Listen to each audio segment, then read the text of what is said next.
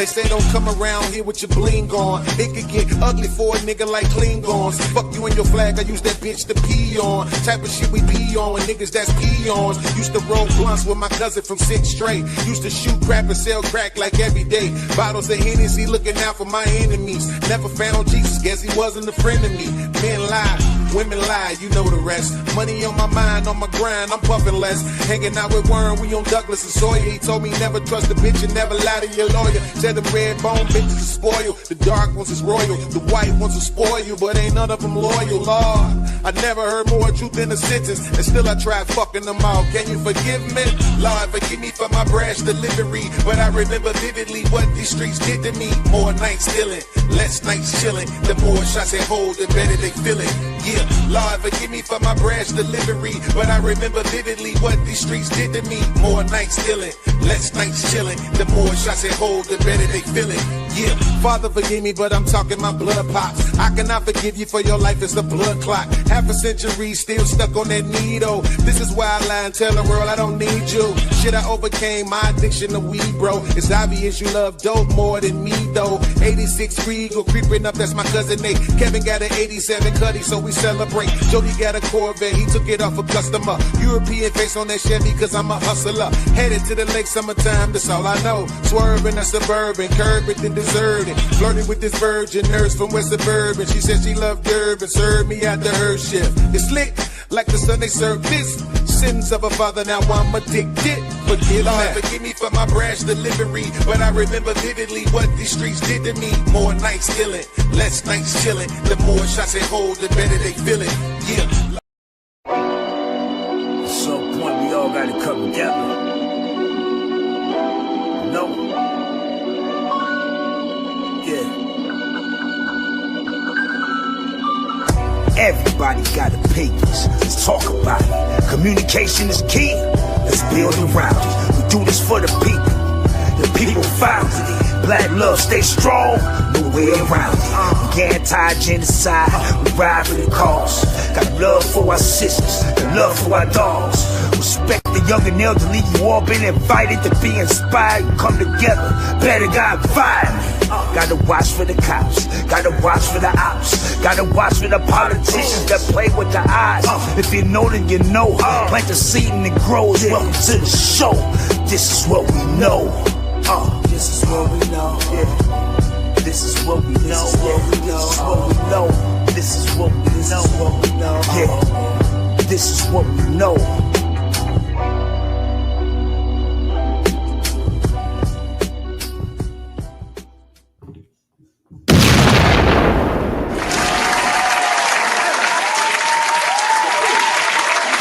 What up, what up, what up, what up, what up, what up, what up, what up, what up?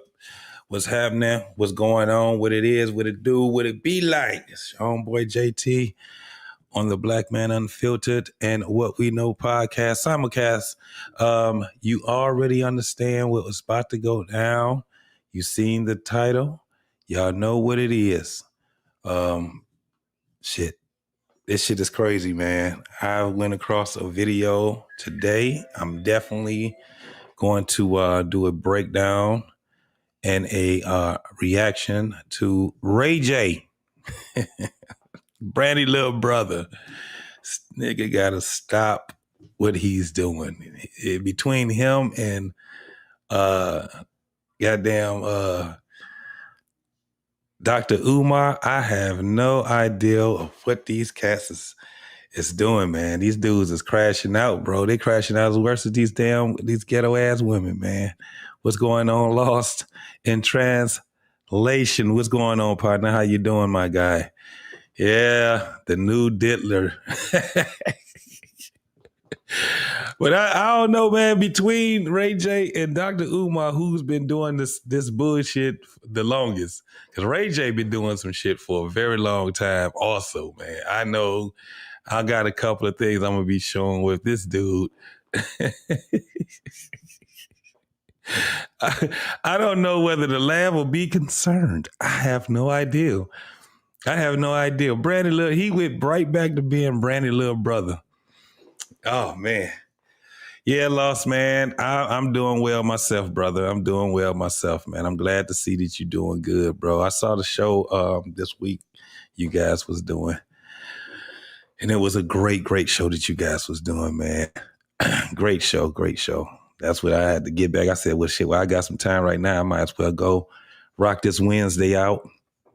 Don't forget to follow Lost tomorrow. Lost, are you getting it in tomorrow? Thursday? Are you doing a show tomorrow? If so, let me know, brother. But yeah, man, this Ray J shit is crazy. This brother has been crashing out for a very, very long time. Okay, most definitely, brother.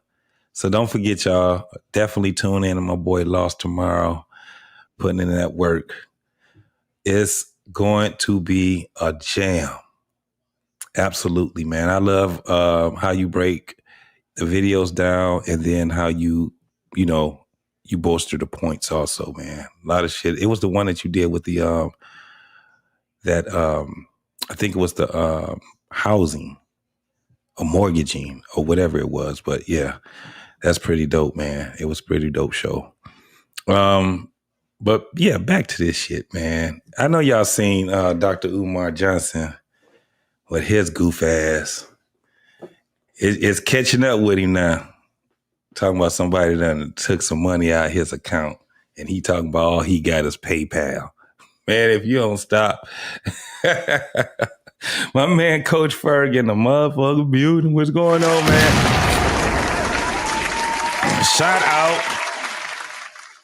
Shout out to the crack air. What's going on with you, Coach? But yeah, man, I don't know. This shit with Dr. Umar, I kind of figured it was going to catch up with him. It was definitely going to catch up with him. He out here talking about no bunny hops.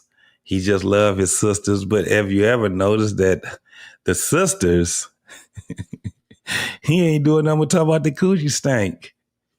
Talk about they stealing from him.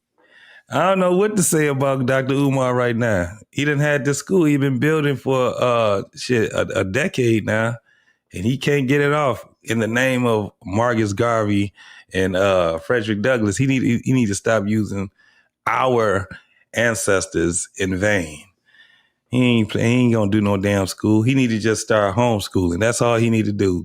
Tutor. Just be a tutor. That's all you need to do. Yeah, Coach, I'm about to go ahead and get this to you right here, bro.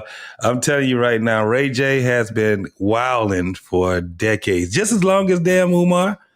Wow, but he been wilding, man. This guy is something different, man. He is something different. And I'm glad that we as black folks we starting to be more enlightened, and we're not being the goddamn canary in the coal anymore. We're not gonna be these goddamn people to be pandering to. They're gonna have to start pandering to somebody else. They ain't gonna be able to do this shit with us. I'm trying to tell you right now. I'm telling you right now, bro. This shit is not a good thing it's not a good look. It's been a really bad 3 years for the panderers and all the damn so-called moguls, music moguls. It's been real bad for these guys, man. You better start getting on the righteous path. I'm telling you. I told somebody already. I was on wasn't on the panel. I was just in the comments with shout out to my boy Easy Bands. I was on his thing watching him today, and I was telling him, yeah, Dr. Umar is on his way to Pan Prison. That's where he about to be, messing around with these people money. It's not gonna look good for him at all. He gonna be eating pan pizza in a pan prison. I'm telling you right now. And then he gonna try to. I'm telling you right now, he gonna try to flee to Pan Africa, wherever that's at. he gonna be trying to flee to Pan Africa in a few minutes. That's what he about to start doing. He better get his ass up out of there. Or if he there right now, he might be in Pan Africa. He better stay there. These people ain't playing about their damn money. Shit, he out here, and then he gonna put his mama in this shit. It's crazy, man. He hiding in the diaspora, right?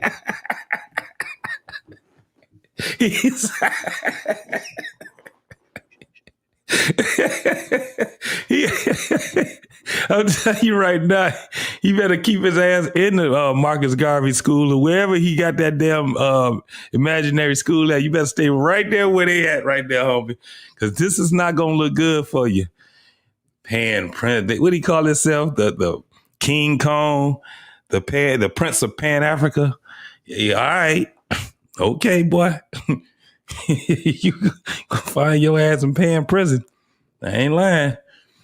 But back to this guy, man, because I'm about to start showing, because some of these videos I got it, they are kind of lengthy.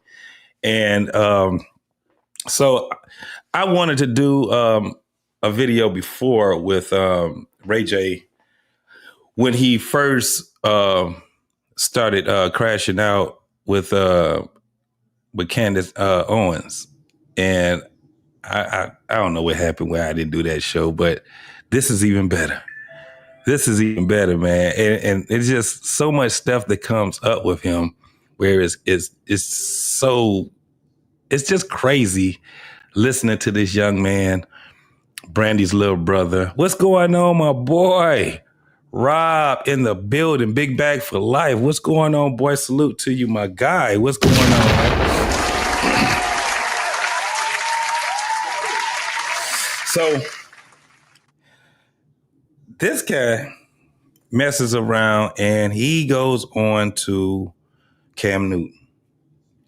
I'm telling you right now, between Cam Newton and Shay Shay, they're giving us some really good content, man. These dudes out here, and I think I had more respect for Cam Newton before he had a podcast. The more he does these podcasts, the less respect I have for him when it comes down to being in this game right here.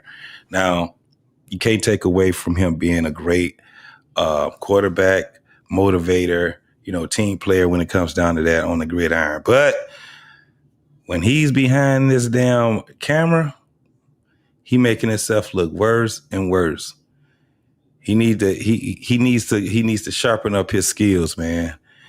And I did the last one I did with Cam Newton was with, what was it, K. Michelle? I was like, either this dude is really not good at what he do or he's a genius, right? So it could be one or the other. But, man, he got Ray J on this damn show, and Ray J flipped the script on his ass. I mean, and I'm about to start showing this shit right now. Like I said, it's a little lengthy. And Ray J just... I have no idea of what the problem is with him, but I think he do have, he was talking about ADHD and all that stuff. It might be just drugs, y'all. I'm not going to look too hard into it. I'm just going to look at it at a pretty much an entertainment value. So I'm going to start this one off. And you guys know how Cam Newton first starts his Funky Fridays off, where he does his thing with the whole what it do, what's up, and all that other shit that he do. Brother, when I tell you Ray J just fucked the whole introduction up and everything, this should have went viral, but it's Ray J, so, he been doing this for a very long time, and it probably did go viral. I have no idea what the numbers was doing on there. I haven't looked at it, but, it is what it is, man. What's going on to my girl, Catelia? Hey, sweetheart. How you doing? How your mama doing? How's everybody doing? All right, y'all. We about to get this in here. And I'm going to start it out just like... Now, watch. I'm not even going to lie to you. It's about to start out funny as hell. Already. And here we go. What's good? What's poppin'? What it motherfucking do? Sir, yes, this is the intro. You good? Oh no. See, I'm about to intro you in.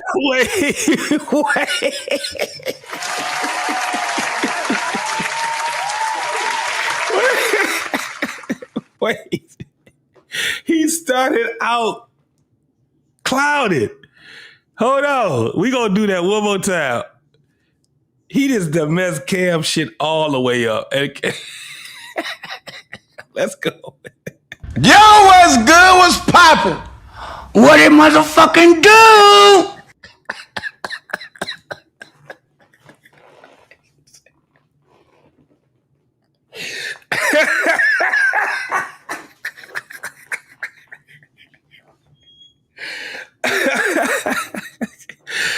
Cam, somebody should have told Cam exactly who he got on his goddamn chair, on his couch, man. One more time, and we about to just let this shit ride, y'all. I got it.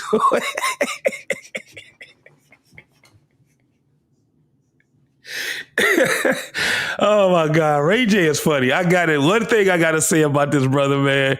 He is funny. And I don't even be thinking he be trying to be funny. I think he just try to go viral and shit like that. But I should have came up, man, I'm going to do it too. Y'all remember when Ray J had the whole thing with the skull cap when he was on that, on his, what was it? The Love and Hip Hop. And they just kept showing how he kept changing the hat and shit like that. That shit was crazy. But this motherfucker always gonna have a viral moment being who he is right here, bro. We got to do it one more time. And then I'm gonna let this shit ride. Let's go. Yo, what's good? What's poppin'? What it motherfucking do? Sir, yeah, this is the intro. You good? Oh. No.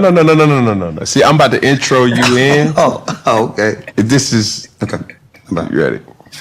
Keep that sound bite. Keep that sound bite. Is there a little personal? If y'all did not see this interview, I'm telling you in for a fucking treat because he did entertain like a motherfucker, man. But let's go. Man, the one we got, the little sandblaster. All right, here we go. I like where we at. Right. Oh, my bad. And I'm still gonna pop it and tell you like this what's good, what's poppin', what it is, what it ain't, what it could be, what it should be, what it was. What it could be, what it should be, what it is. What it could be, what it should be, what it would be. What it fucking I mean, at this particular point of the juncture, I don't even think the introduction is even needed. For real. I mean, on the dead homies. My man is a singer, an actor, an entrepreneur. I mean, a serial entrepreneur. Reality TV veteran, a pop culture icon, a son, a brother, a father. And when I tell you the boy is entertaining, the boy is entertaining. I present to some and introduce to others, Mr. Ray J. Man, I'm shy with that. That's a big intro. But I'm not a brother no more, man. Huh? I'm not a brother no more, bro. Because of what? Just because I'm not, bro. Explain. I'm not a brother. You said I'm a son, a father, a brother. I'm not a brother. Do you have any siblings? I love my sister, but I don't think I'm her brother no more. Can we get an ashtray? Cause we in the tobacco zone, so I felt like you had the cigar. When I see it on TV, I'm like, dang, he got a big ass blunt. They like it's a cigar. Yeah. I don't smoke. Because it seemed like it seemed like you rolled it though. No. It looks like a real good cigar. Interesting fact. I've never smoked weed a day in my life. Wow. I mean, I see that though. I mean, you're a professional, like, Superman. Yeah. So you can't be doing that shit. I was supposed to be 6'7", but I started smoking when I was 12, so I stunted my growth. Smoking don't stunt your growth. It depends on what you smoke. I was smoking weed. I wasn't smoking like Sherm. Well, a couple of times, but it was not okay. Okay. So, I was about to make another point. I done lost my train. Okay, so this is the thing about cats that smoke weed or cats that smoke cigars. They don't look. They can smoke Sherm. He probably on that shit right now. They don't really take kindly to people that smoke cigarettes, unless you got some weed smokers that are cigarette smokers. But I know that kind of irritated Cam Newton a little bit, but this is his guest, so he's holding a hospitality for the brother, man. But this motherfucker said he smokes sharp. Let's keep going, y'all. Now, ladies and gentlemen, When I was young. this is the disclaimer Sharp's where we say, buckle up, because you're in for a treat. I have a list of questions that I want to, that I have obviously during our prep, but I'm gonna start it this way. I just need more closure with, you said you're not a brother. I'm just me, man. I'm dolo. I'm dolo. So whatever that is. And I'm good with that. But, you know, if I look around and I'm dolo forever and that's all it's ever been, then what is it? You grow out of like this first phase of life. Then there's a second Good looking out, black man. phase. In the second phase, I see what you did. a lot of the people in the first phase are no longer there. It's like a love changes, a thug changes, and best friends become strangers. And that's not me. Nas said that. It's so accurate in today's time. And as you grow, people grow and you grow away. And when you grow away, sometimes you're gone. Sometimes it's done. And you try to get it back. You try to like understand this first wave of things. But when you're treated exactly like it was in the first wave, then you understand what you have to do. You know what I'm saying? And so that's just where I'm at. Like, I care, but I don't give a fuck. Not even one bit of giving a fuck, but I care so much about the people I love. Mm-hmm. But I had people come over to try to help me give a fuck, and it was give a fuck teachers. I was like, man, I can't get it. I just can't, that equation doesn't, I can't find an answer when you like give a fuck. I'm like, I tried, but there's nothing on the other side of me. Yeah, I understand where you're at, but understand, you know, even to what you're saying, growing apart, do you feel like that's just a time or that's a season? Do you believe in rekindling something in Yeah, absolutely. I think there's phases. There's phase 1, 2, and if you can get to 3 and 4, you're lucky. If you get to phase 2, you're lucky. And that's just in life, right? It could be health, it could be something tragic, it could be anything, right? So when somebody tells me I'll see you tomorrow, I immediately go, bro, if that wasn't the most cockiest shit I've ever heard in my life, telling a nigga you gonna see him tomorrow. What do you mean you gonna see me tomorrow? How you guarantee yourself that much time? It's crazy to me. That's why I stay up for days and shit, like 4 or 5 days, get all my work done, and then my body just crashes. I don't go to sleep. Sleep has to like consume me for it to happen, because I be feeling like it's just one day, bro. If I don't go to sleep for 4 days, then one day is 4 days. That's what it equates to in somebody else's dimension. And I think that's just where my mind is sometimes. So Yes, y'all gonna see this brother is gonna I think he on some shit. He say it, and he says it a couple of times where he's not on anything, but I'm pretty sure he is. Now, he does claim that he has ADHD or ADD or something like that, but I'm telling you right now, I've heard this brother speak with sense. He has, you know, at some point, the gig has to be up. You know what I'm saying? So right now he's saying that I'm not a brother. He's going to say it a couple of times into this interview. And one of the things that he's having a problem with is because his sister is telling him, you wildin', dog. You need to chill the fuck out. She's been trying to get his boy help for the longest. And he keeps, you know, denying it. He keeps denying his sister. What's going on, Braxton? What's popping with you, brother? How you doing, man? Yeah. So we just gonna keep going because it gets even better when we get in here. Now, also keep in mind, y'all, you can also patronize the channel, whether you're on Black Man Unfiltered or you're on What We Know podcast. You can. We do accept super chats over here. We do. And if you want it, if you want your comments to be highlighted and read, you definitely can donate to us, and I definitely will read that. And also, we have some entertainment with those super chats also. So don't feel shy. You can go ahead. You can donate to the channel. What we know, Black Men Unfiltered, we accept. All right, let's keep going. Oh, that's why. I don't know. Maybe it's just a lot of misunderstanding. Is that a word? Misunderstanding. Misunderstanding. Yeah. Not standment. Yeah, it was mine. But yeah, a lot of misunderstanding. Yeah. You know. What do you want to talk about? And also, I will be dropping that link too later on in the show. Let's go this route. I mean, shit. I mean, I think I just want to just get it off, just lay it all out. Starting where? Well, starting from wherever you want to go, because there's 4 or 5 different narratives about Ray J. And I take myself out of Ray J, the character, because I'm a different person. But Ray J, the thing, it's just a lot of twisted, it's just a lot of innuendos that are off. And a lot of times there's nothing you could do about it. And a lot of people just fall off the deep end and do crazy shit or end up here or end up there because eventually you just cannot take it anymore because you can't keep trying to tell the truth, right?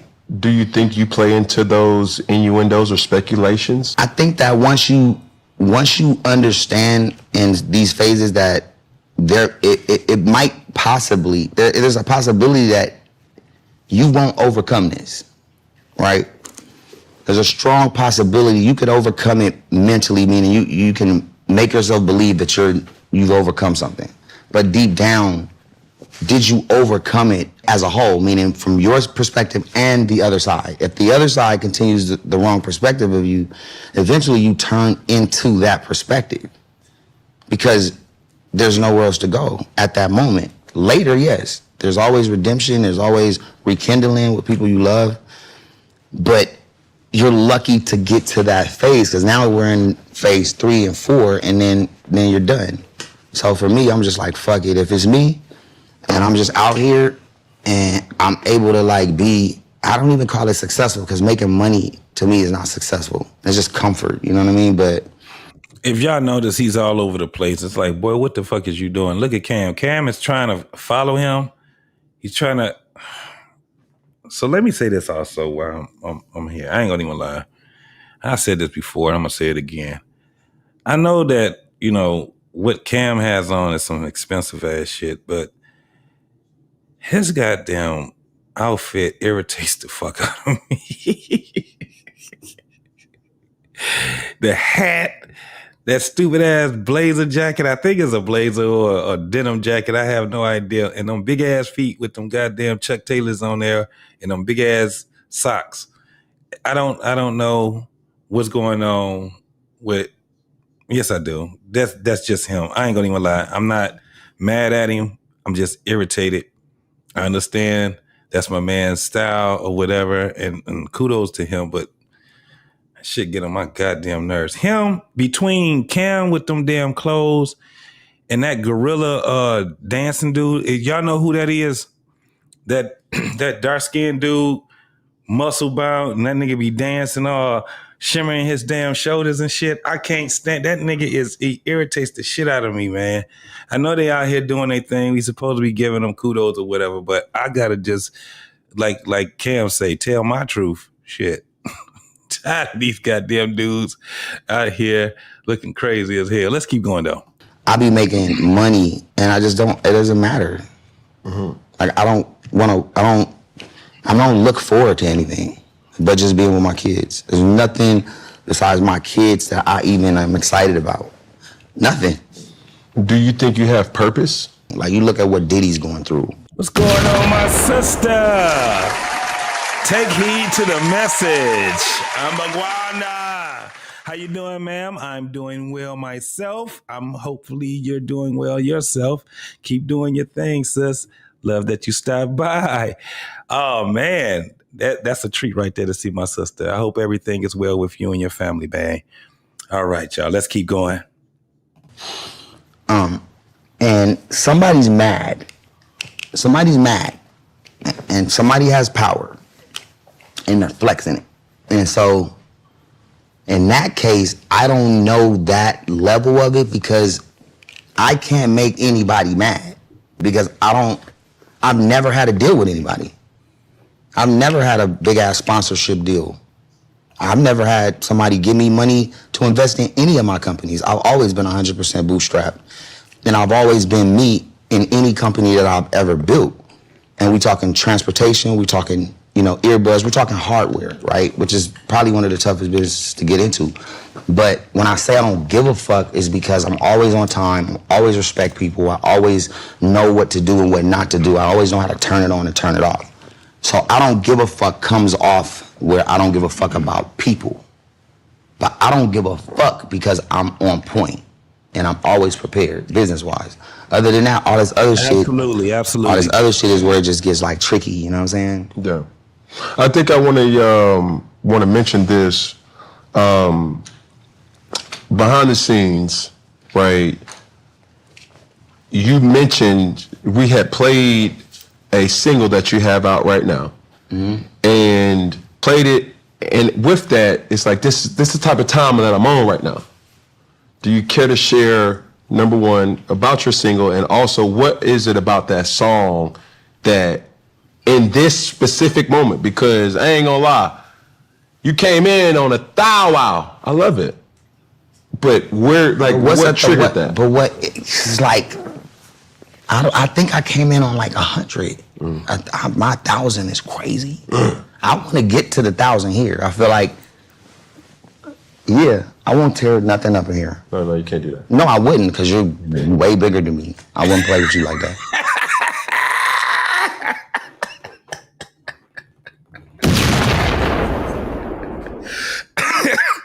I'm telling you, y'all think, because I got some other videos that I'm going to intertwine with this here.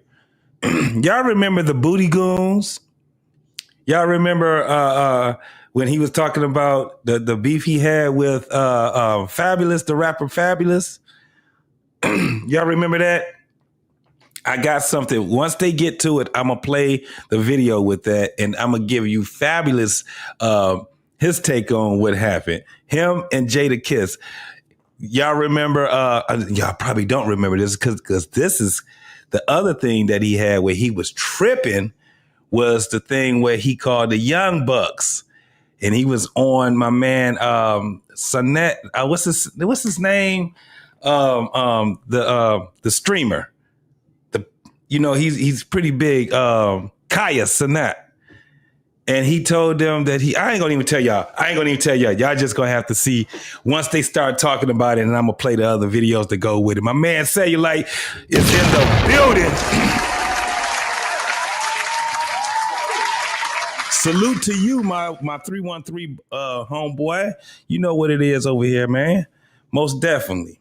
All right, so once we get into it, man, it's going to be some other videos that's going to bolster this, man. So y'all keep your seatbelts on, man, because you better buckle up because this shit it's just going to get worse. Yeah. Kasanat, yeah, that's him. Do that. I ain't going to even tell you what he said. Y'all don't spoil it for the people if you know what he said to them. Do not spoil it for the people. The shit is wild. Ray J is wild as shit, man. I'm trying to told you already ago. Let's keep going. But looking around, like, do I have room to move around? Do I have room to, like, stretch, like, my thoughts? Yeah. You know what I'm saying? And I think it's space in here. Figuratively, but I see what you...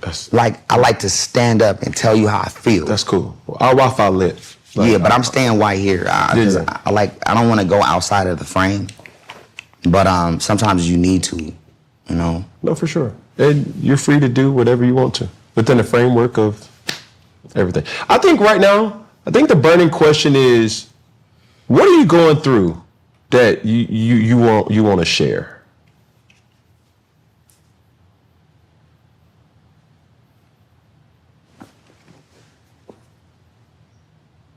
I don't want to share? I don't know. I don't know if I want to share. I love sharing, because sharing is caring.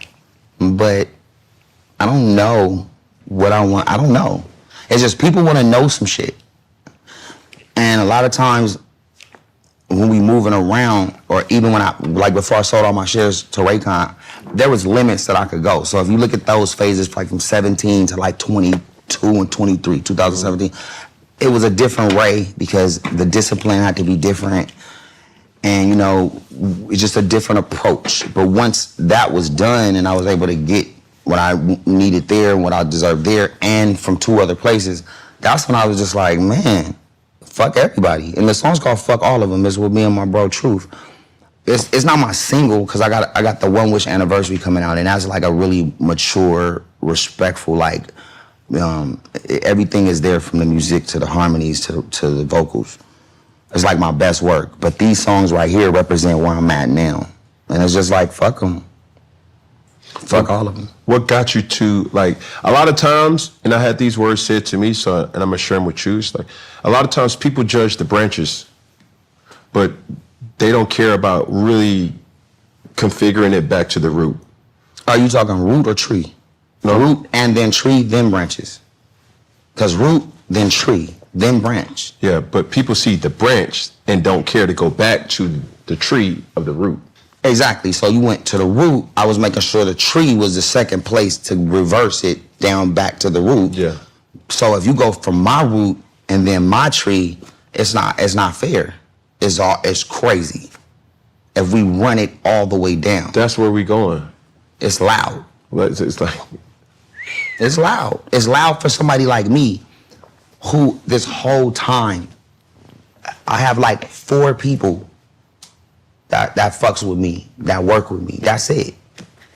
In all of this chaotic, like, situations or like positions that we're in, it's us against this whole fucking industry, bro. And the only way to survive this industry is to not need the industry. If not, you can't survive. Not without doing what you're told. And I don't know how to do that. I don't know how to do when somebody tells me don't do something, I do it just cause you told me don't do it. Just cause. I mean, at this point, I'm mature enough to not do stupid shit, but you put me to the challenge when I'm young, I'm gonna do that shit. Or you tell me, like, I gotta go to school, I'm never going to school. Now, it's not good for the kids to hear that. Because you have this McDonald's endorsement, or you got Nike, or you got, you know what I'm saying? So, yo, we saw the interview, cut that shit out, bro, or we done? Oh, word, all right, I'll do better. I'll be like, because nobody will ever tell me nothing like that. So there's no substance here. Say less. There's no substance here right now. Because you don't need it. If you want to win, you don't need that. You need something deeper than that. Substance is great. Longevity is great. But you have villains, you have superheroes, and then you have everything around it. Go to Disneyland, you got the villains there. The kids don't want to take a picture with the villains, but they still excited to see them. And the villains still got the dressing room in the back, and they still got the people around them walking them through the park. Can anybody even follow this? This is the problem that we have when you have these type of interviews right now, wherein you don't really scream the people that you're interviewing. When you don't have a direction that you need them to go. I get this new way of interviewing. You got, and Cam Newton is probably one of the ones that you would, I guess, would we even consider Cam Newton a professional interview? I wouldn't. But, you know, he got the bread. He got the bread to get the content going the way that he got it going right now. But this is why, if you look at interviews earlier in time, I'm sorry, y'all. When you have it earlier in time, this is where I understand they write down the questions that they have so they can actually direct the interview. Because if not, this is what you got. However, when you're doing podcasts, we can do this shit for 12 hours. You know what I'm saying? And there's no real time or anything like that. But I understand why they were doing things the way that they were doing them back then, because this is what you would have.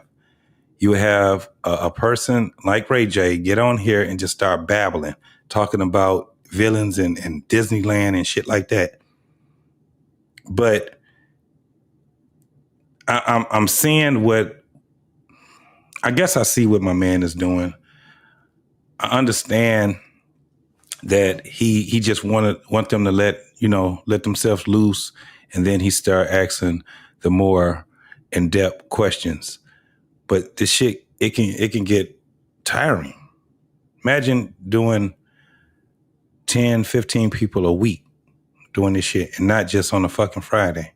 You know what I'm saying? So this is what happens. He's all over the fucking place. This is why you ask questions to kind of steer them where you need them to go. Let's go. And they still get the bag, because without those people, Mickey and Minnie can't exist. You get what I'm saying? So when you're dealing in this villain category, it could get tricky. It could get tricky because you can just keep throwing the villains away. And another thing, I think he's saying something. He's just saying it and kind of like the way that he's doing it, it's kind of like, don't nobody know what you're talking about, Ray J. The villains and all this, because you're not saying anybody. You're not even, putting yourself in a place, or putting the audience in a place where you're actually at. You're just saying shit. I personally still think that Ray J is high. Fucking them over and throwing them away. In this point in your life, would you consider yourself a villain or a hero? A hero, bro, that's crazy. Or even a role model at that, it would be a stretch. Well, who do you identify with? Like what? Like you used a perfect analogy or an example of villain, hero, or the Mickey and Minnie won't exist. Mm-hmm. Do you? And Mickey and Minnie's a rat. That's another thing, though. All right. Take us back, because I think this is important as we, go through this journey. What was the most surprising thing about growing up in the Norwood family that people wouldn't expect?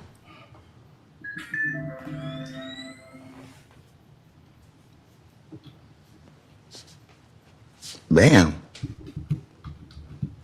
That I never gave a fuck from the beginning. That I was always just doing shit that I wanted to do, and not being afraid to have to wait in line longer to be myself. Because it could have been a time where I could have easily been faster, I could have been successful faster, but I would have had to do it, be a different artist. And when I got with Pharrell, he wrote, wait a minute, we hung out a lot, he understood, he started to study just my day to day, and then he wrote and catered songs to my life, and then it started to work. And that was, I'm from the land of women, sunny days grown spinning, you know what I'm saying? Some club shit, talking about females, having a good time, drinking, not giving a fuck. Right. Success. But then after that, you drown yourself in that. And what's going on? My girl Fear No Motors is in the building. Big Rook 77, what's going on, man? What's happening? Yeah, this cat is, man, I'm trying to tell you, this dude right now, Rook, this motherfucker is on one right now, man. But let's keep going with it. And you run into a wall, because once you get successful the first few times or the first couple times. How you doing, Fear No Motors? You do lose yourself. Yeah. Well, I would say this, Ray. It's like, bro, you've been popping for a long time. People have known of you and about you for a long time. Not just you, but obviously, your kin and Brandy being your sister. So I'm also, listen, y'all, I on the What We Know podcast, I put a poll up. Is Ray J high or not? Go ahead, rock the vote. If you're on the What We Know podcast site, look at that poll and actually rock the vote, man, and let me know what you guys think. And I'm gonna read the votes. I'm gonna read the poll later on in the show. Let's keep going though. Sir, so successful was in the household, at a young age where you had to really navigate what that is. You see what I'm saying? Yeah. I think, was there a specific moment where you realized that what you call normal wasn't normal?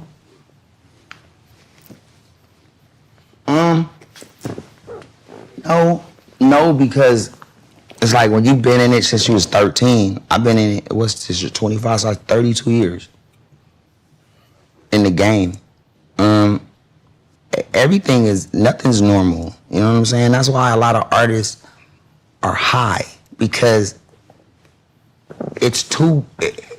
you're already so up in the clouds.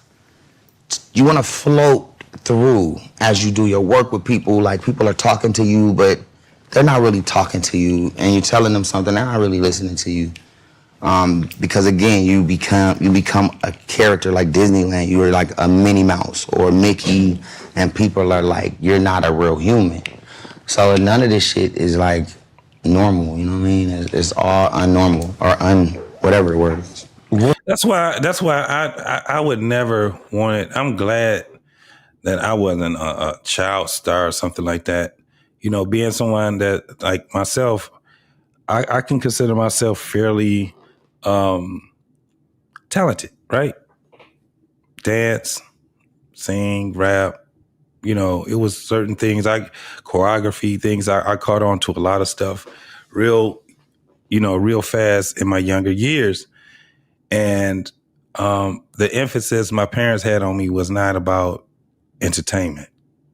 It was more of academics. And, you know, even when it came down to being in sports and stuff like that, I was fairly compatible. You know, basketball, football, track, baseball, I was good. I never played golf until I got older. But, you know, that's just what it was. It was just one of those things. So when, like with Brandy and Ray J, their parents saw it in them, and the opportunity, boom, it presented itself, and the parents was just like, okay, we just gonna go ahead and put this investment in our kids. But look what happened when you can see how many kid stars had ended up being, very scarred adults. That shit is crazy as hell. Finesse Vision, what's going on? What's popping with you? I salute you. How's everything going with you? So yeah, let's just keep going, y'all, because it's about to it's going to get even worse. What's normal to you? What do you consider normal? Like, not as broad as a day-to-day, but more or less like, you described yourself as being the character, right? Well, Ray J's the character. Yes, sir. Yeah, that's a business. Okay, what's the other side to that? Some super nerdy shit, bro. Well, talk to me. I mean, a bunch of TVs and a bunch of computers and a bunch of like algorithm studies all day to run the impressions and understand like what works and what doesn't on different platforms, and try to be 10 steps ahead of everybody with whether it's streaming or whether it's electric transportation or whether it's earbuds versus headphones. And then just building a crazy unit around each business and, putting a 5-year plan together. And, you do that 4 times, it's moving all day. So it's here, here, here, here. And I got ADD. So it's just a lot of digital things around the table. It's like 17 things going on. What or who made you this way? Like, what made you kind of feel like, yo, like I like how that moves. You know what I'm saying? Like, I see the businessman or businesswoman that it's like, yo, I'm gonna take that, put it in my bag, and then boom, now how you moving, that's not something that you taught yourself. You had to have obviously seen it somewhere, and where was it? No, I taught myself. I mean, I've always been inspired by like Diddy or Suge or Baby or Bezos or Musk or whoever, it's just different people for different things.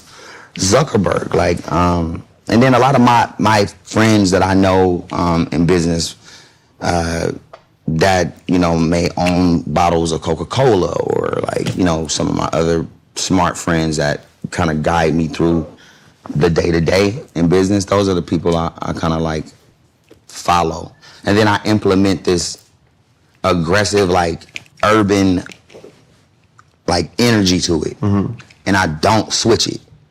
So yeah, I understand everything. I understand everything from business, whether it's EBITDA numbers or whether it's on the board, or whatever we got to do. If you tell me 9 o'clock, I'm here at 9 o'clock. I'm not late.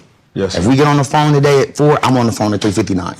That's a standard when you're doing real business. I had to learn that the hard way, you know what I'm saying? And it just started with just starting Scooty Bike and having to deal with that. It was a lot, but I learned it. Hit the lick a little bit and was able to like implement it into Raycon, and then we grew better on the second wave. This third wave we doing now, it should do better than both 2 times with the projections and how we laying it out.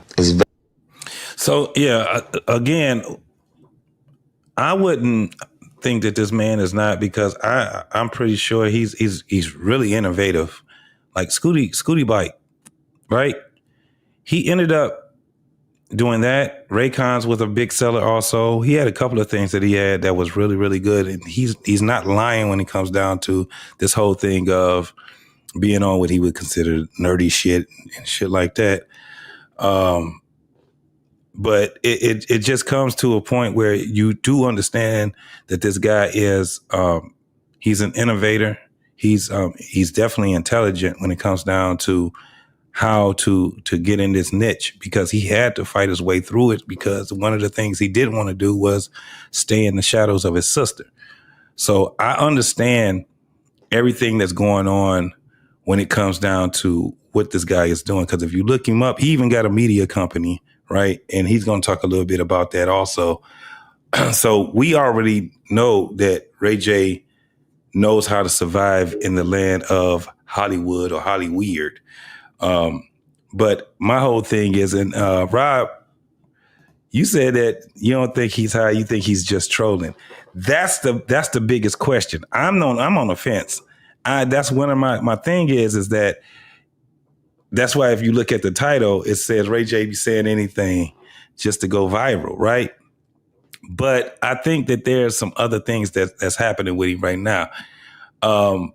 Every interview that you see him on, platform that you see him on, he be on 10. So yeah, I definitely agree with you when it comes down to him trolling, but I think that it could be both, bro. I have no idea right now. I'm still on the fence with it, Rob. I have no fucking idea. Because this dude that's why when people say he's entertaining, it's kind of like, no, he would not be, how should I put it? He would not be in the position that he's in when it comes down to people working with him.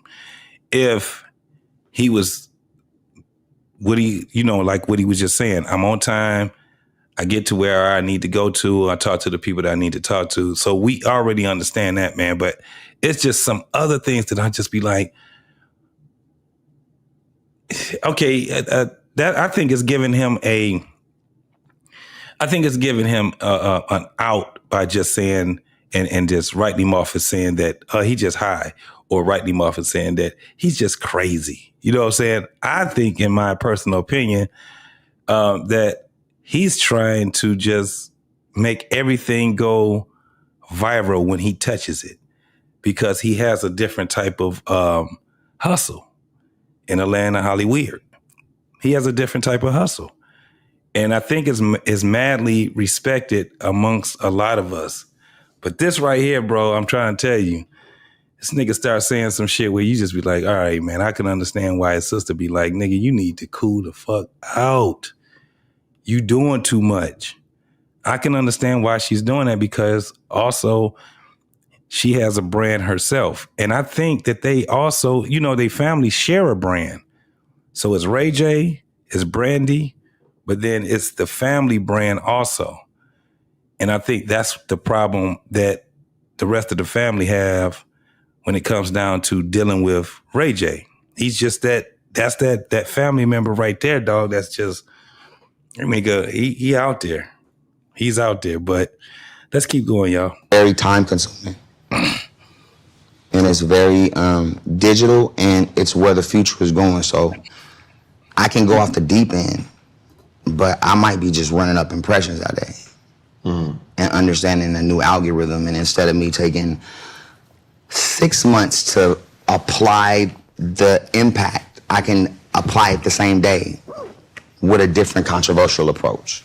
that gives me a faster look at the algorithm. Now I can pull back and be like, all right, I won't do it like this. Let's implement something more positive, or, you know, whatever it is, new influencers. But when I start talking like that, now we're totally gone. Now it's not okay no more. Because when I be saying this shit to people, they're like, yo, like you start daydreaming. Yeah. Because it started getting weird. People don't give you enough credit by being extremely intentional of why you do what you do. Well, because you don't supposed to expose it. Yeah. But I have to here because nobody's seeing it like they would see it from another artist. So they're taking it extremely serious. And it's affecting family and how they feel about me. Okay. Does that affect you? No. Does it affect me? No. But does it just depends on what it is. Like if it's taking away opportunities from the family just cause, then yeah, that affects me. How anybody feels about me, no. But if we're a unit, we all have to do our part and make sure everybody, like if you look at Beyonce and Jay-Z, Blue Ivy's on stage. Whether she's still learning the dance moves or she has them perfectly, then the next kids are coming up.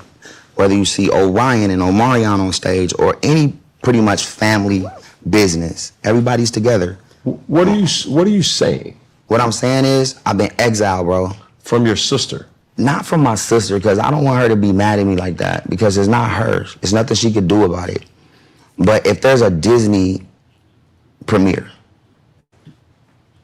and I'm getting my... Don't forget to hit that like button also, y'all. Hit that like button. Share this video also. Get the people up in here. Let's get these algorithms going on the What We Know podcast and on Black Man Unfiltered.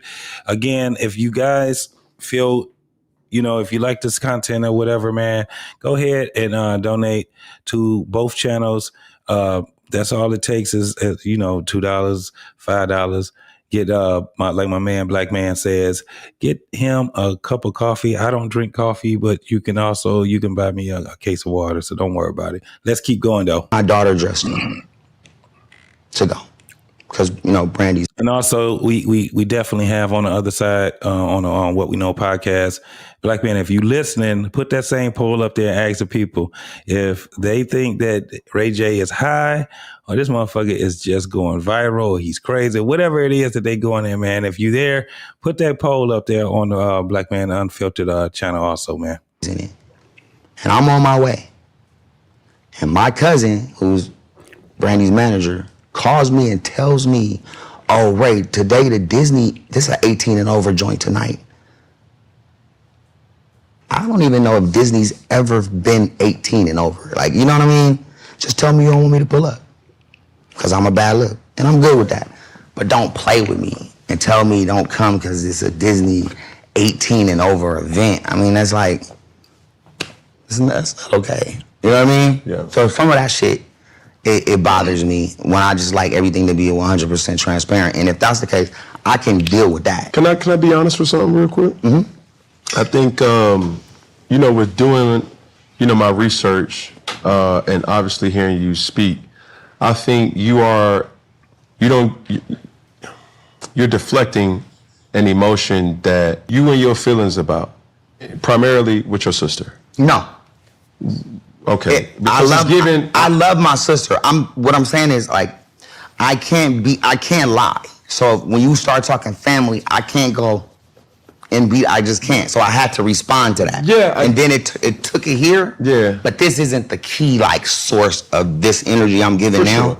That's like that's like this part of my body of it. Yeah, but you have to understand this. When I introduced you as a father, as a son, as a brother. No, I'm not a brother. Because I'm telling you, just being 100. What's up, Jason Hunter? What's going on with you, bro?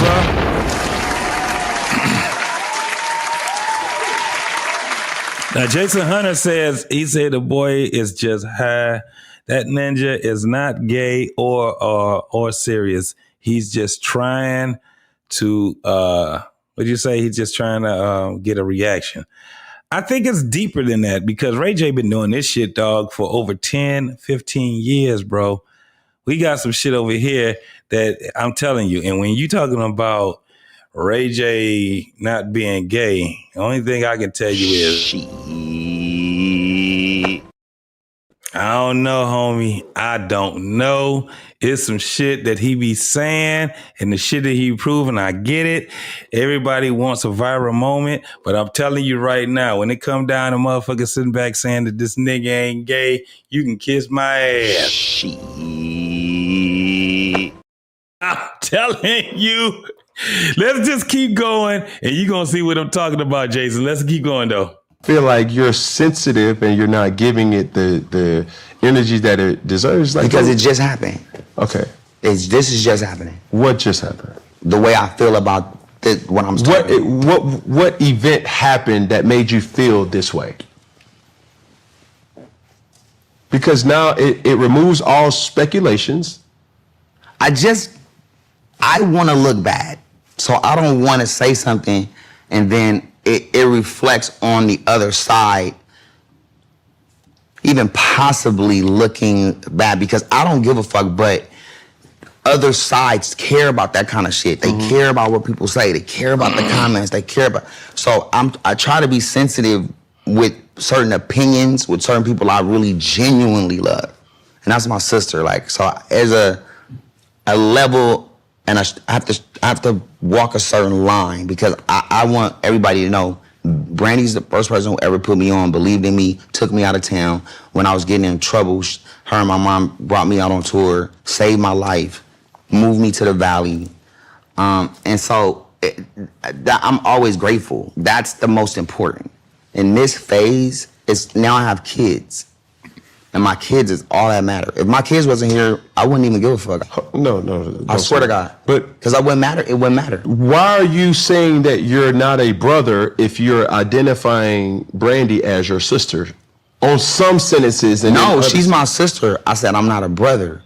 So that's why, like, again, it sounds like, and the thing is that Cam did hit it on point. He's deflecting, right? Because remember, if you catching it, what he's saying, because a lot of people ain't listening to Ray J, but I'm going to tell you, what he's saying is he already put a wedge between whoever, he says the other sides, right? When he say the other side, that means he's already have a delineation on these different sides. And he's talking about his family. And his sister is not caught in the middle, but because he looks up to his sister, and the issues that they may have with each other, he still has some type of, I guess he has some type of loyalty to her, not to try to make her look as bad as he's already done made her look. However, if you notice, he names the cousin, which is her manager. So this is the things that he's saying, that it sounds as if, he on some bullshit, but I'm telling you right now, a lot of this stuff will come back out. This is the thing about what we got to deal with now. Shit is digitally documented. And what happens is that when you have content creators, and we have a lot of them now, we would go back and we would do our due diligence, and we'll bring this shit back up 20 years from now. Remember when he said this? This comes back up. Look what happened with the whole Diddy thing, right? All the shit that was, going on with the Diddy thing. And people going back 20 years from now, whether it's, true or not, this is what happens. But I'm telling you right now, the shit that he's saying, he all over the place, but you got to actually look at it and say, yeah, the nigga still got some real shit that he's saying on here. So let's keep going. That's why I wanted to do the show, because it sounds as if Ray J is just bullshitting. And a lot of it is. But you got to kind of weed through the bullshit when you hear my man saying what he's saying. Let's keep going, though. Why are you saying that? Because I'm not. Because I'm not. I don't know. I don't know why I'm saying it. I can't believe I said it. I'm going to keep it real with you. I don't know why I said that. Because it's on your heart, nigga. What you talking about? It's on your goddamn heart. Let's go. But I said it, so fuck it. I meant it. Are you saying it because the expectation that you set forth for you it's not living up to what has been displayed? Or is this something where you say, hey, how I'm feeling, I just feel like on some F it, bump it, like. Nah, never that. I'm never. Yeah, you already said it. He's already said it, y'all. I'm on some fuck it shit. If it wasn't for my kids. So this is the thing. When you got people, that's why I love doing reactions, man. You can keep playing this shit over and over and over and over again. And it's going to be things that other people catch that I ain't even catch. You know what I'm saying? But he's saying never. But it's like, no, it's not never. This man is listening to you. So at the end of the day, Cam Newton, that's why I said before, when I'm going to always do that, man. I would critique anybody that's giving us good content, and shout out to Cam Newton for the content that he's giving, just like Kendra G or whatever. We got, you got like 1,000 set of ears now that hear this shit.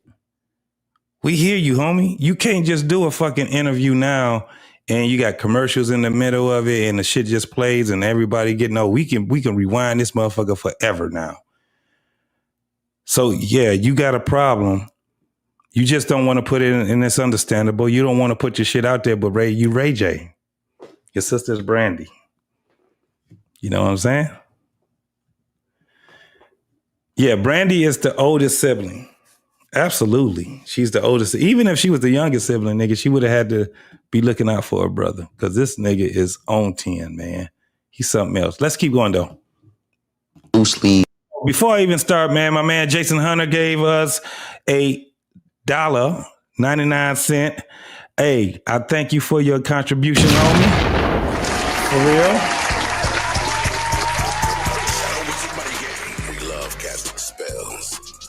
Yes, sir. Yes, sir. Yes, sir. Thank you. He didn't say anything on there. He just put the $1.09. The 99 that's out there. Thank you for it, brother.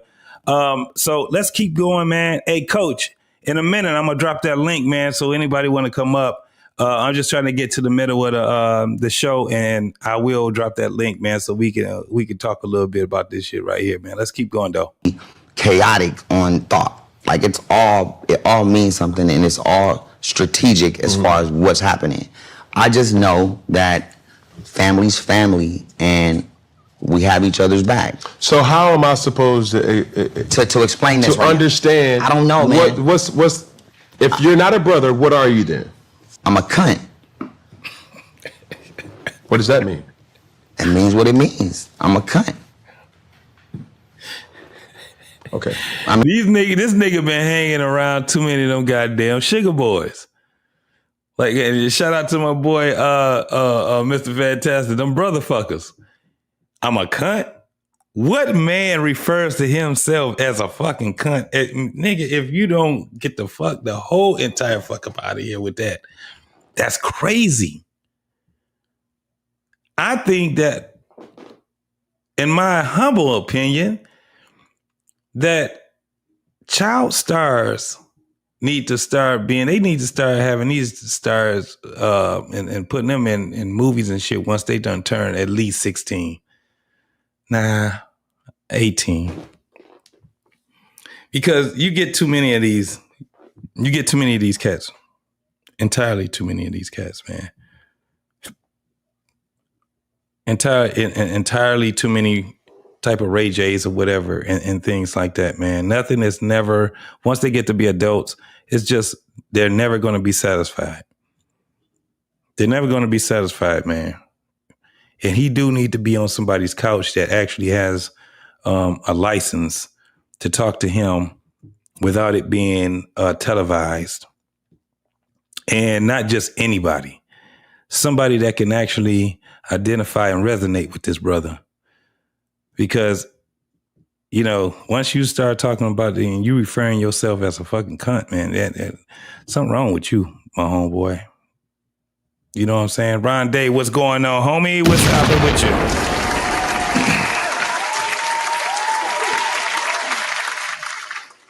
Ron Day said, Ray J is not a child star. He's known because of his sister's success. No, he's a child star also. He played in...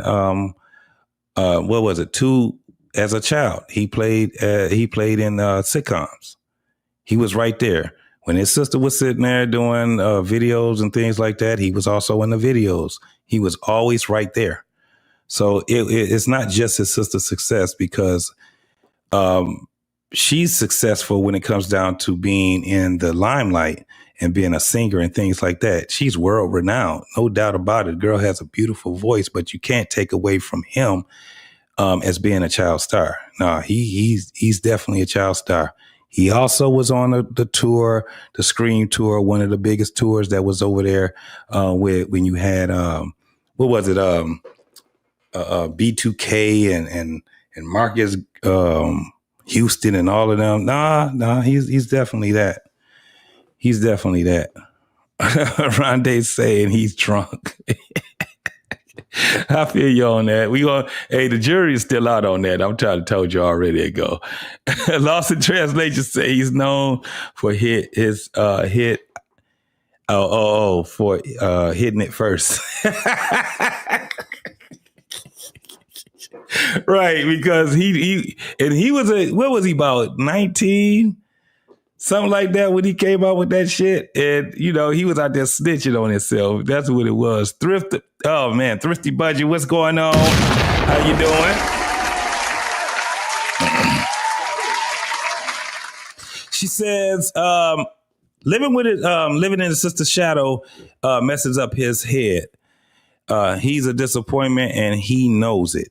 I think that you're not 100% wrong about that. I think he definitely it's a internal thing, especially if you followed the what was it called, the Family Business or something like that with him, his sister, his mother, his father, and you will see a lot of that shit in that reality show that they had.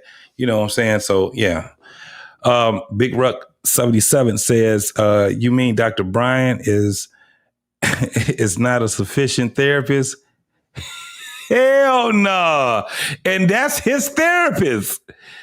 That's why we like, no, man, you can't be sitting on her goddamn couch. No, Ruck, let me tell you something. Ray J is all over the place. And I'm telling you, his sister's like, nigga, you need to, oh my God, this is just crazy. Ron Day, he says nobody was checking for Ray J without Brandy. He rode her coattail. Absolutely. I don't agree with that. I don't agree with that. And I think he knows that. And that was the reason why. You got to remember, Ray J ended up trying to separate himself from the family. He didn't want to even be in show business at a point in time in his life. You know what I'm saying? He was trying to be a fucking blood or some shit like that. Trying to be a damn gang member and things like that. So, yeah, you're right about that, too. Jason Hunter says Ray J is definitely a child star. He is. No doubt about it. Hey, Lit said... don't forget about them Raycon earbuds. I said that earlier, Loss, where when you talking about somebody that actually got into the business of buying something, selling it, and doing all these different things, Ray J he's kind of sound in that shit right there. This is him surviving in the life that he's in right now, and he got those the scooter bikes, the scooter bike that he had. I think it's called that, but. He was talking about that earlier, and he sold it. I mean, he made a couple of $1 million off of it, a few $1 million off of it, and he sold it. But that's basically what he does. He did the same thing with the Ray Bugs. You know what I'm saying? And he got some other shit that he be doing. So yeah, he's surviving out here. Jason Hunter also said, I don't think he's drunk. I think he's high as fuck. Hey, look, the jury is still out. The jury is still out on it. So I definitely agree with you guys on this. I don't disagree with none of the shit that y'all was saying. Well, maybe he's high as fuck and drunk. Hey, it can be all of it. Rondé says Raycon earbuds were the Temu version of earbuds. No, hey, listen, Rondé, those Raycons, they're fairly quality, bro. I'm telling you. And I'm talking about compared to the shit that we have right now, the motherfuckers is in the runnings, homie. They not really that Temu. Nah, don't Ray Bugs. They for what you have to pay for them. Nah, I think that they in the runnings. Now, when you start talking about Beats and shit like that, they can't rock with Beats. Not even, what's the other one before Beats and all that other shit came out? Everybody used to get with the little bitty box and the big ass subwoofer. That shit. What's the name of that shit, man? Not the JBL. JBLs are, I think they're the solid ones right now. JBL's been rocking for a very long time. Braxton the Snake Fiend. He said JVCs are some of the best earbuds. JVCs? I haven't had any JVCs. I have to check that out, man. Monsters. Yeah. Lost. Yeah. Yeah. What's the other ones though, man? What's them ones that were...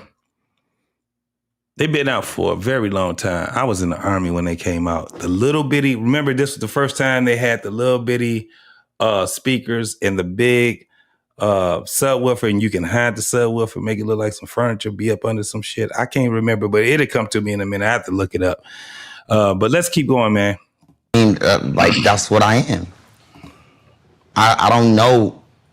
I don't know. I don't know what I'm doing. I mean, right now, I didn't know this was gonna, I don't know how we got here. No, me neither. Because there's so much to do or to say, but again, when you're talking to me, I might go. Not the JBLs.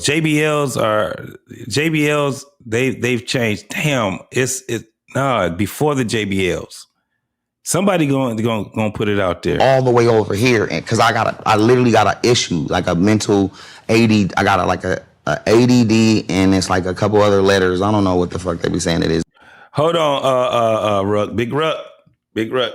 First and foremost, we gonna have to stop calling this woman a damn doctor. She ain't a doctor of shit. She has a doctorates, but this motherfucker ain't got no certificates. I mean, no certifications or no goddamn licenses on shit. And she damn sure can't put his ass on no type of meds at all. She ain't even did all that shit. The goddamn school she got the doctorates from is not even in existence anymore. It ain't even in existence anymore. So, you know, she was one of the last ones that actually got notarized in a notarization with that degree. But that degree don't mean a goddamn thing if she ain't got a goddamn license to come behind that in a specialty. So she can be a doctor all she want to. Her and Dr. Umar needs to take their ass to Pan Africa before they both end up being in Pan prison. But we gonna keep on going, man. But ADHD? That is something else too. And it's like, and it makes me like think a lot, but I sometimes will start losing it. And then I get frustrated and I start like tripping. Can I make an admittance? I really enjoy talking to people. And when I'm talking to people, I don't necessarily always talk with the speaking being for me to respond. I'm really talking to better understand. I can feel that. Yeah, so if I'm asking... I understand your curiosity, and that's why you got to hit show. Bro, because it's organic, because you really are trying to understand things. For sure. I know that, and that's why I wanted to come fuck with you, because I'm like, I need to get to this show, because this is another... When you go past your show, it's a milestone for everybody. So that's why some people come in here nervous. Because it's like, it's a moment, and everybody's going to see it. Like, I wish I got nervous again, bro. Like, I'm trying to understand why don't I feel the butterflies and shit, bro. That shit weird. I did the whole Millennium Tour. I didn't feel anything. We got on stage. That's what it was, Millennium Tour. That's what it was.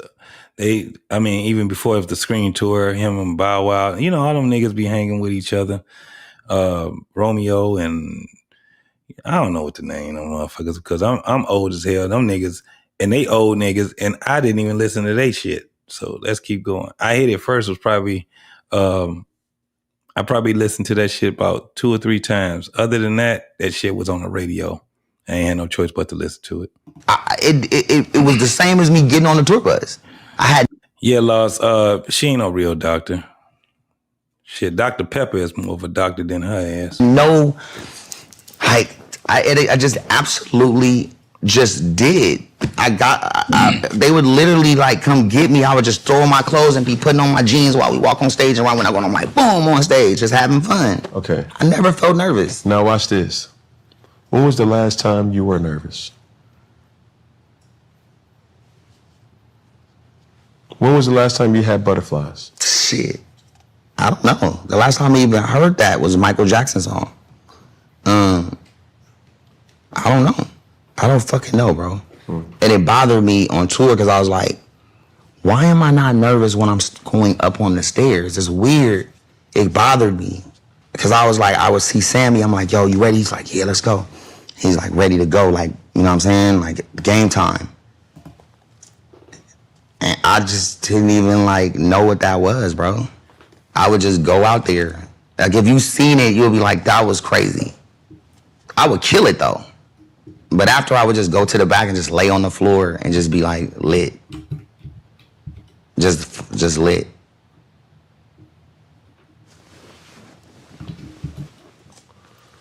Who understands you the best? That you can say, oh, that person knows me.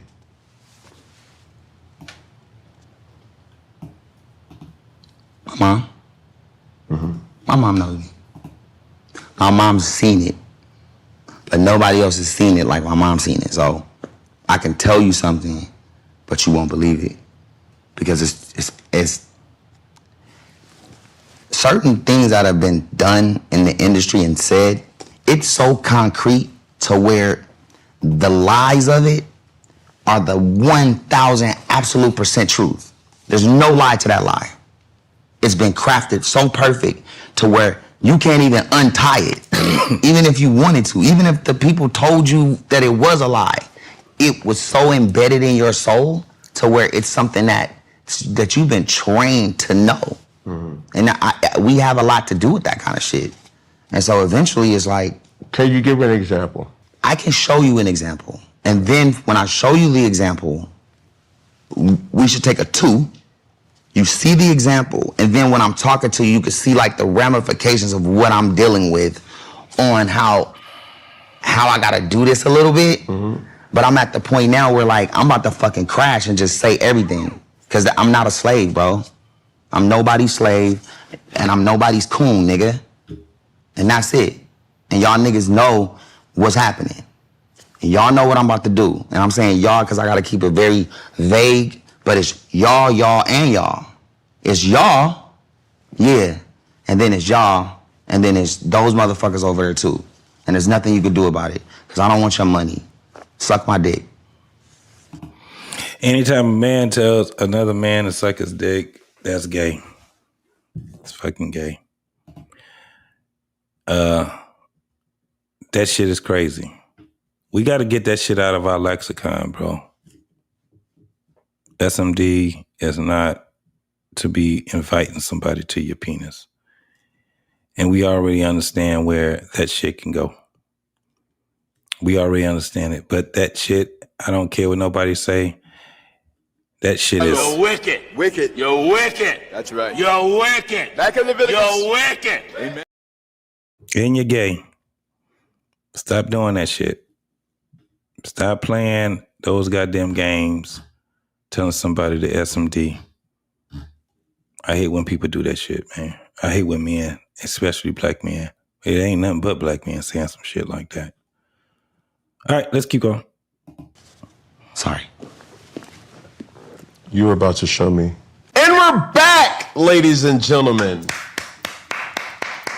All right, so I had to cut that shit out. What happened was he showed Cam Newton some texts, some videos. I don't know what he was showing him, but he was out here talking about somebody that, you know, if he got certain shit, somebody gonna kill him or whatever it is. But this is kind of like the second half of the show. Let's take a break, man. I need to play something to break the monotony right quick to get to the second half of the show. Let's do this right here. I'm going to play. I like playing this right here. Let's go. Whatever you want, whoa, whatever you need, my heart belongs to you. Oh, whatever you need, then nothing I won't do. Oh, whatever you want.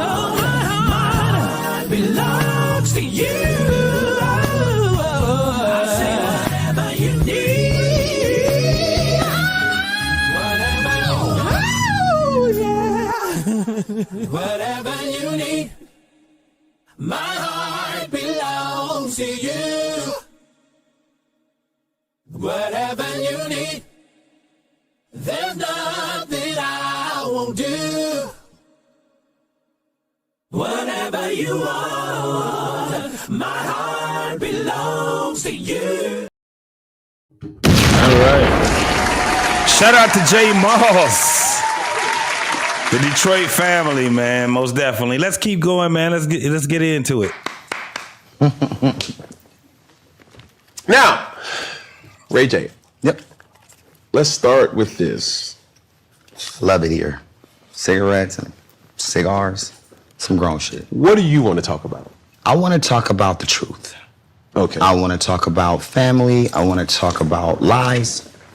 I want to talk about perception. I also want to talk about narratives being spent in ways that eventually you have to come out and you have to protect. Not my brand, because I don't give a fuck about my brand, but I have to protect myself and then protect, I don't want to call it a legacy, but to protect whatever this is for my kids when I'm done. So they'll understand, know the truth, it's out, and they're living a great life without having people come around telling them, your dad did this, or your dad, all that shit's done. It's called a legacy, nigga. out in the open. Everybody knows what's up. Everybody knows who we all are. And we can continue to just live life and be great parents and just fucking live. Fuck them. Do you feel like you've been muzzled? Absolutely. I mean, I've been muzzled, but I've been muzzled muzzled's crazy. Muzzled's loud. But I'm with you. It's funny. Muzzled is crazy, but this nigga just told somebody to suck his dick. All right, then. When you real serious, bro, it's real funny. I can't take it. That motherfucker, yeah, whatever it was he took. Whatever it was that nigga took, this shit done kicked in. Because it's about to go hard. In the paint. Let go. Yeah, I'm sorry. Take your time. Thank you. Bro. That nigga got some giggle weed or something. I don't know what the fuck he got, but that shit done took his... Hey, that's when the shit kicked in. He had. That shit done kicked in because this nigga laughing about muzzle and he didn't laugh about all the other shit that he was saying. All right, let's go. Oh, man. That Woody thing is still in my mind. Okay. Sorry. Okay. And we're back, ladies and gentlemen. Sorry, man. It's okay, man. Take your time. I want you to do it. Lean in. Take your time. All right. So I'm leaning in. I got to lean in. And I'm laughing because inside I'm crying. You filthy motherfucker. On the outside, but inside I'm crushed. I'm crushed 4 or 5 hours out of the day, bro. Because it's like, yeah, we're fun, and yeah, you might think this, and you might think that, and you might think that. Whatever. We're gonna live life and have a good time. There's parts of the day where the dishonesty and the false image of what this is and what it's always been will always bother me if the absolute truth about life, love, past, present, and future is not 100% accurate. I don't give a fuck how much money you got. The reason why I'm going so hard and streaming this hard and saying I like fishy pussy and fuck y'all niggas because I don't give a fuck because I don't have to give a fuck. Yeah, that motherfucking whatever drug he done took, he took the ooh-wee and that shit done kicked in because it's going down. Should I bring more substance to what I'm doing and open up different doors for people to learn different paths on how we've done it so they can be successful for the youth coming up? Yeah, I do want to do that. But there's things that have to be done first in order for us to be taken seriously in that space. And until then, the crash out is real. The crash out is real, and I'm saying it because, I'm ready. I'm ready to just let it all out. And a lot of people know what I'm talking about. But, now here's my narratives. I'm a murderer. I'm a drug dealer. and I'm a revenge porn, like, revenge. I'm a what is it called? I did revenge porn. You filthy motherfucker. Revenge porn. Like P-O-R-N. P-O-R-N. Like, okay. Revenge porn, meaning like something that's completely illegal and somebody should go to jail for it because it's disgusting. Like, it's the worst thing you could ever do to somebody, right? Okay. That's labeled on me. Okay. Forget now. We're talking from the beginning. So if you go all the way till somebody's done and your whole life's over, that's all there in these different stages. And then family after have to deal with that. That's what makes me go crazy. Loving my daughter, loving my son, and knowing how pure they are, how innocent they are, and knowing that this money that comes to you can affect you telling the truth. It could affect it. Because honestly, 200 million, you're not gonna be quiet? I mean, you know, 20, 30, 40, 50, 60, how much is the truth worth? It's priceless. But money does a lot of fucking things, bro. It does things to people. And then you get to a point where you get so much money, it doesn't matter. And that's when you go, I know what I'm supposed to do. That's where I'm at. Okay, so this is what, and I owe a service because, like I said, I really love talking to people for, it may sound cuckoo, but I'm really curious. And then on the other hand, I owe a service to the audience that's really wondering, like, bro, what are you talking about? I'm talking about dirty.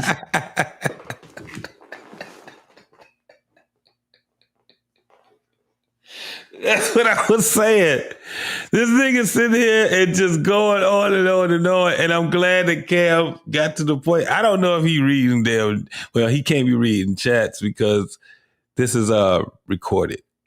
But man, that's what people are saying. The fuck are you talking about, bro? What are you talking about? That's if you guys noticed, that was what I did right there. I captured that right there and put that on the thumbnail. The way he's looking up in the sky right there. That nigga high, man. Rob, I love you, man, but I'm telling you right now, this nigga is on the ooh-wee. He is definitely on the ooh-wee. That nigga is looking like this. That nigga is on that shit right there. That's where he's at. Ain't nobody out here, oh man. Ain't nobody out here talking the way that he's talking right there. And this nigga is looking, look, could tell you. This nigga is on some up there to Cam just like that. Gator. That's the Gator strut. This nigga is on one. Trust me when I tell you. He on that ooh-wee. Shout out to the crackhead era. Fucking cunt devil bitches. Trying to take niggas out by creating shit that's not true for their own benefit and gain. Meaning RICO, meaning fraud, families. Like, okay, just go with Whitney. I love Whitney. I was with Whitney every fucking day. You came at the right time, homie. Hey, look here.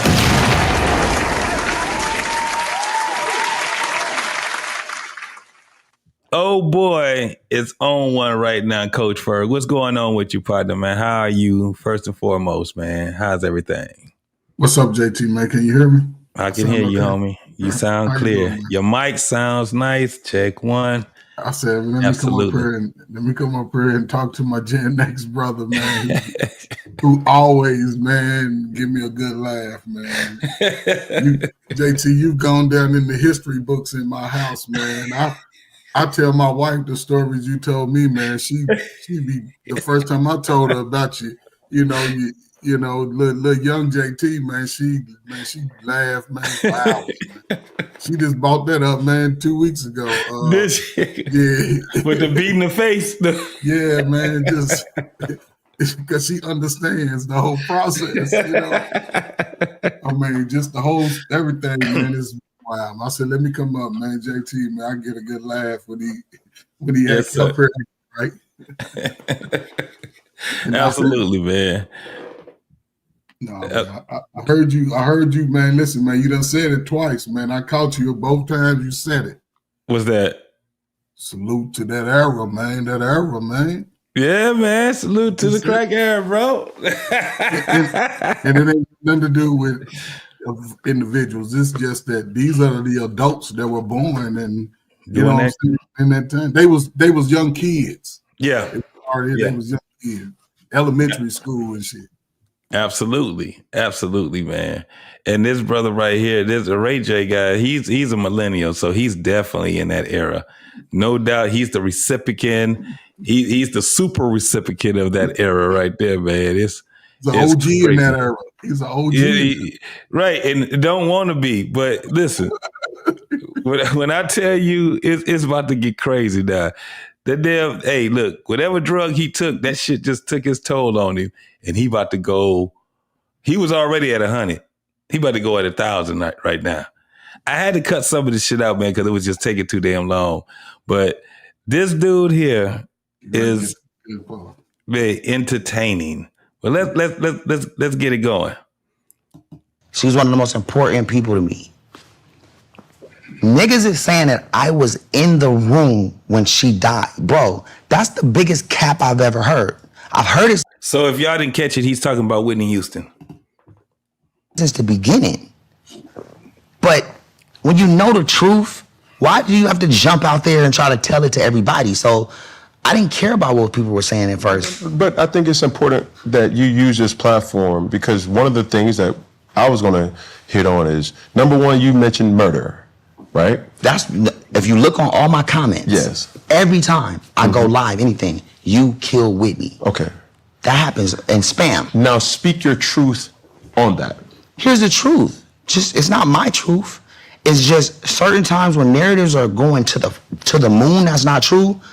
Everybody has you have to go and you have to shut certain things down. Right. The way they made that scene is so haunting to me. Here's why. I wasn't even there. I was nowhere around. Where were you? I was in San Diego doing a show. Okay. The Clive Davis event was the next day. We were gonna go there together. And we were gonna fucking really make the announcement that, like, you know what I'm saying? So y'all had a real relationship. 1,000%, bro. The real emotions. Bro, that was my people, bro. So that's how I barely speak on Whitney. She's Whitney Houston. Yes. That's Whitney Houston, but she's Whitney to me, right? And to me, it's just so distasteful. That was kind of weird for him to say she's Whitney Houston, but she's Whitney to me, right? And we know enough about Whitney Houston knowing that her family and the people that were close to her didn't call her Whitney, they called her Neppy.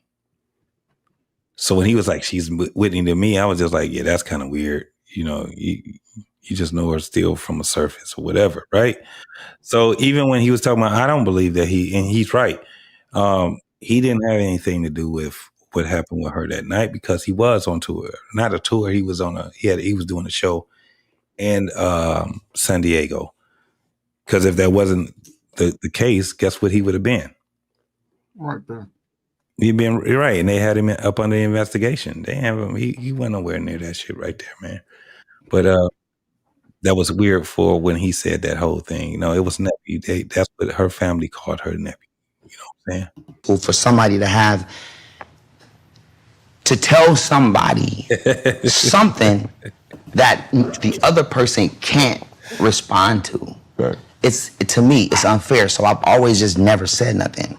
But now that this shit's going everywhere, like, bro, it's just fucking hurtful, bro. Like, when I got back to the hotel, they did not let me up at first. Until everything was cleared and it was just the family, that's when I was able to go upstairs and see the family. This is you talking like late at night. When I pull up, I got my shoes. I'm ready to go to the event. I just talked to her on the phone. She's not there no more. It's over. Like, and Ray, who is her bodyguard, he found her. And he called me. CNN says Ray J found her. And then 10 minutes later, like, oh no, Ray, her bodyguard. That shit's 10 minutes later, bro. You get what I'm saying? Mm-hmm. And But so there's a innocence with jumping to conclusion, and you can kind of see why. Obviously, Yeah. there's similarities in names, but that was not you. I was nowhere to be found. Right. And I hate talking about it because I got so much love for her. I've never seen her in that state. Yeah. They never. So to make me that person when I wasn't even there, and then to put murderer on top of that. It was crazy. To his point, it was 2 years later, and people were still saying that he was the one that found her. You know what I'm saying? So I get what he's saying. It's like, hold on, man, I wasn't even there. So, right, the bodyguard, Ray, the name was there. They were saying that Ray J was the one that found her, and they were saying that he was the one that was her supplier, and then they said that he was her bodyguard. All kind of crazy stuff. And this was like 2-3 years after that happened. So I understand exactly, because he never did say. I haven't seen any interviews at that time when he said anything about, what was going on with him and her. But everybody already knew in the industry that they were, somewhat like an item, because you've seen them together a lot. Yeah. But and at that time they hadn't really gotten into the full swing of relationship. Her and Bobby was just, but everything behind her leaving this earth, man, is suspect to me. Ray J, I think that, propaganda just puts it on him, but it was somebody else, man, who was around her. You know what I'm saying? Absolutely. So, it's been a whole lot of stupid narratives. I think Ray J, to me, is one of the realest dudes, young dudes in Hollywood, because he created a lot on his own. People forget that Ray J was the man out there in Cali when he was younger, even though he got, because his sister, but Ray J's caught in them. He's caught in the.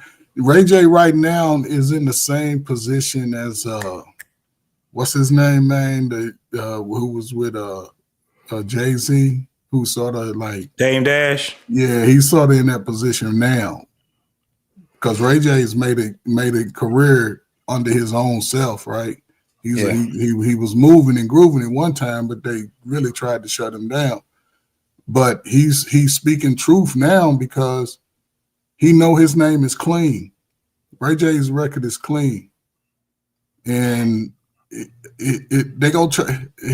Ray J's he ain't had nothing to do with Whitney Houston. No. He ain't had nothing to do with none of that. It's a lot of suspect around that. That of course they not gonna find out who really did nothing. All of those musical greats, all of they. The way they ended is all suspect to me. Everything. It wasn't like it was a natural, he died in his sleep type thing. It's always been some foul play. So yeah, I mean, look at their catalog, and let's just look at the estate, right? When you see these folks that's been in the game, the music and entertainment, acting or whatever it is, normally is the record business. Because that has a lot of money in due time, right? When you're talking about somebody's royalties, that's one thing. But when you start talking about what the estate accumulates after 25 years, now you talk about some other shit, right? That's why, it's a big thing of somebody owning their own masters. It's a big thing for someone, after 25 years, this is when the average person end up being able to cash out on their masters if they didn't get it right off the rip. So, yeah, the game is a dirty game when you start talking about it. That's why when you hear Ray J talking about the one hit that he had, that hit actually went platinum or some shit like that. Shit went, it could be one hit. He got motherfuckers that got 5-6 albums and they ain't do what what that one little hit did. But that's not all of who he is. That's the thing. It's kind of like, again, when I look at it as him being a kid star and coming up under the shadows of his sister and had to fight through all of that. On top of that, whatever else that was going through with, because people just see Brandy and him. They don't understand that you got family members. He got a huge family, right?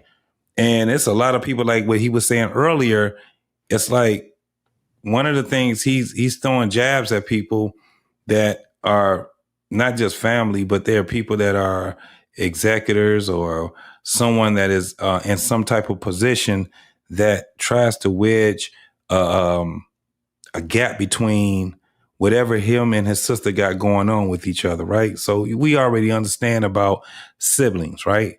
You have sibling rivals. You have the fights. You got siblings that fight with each other, argue with each other, and then you got those siblings that don't even fuck with each other. Whole bunch of siblings that don't even talk to each other. They ain't talked to each other in 20, 30 years. You know what I'm saying? So when he talks about his love for his sister and he's conflicted, we already understand that as being siblings or, you know what I'm saying, being family members and stuff like that. We ain't got that. That's why you have to parse out the things that he's saying, because in my humble opinion, again, this nigga high. Yeah, he brought it. Right there, he brought it up, man. Yeah, but that don't mean that everything that he's saying is bullshit. That's why we have to kind of like, yeah, absolutely. But let's get into it, because I got some other ones. Once he started talking about these other issues, the shit gonna be funny as hell when we start actually unpacking this shit. But it's getting to that point right there, man. Let's go.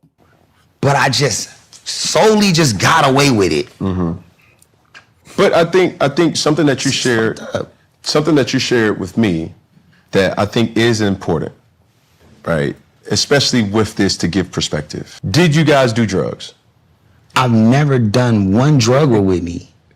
And then when niggas ask me, did Whitney do drugs? I mean, you don't gotta, there's certain things you can ask me and I'll tell you about me. But you don't gotta ask the other question, because you already fucking know, like, it's Whitney. Everybody knows certain answers. I can tell you about me. Like, I was so fucked up after that shit happened. I tried hard drugs for the first time after this shit happened, because I was just like, I didn't know what was going on, bro. I was totally like in awe of it. Did you ever witness her doing drugs? Whitney? Yes. I don't want to talk about that, because then it's like, I can never put it like this. The answer is yes. That's all he had to say. Yes or no. You either tell the truth or you lie. I'm way younger, bro. Mm-hmm. She's in control, bro. She's Whitney. She's a boss. And so to make me the big dog, I'm not the big dog, bro. I'm the little nigga, bro. I'm the little homie. But can I preface this too, though? And I don't want to be disrespectful to nobody here. I'm literally trying to see what you're comfortable with talking about. I told you I'm good, bro. To give perspective and just understand. I'm down to talk about anything. All right, well, how did you guys even meet? Like, take us through the good time, right? Like, it was nothing but good times. Yeah. It was nothing so but how did the Whitney and Ray J thing become a thing? Because it just, because Whitney was a freak. What is he talking about? She's a freak. She does not have and that's the craziest part about it. Whitney Houston does not have this whole good girl. She ain't had that good girl persona in 40 years, bro. Come on. She's had the thing where she's just nappy.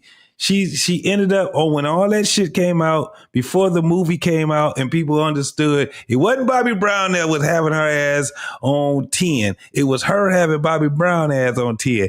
They were a match made in heaven. Bobby Brown was wild in a motherfucker. He met Whitney Houston, who also was wild as shit. And they were like, shit, we the crack Bobby, Bonnie and Clyde right now. Bobby and Clyde.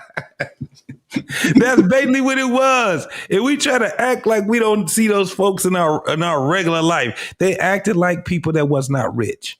They acted like people that was not famous. That's just what it was. And that's what they did. They act like some motherfucking niggas that came up on a windfall of money, and they can do whatever the fuck they want to do. And one of the things they wanted to do and they enjoyed together was getting high and drunk. How about it? You did? That's basically what it was. But JT though, people don't see. That's why I don't like the younger people when they speak on stuff of 30 years ago. They don't know shit. They don't know nothing. Because remember, Bobby Brown was popping back then.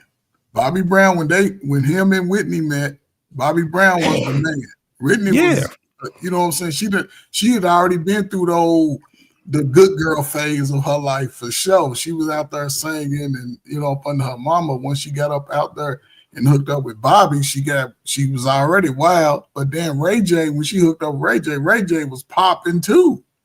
But this is the thing about that. When she hooked up with Ray J, Whitney was already damn 60 years old, though. That's what I'm saying, but Ray J was popping. You know what I'm saying? Yeah. So, I can see her liking Ray J. I can see her liking him. Ray J ain't never really been a shy guy. He's always been in the light. He write music, he produce, he do a lot.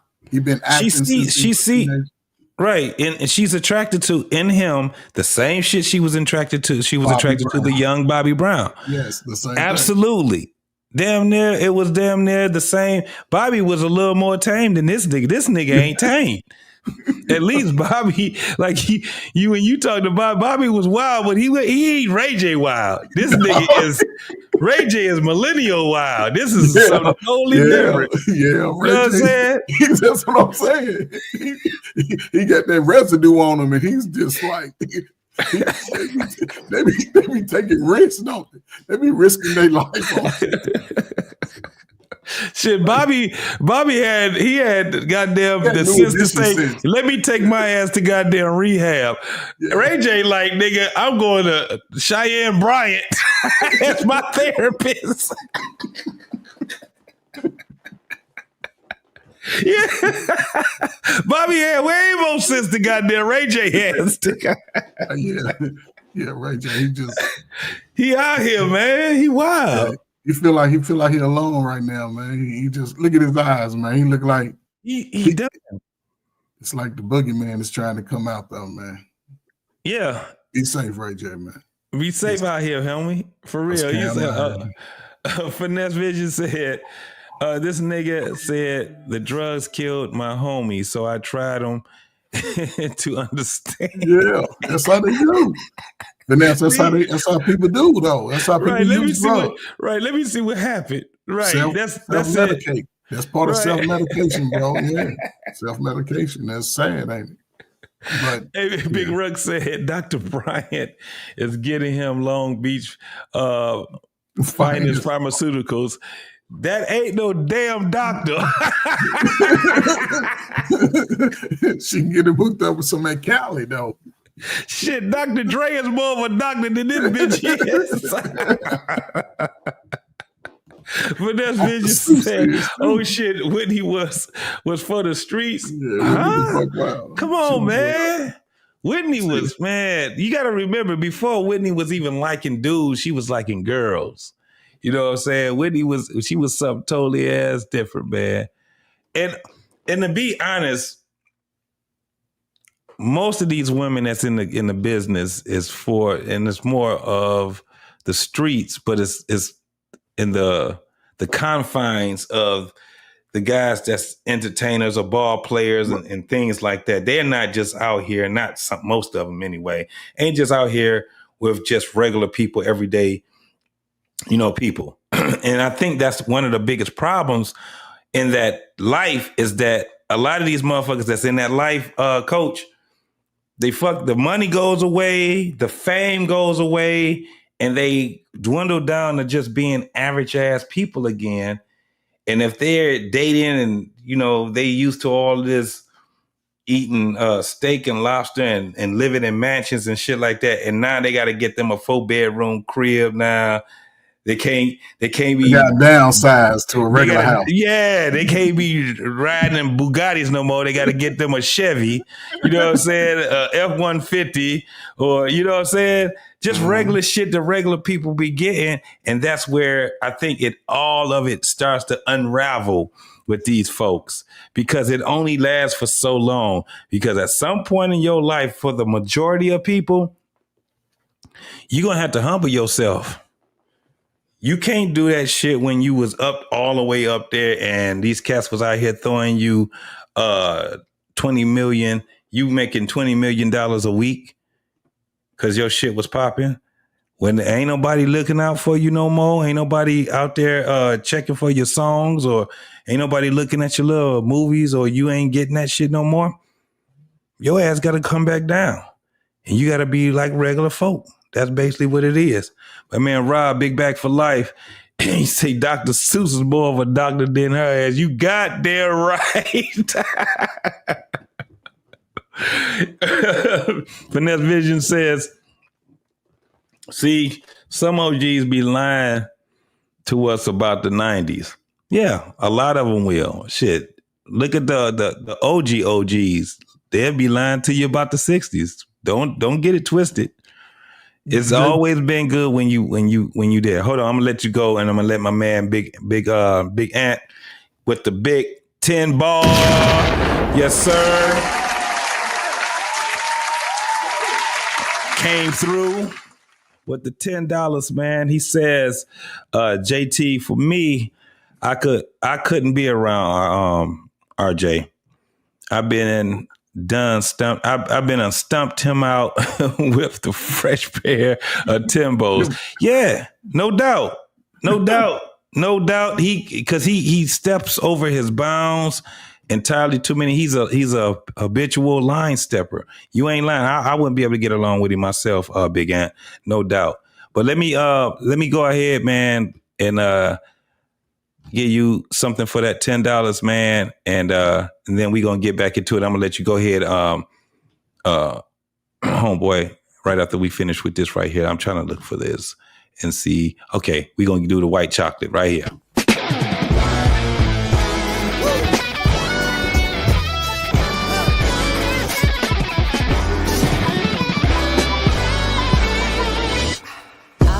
Red room, it's the red dawn when the sun sets in my bedroom. Oh, it feels like I'm inside a flower. It feels like I'm inside my eyelid. It feels like I'm inside a flower. Yeah.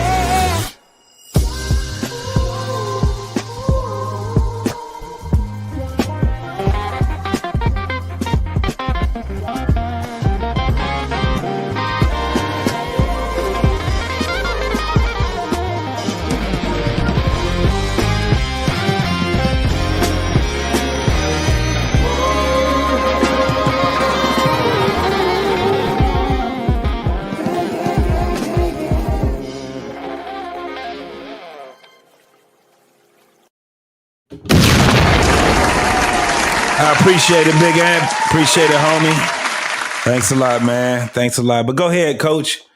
Hey, JT, one thing I'm going to say about Whitney, though, you ain't never heard no stories that she was passed around out there. Whitney, she had, you know of one, Bobby, but there ain't no stories out there. None of these niggas had her. White boys, none of them got her.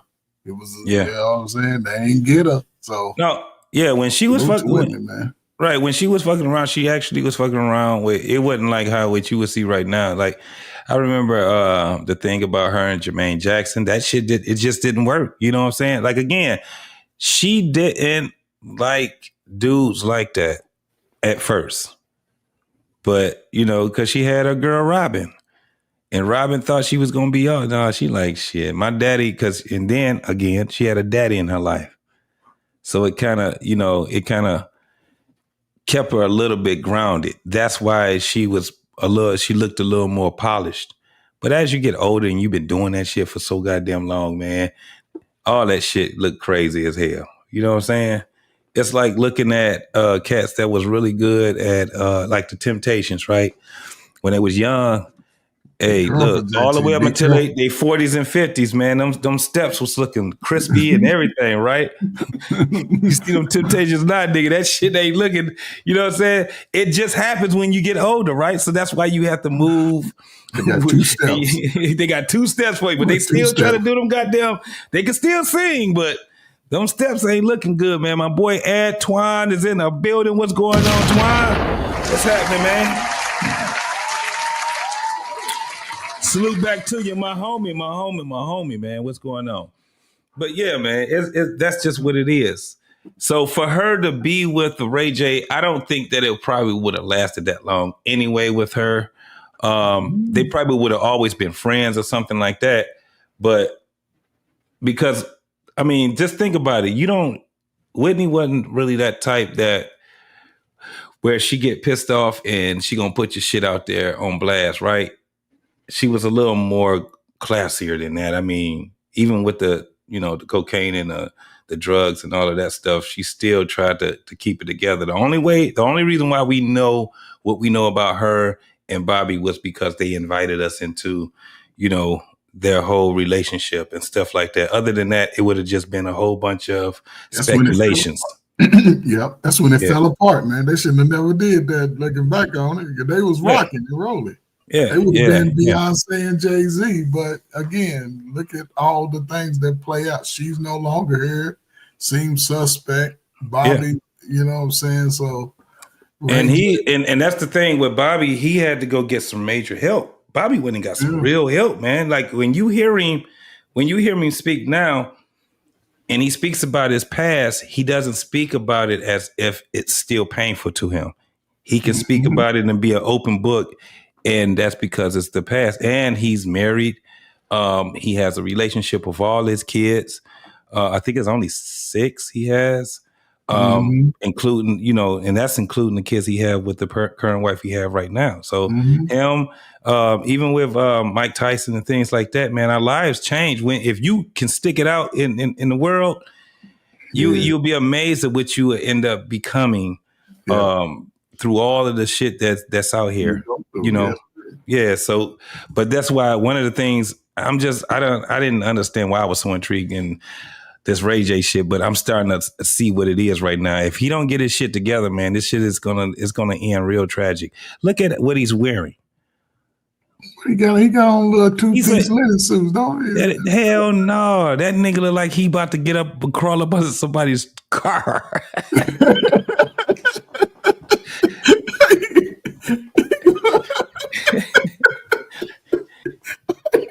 You 40-something years old, man. You supposed to you gotta have some type of dignity about you. JT, I'd rather him have that on than have what Cam Newton got on over there with his kneecaps all green. I know, man. I'd rather have Ray J wearing that than to look over and see Cam Newton. He got on shorts and a hat. If I had a choice with them two, I'd be like, look, Ray J, I'll wear what you got on, because this shit irritate the fuck out of me with Cam. I want to smack the shit out of this hat. But that's a big motherfucker, so I'm just gonna let that ride. JT, you won't want nobody sitting over there with their legs crossed in front of you as a man. Hold up, man. You got to switch your position to something. He learned from when the pastor told him that he had some pretty legs. He like that. He done ran with that. He done ran with it instead of like, nigga, you trying to fight. I hope the pastor ain't rubbed them legs, so now he's showing them. Man. And look, his response, Coach Ferg, his response was, "Oh man."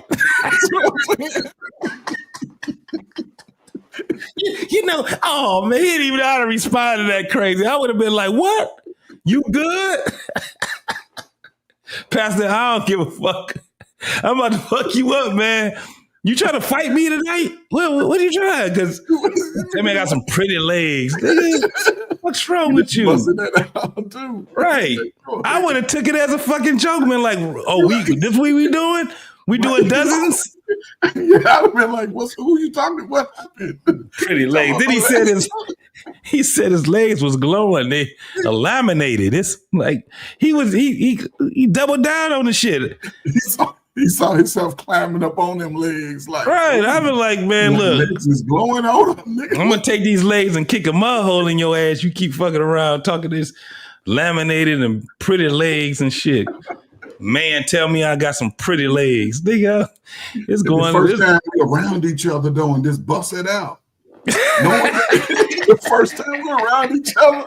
Come on, man. I'll be done punted it. I would have punted it, man. Like, man, hold up, man. I'll cut the interview.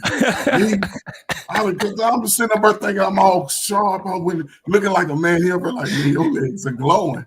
They call me Jingling, Jingling.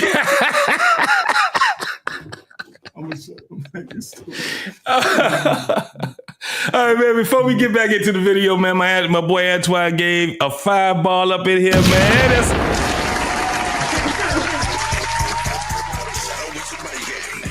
Oh, man.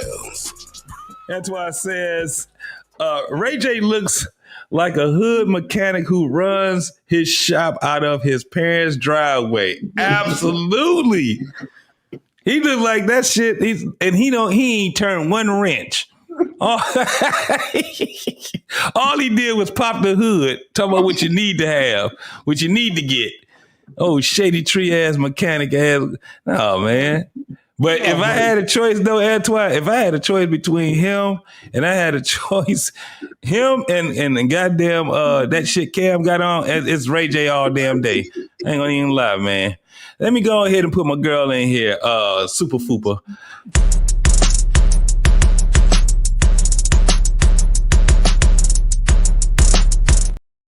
Yeah. My man Braxton says, at least someone acknowledges your legs. Fuck that. Hey, Brack. Me and the pastor would have been going ahead. I'm telling you, I would have told him already. The first thing I would have came, I would have just been like, hey, pastor. Why?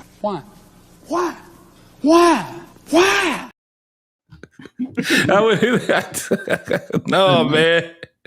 You can't do that. You can't do that. Those hoes ain't loyal. You gotta find somebody. You can't.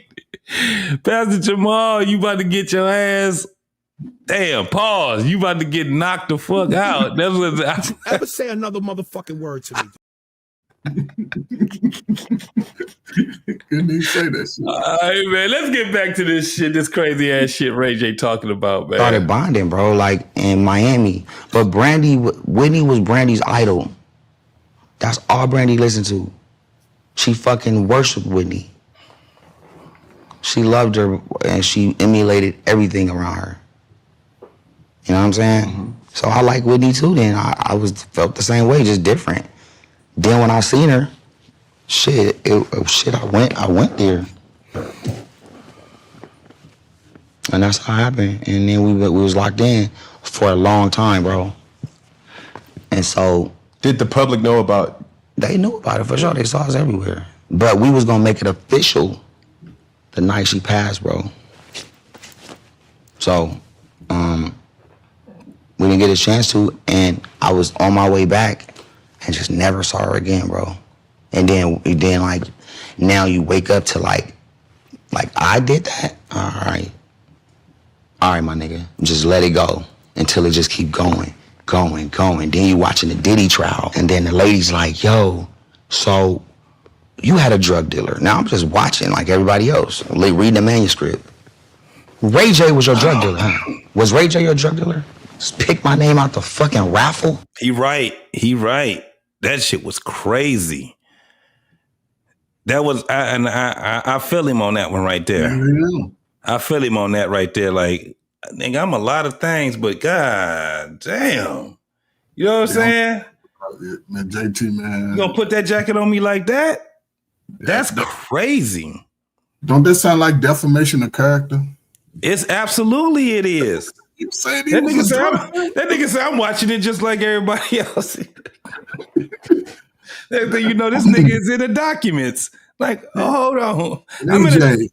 They pulled Ray J out the hat. But that nigga always been. But that's the thing about Ray J. He's always been in everywhere. So it's kind of like I can understand if he's cracking up, if he's about to crash the fuck out, I can understand how this can be.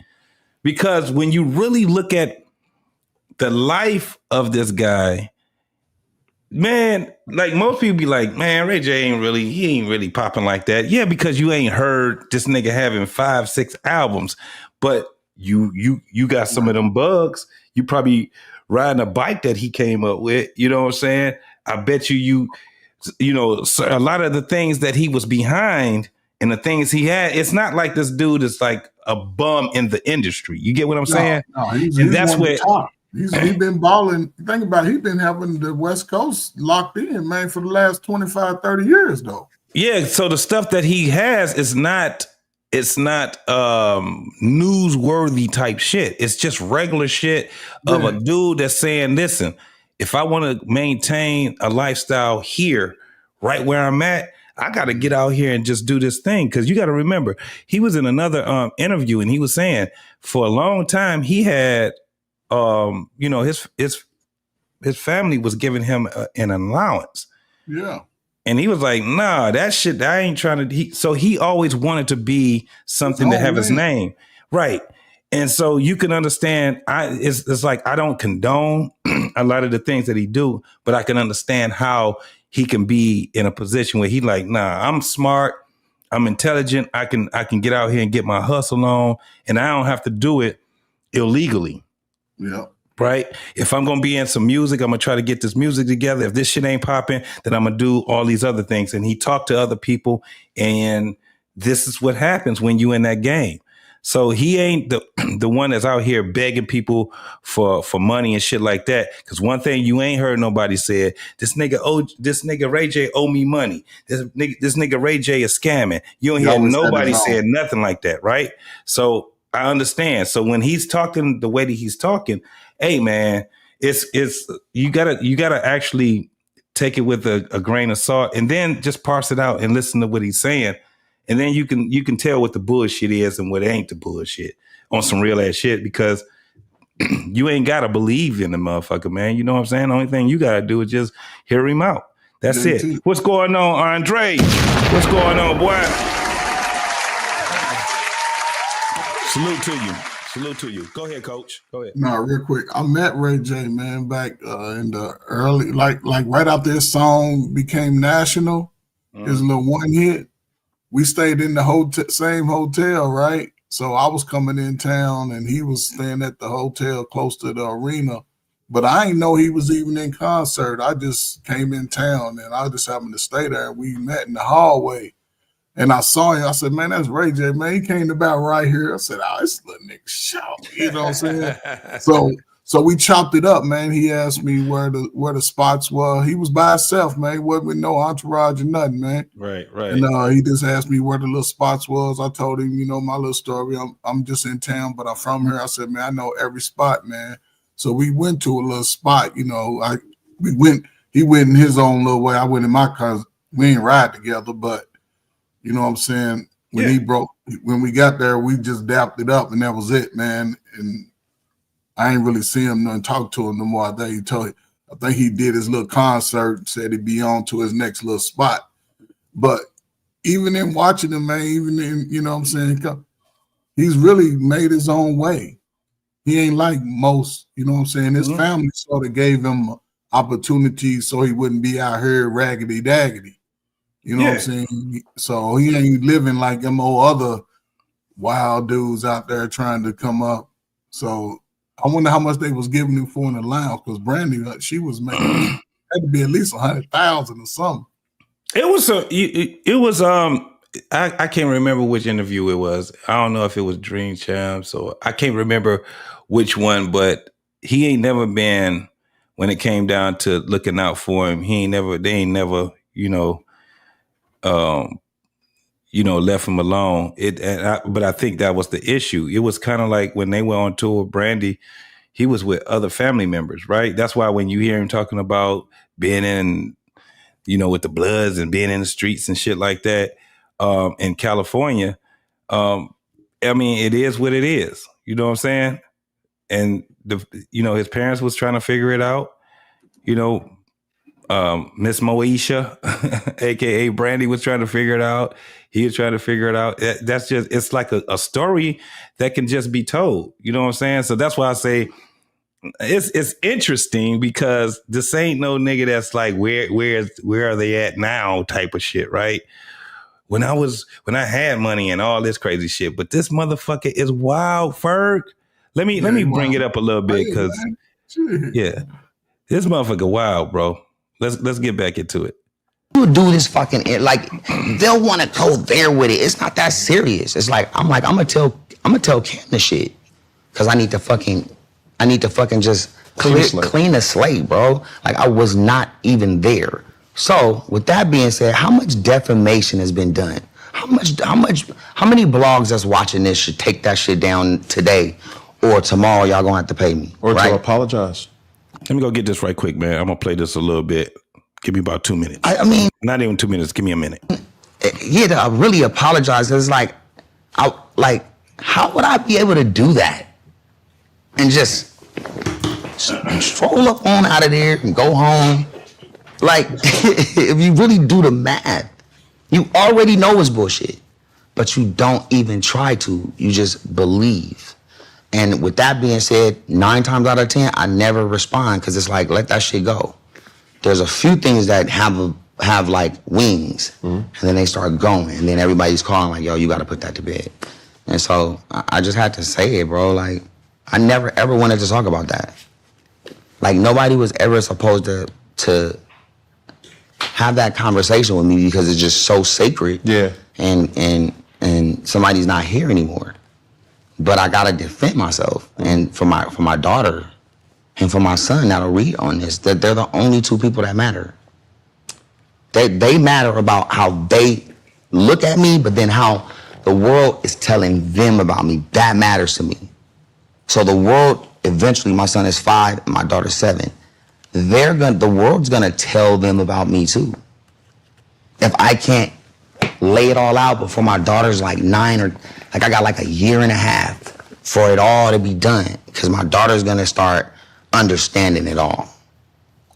This can't be. All these narratives have to be shut down when my daughter gets to that age, so she can just comfortably just, you know what I'm saying, live life. And when she sees the enemies or the other side, their families, kids and shit, they're not gonna be able to say no and foster. When you're referring to the enemies, yeah, who are enemies? Are people that have created like stories like the thing with Whitney. Yeah, those people. Okay. Or the revenge porn people. Do you care to speak specific, because I'm trying to follow? Well, I think so. Revenge porn, you know where that's at. No, I don't even know what that even means. Come on, Cam. Cam, you're being a good journalist now. Bro, I didn't go to school for journalism. No, I know, but you haven't. I went to school for sociology. Oh, that's even more. That's even more advanced. I'm not playing this game. Like, bro, you know really what revenge porn is. I do. I swear, I know what porn is. But all in all, do you watch? Huh? Do you watch porn? Yeah. He's like, it's not about me, right? Yeah, but real talk. I don't watch porn. Okay. I don't watch porn at all. Do you? I haven't watched a porno in fucking maybe 5 to 10 years. Do you make it? Do I make porn? Yeah. Did I make a porn? I never made a porn in my life. Okay. Oh! I never made a porn in my life. I did a tape with somebody I liked, and then they did what they did. But I've never made a porno. I'm not a porno star. Even though I probably got the biggest tape out, I'm not a porno star. But if I go to the AVN Awards, they're like, "Welcome home." Can I ask you a question? Oh, here we go. Just for, see, I always find humor in the disasters that I go through. It's refreshing. Revenge porn. Revealing or sexual explicit images or videos of a person posted on the internet, typically by a former sexual partner, without the consent of the subject, and in order to cause them distress or embarrassment. You were accused of that. Was I? I'm asking you. I don't know. No, I mean, I because maybe you didn't hear about it. I did not. That's what I'm just, bro. Okay. Let me tell you something. I wasn't accused. I don't know what I was. I just know that that's what it is. Okay. So with the tape that was out there. Did you see it? Yes. Definitely did. Not even gonna lie. But I wasn't looking for you. Nobody was. Oh, hello. That's why if I go outside right now, they might not know me. Let me go outside and pull my pants down. Everybody's gonna start screaming. No. Because my dick's bigger than me. No. See, My dick's bigger than me. Yeah. That's not okay. Yeah. But I wasn't paying attention. No, I get that, but I'm just saying. Just keeping it funky, bro. No, bro. I didn't even know. What I do? I'm a journalist. I'm a journalist. So see, but I like here. I like this. I love it. I'm on my third cigarette. Maybe. Listen, who benefited more from the tape? Let me tell you something. That was probably the worst thing that's ever happened to me. If you look from then till now, it's the worst thing that's ever been put on my name. It's the most disgusting, the most illegal, and the most distasteful when you have a daughter. So when you're 20 and you just don't give a fuck, you're like, you know what I'm saying? Mm-hmm. Fuck the world. Y'all don't want to fuck me. Fuck y'all. I'm going to fuck you. I'm going to fuck your mom. I'm going to fuck everybody in a year. I'm fucking everybody. Do you get what he's saying right there, Coach? Man, he's been going, man. He done said a lot, man. Lot, man. I can understand what he's saying. But he also he throw a misnomer out there, right? He said he asked Cam, do you watch porn, right? But then he said, I don't watch it. I haven't watched it in 5 years. So you have watched it. You have watched it. Right. There you go. The contradiction. Yes. You know what I'm saying? But you're playing like, okay, you ain't watching it in 5 years, but that don't mean it's like a 2020 version of porn. It's still all the same over the last 50, 100 years. It's the same goddamn behavior. It don't matter. But anyway, he became even more popular doing what he did with the woman Kardashian little chick that he did it with. And it's crazy because he had talked about it before that those tapes that got released, the mom approved of them. He said that out his own mouth. No, it wasn't even that she. So that's what I was saying. So that's what he said. It's more than her. But he said that.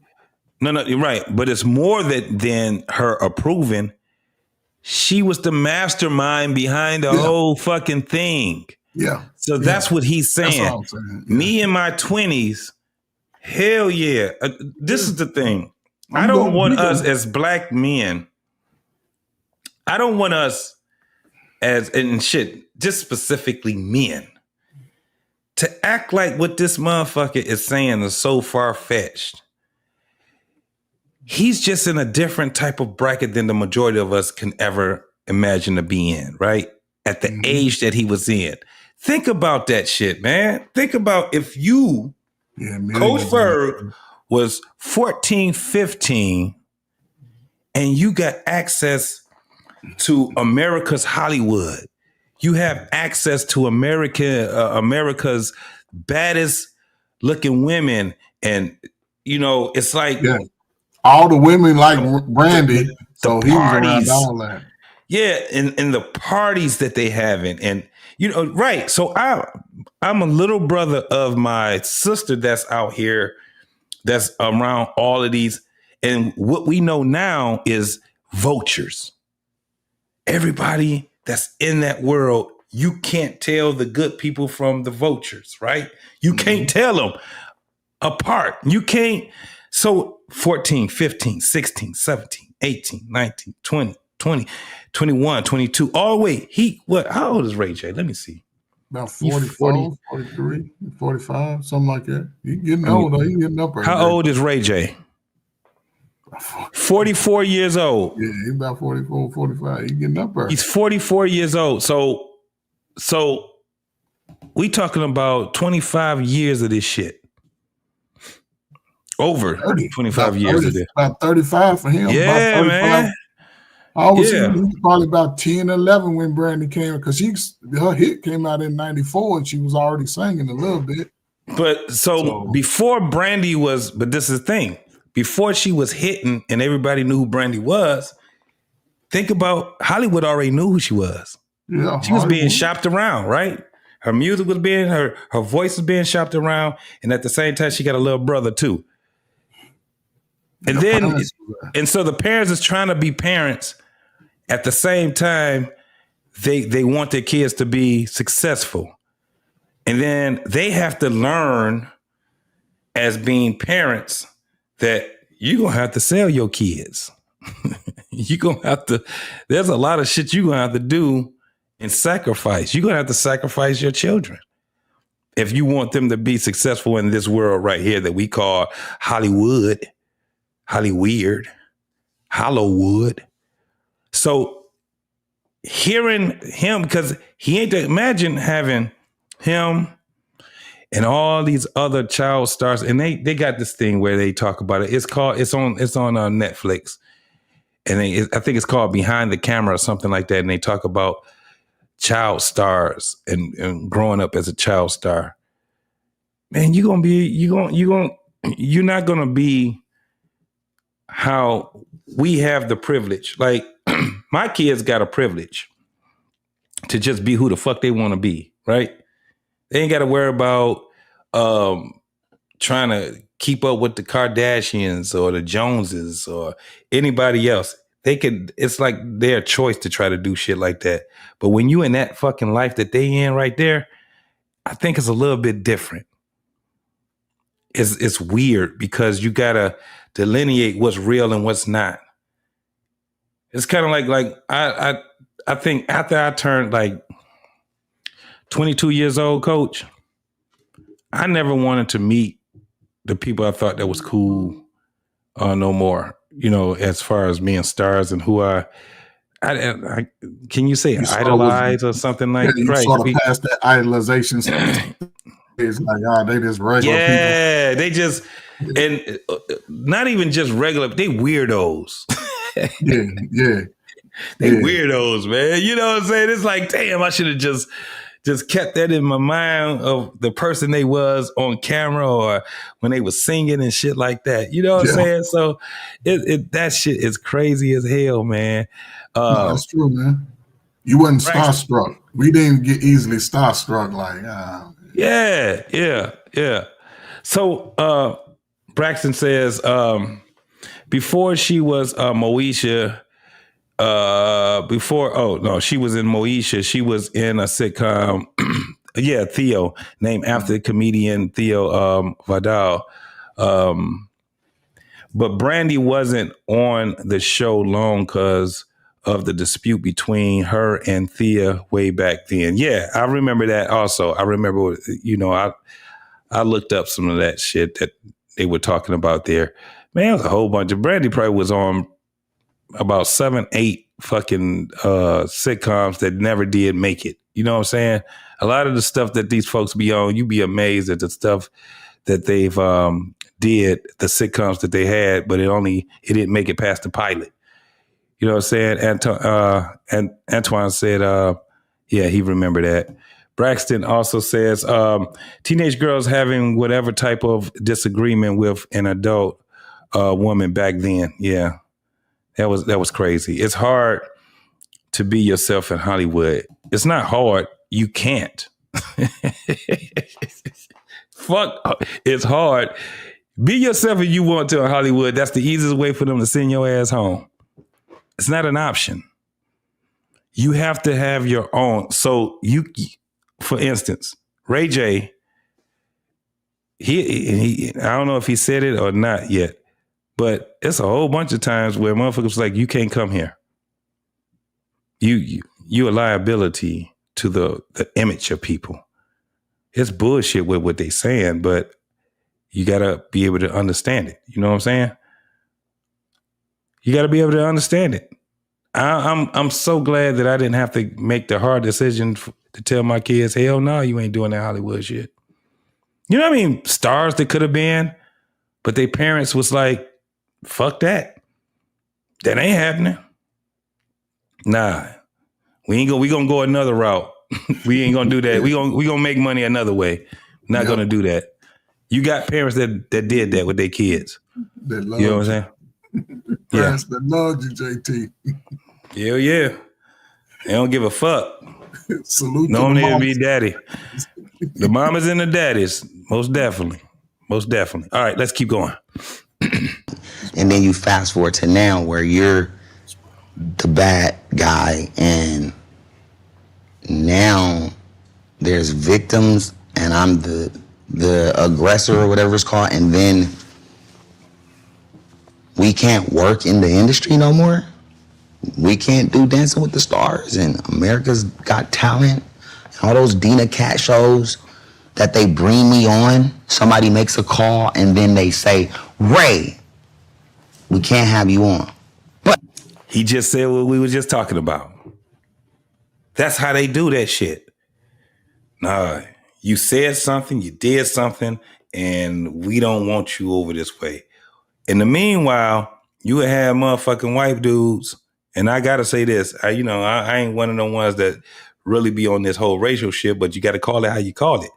These motherfuckers be cracked out in front of everybody. Nick Nolte. What's the other motherfucking name? Iron Man. Yeah, man, what's his name? I know you talking about too. I was my first one. I forget his name. It'll come to me. Somebody gonna say it. Yeah. So they pick and choose who they want.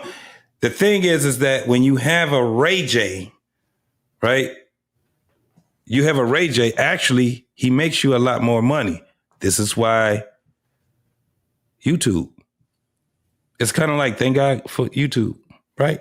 Because Ray J, that's why we talking, but I'm telling you, Robert Downey Jr., there you go, Braxton. Yeah, Robert Downey Jr., yeah. Robert Downey Jr., absolutely. But when you have a Ray J or you have someone that's in there, that it was funny because when I was watching it premiering, the live premiere that they had, and me and probably about 20 other people said it at the same fucking time, and we would just laugh. You know when you're in the comments and everybody typing, and we all kind of said it at the same time. We say, that ain't fucking Ray J. That's what's that dude named Brown? What's his name? What's that dude? The crazy boy that played in his debut was in Major Pain. And now he out here wilding the fuck out. Orlando Bloom. Orlando Brown. Yeah, Orlando Brown. That's what this shit is right here. Yeah. This that Orlando Brown type of shit. But when you see Orlando Brown doing his thing, he actually is very good at it. He can rap, he can sing, he can act, he can do all these things. Hollywood said, we can't fuck with you, Orlando Brown. Like, he's very talented. Very talented. It's like, yeah, nah, we can't do that. It looks crazy when you got color on your skin, right? It looks very crazy. Remember, what's the one? Winona Judd? Mm-hmm. Going around stealing from goddamn stores and shit. She's still getting money. Chris Farley going out there crashing out. Like, this ain't the first time this shit is. It happens, but nah, you can't do this shit being black and trying to make some real money over here. So this is the thing. So when you got Ray J, have he ever been in anybody's movie? I don't think so. Not in the last 10. He was just making, and the thing is that he was making TV money, which was way more than movie money. Way more than movie money. So he was getting it as a child star. So that's why we were saying, he was definitely a child star. Moesha, they were getting paid. They may not have been getting paid for, like Friends and all them folks, but it's way more than money that you're going to get playing in a movie. No doubt about it. Unless you're a Denzel or unless you some big star like that actually have skills in acting. Or you're just white and motherfuckers, you got a daddy that's a big person or something like that. But yeah, that's basically what it is. But that's what he's saying right now, what we were just saying. They're not going to allow you to be in certain spaces when you start talking or doing things that's unbecoming of someone that's supposed to be kowtowing in Hollywood. That's just basically what it is. Let's keep going though. But keep the money. Wow. That's way over everybody's head. There's nothing I was able to do in the music industry. I mean, not in entertainment when that shit happened. Nothing. Ratchet reality shows is what we came up with, which was coloring outside the line. Electric transportation, coloring outside the line, and hardware earbuds. That's all out of the line. You can't call my partners in Hong Kong and Korea. Sorry. You tried, but you can't. You got me, you got my office. You attempted plenty of times. It got redirected back to you. What? I mean, because a lot of times people think that when you have companies, you really don't. A lot of times when I'm telling people, like, I started a company from the ground up and I sold it, like my scooter company, I sold to a company called Loopshare in Canada. I think if they're still in business, I think the stock ticker's LPPPF. These niggas don't know about stock tickers, bro. They don't know about EBITDA numbers. They don't know anything else that we know when you're building it from the ground up. And you're 100% bootstrap. What does that mean? Only business people can understand those terms. And so I can be like ratchet all day and all of that. But when we talking business, it's all controlled. So we were able to survive the industry over here. What would that look like if we... Yeah, I think it was Lindsay Lohan, but I think Wynonna Judd did too. It was a country star that ended up doing some crazy shit too. It was both of them. Lindsay Lohan, thinking she reverted all the way down to being a fucking star, porn star. A porn star. I know some of y'all gonna look her up too. Just put her name up in there and go do Lindsay Lohan Pornhub or some shit. But you're absolutely right, homie. You're right about that also. Let's keep going. Wasn't blackballed. If Raycon did $400 million in revenue and I made $90 million a year for 4 years until we started to grow and then just sold all my shares so I can have the liquidity to invest in the next wave of the future, how much would I have? You know what I'm saying? How much does that look like? Because we did a stellar fucking job surviving to the point where it doesn't matter what anybody in the industry thinks or says. I don't give a fuck if you're the biggest music exec, A&R exec. Every time I see people in the music industry, I don't even speak to the big dogs because I don't have to. Because I don't like them. And I don't like anybody in the industry, really. And I hate basketball players. They always DMing our bitches. And they bored. But, and that's me. But other than that, like, what does that look like, bro? Why are we still here? There's some reason why we're still, like, I'm sitting talking to you. I don't know. Are you going to talk to Chris Humphries and Reggie Bush and everybody too? Are they on the list? Because I don't know where those motherfuckers are. But if wherever they are, I wanna hug them. Have you ever talked to them? I've never seen them. I want to hug them though. I want to sit down and fuck with them. What would that? So this nigga is weird, man. This is where he was just spitting some game, right? Then he just he went Orlando Brown on my ass. This nigga just went Orlando Brown all over again. Braxton say Orlando Brown was a member of the Bad Boy Club reality show also. I think he still is if the show is continuing its season. It could be. Hey, look, Orlando Brown going around doing interviews getting paid. He getting paid. But, man... That's what Ray J is doing right now. It's just going to get weirder and weirder. Discussion look like? I just want to know how they feel. I mean, what are you doing? You know? Are you going through anything? Are you like feeling like... Why he want to know what Reggie Bush is doing? Reggie Bush don't talk about that shit. Nigga, you was the one that was known for having a tape out with Kim Kardashian. Reggie Bush just dated the broad. That was it. Leave these niggas. Humphrey married her for what, a week? Nigga went I mean, come on. You want to hug him and all this shit, man. Come on. Like some kind of anxiety Cause only anxiety I feel is like, yo, it's so simple. Just tell niggas what happened and I can walk away. That's all you gotta do. And I'm talking to the family. Just tell niggas what happened. I don't want no money or nothing. Keep your money. Just tell niggas, man, so my daughter's good. This one, like, if you run a commercial for this, you're your own boss. You'll see. You'll be like, man, I do what I want to do. They're coming. Who's coming? The syndicate's coming, and the assassins are coming, and niggas that are gonna do anything they can to protect a certain $1 billion brand. That's a lot of money that's affected. I can call niggas and watch right now, and somebody can come and slice a nigga's legs up for $3,500 probably. That does, random shit. Who's just a bad person. Okay, bro. All right. And again, I'm in contracts with these motherfuckers. Like, I don't supposed to say none of this, and I'm not in contracts for that. I'm in contracts for what I'm doing now.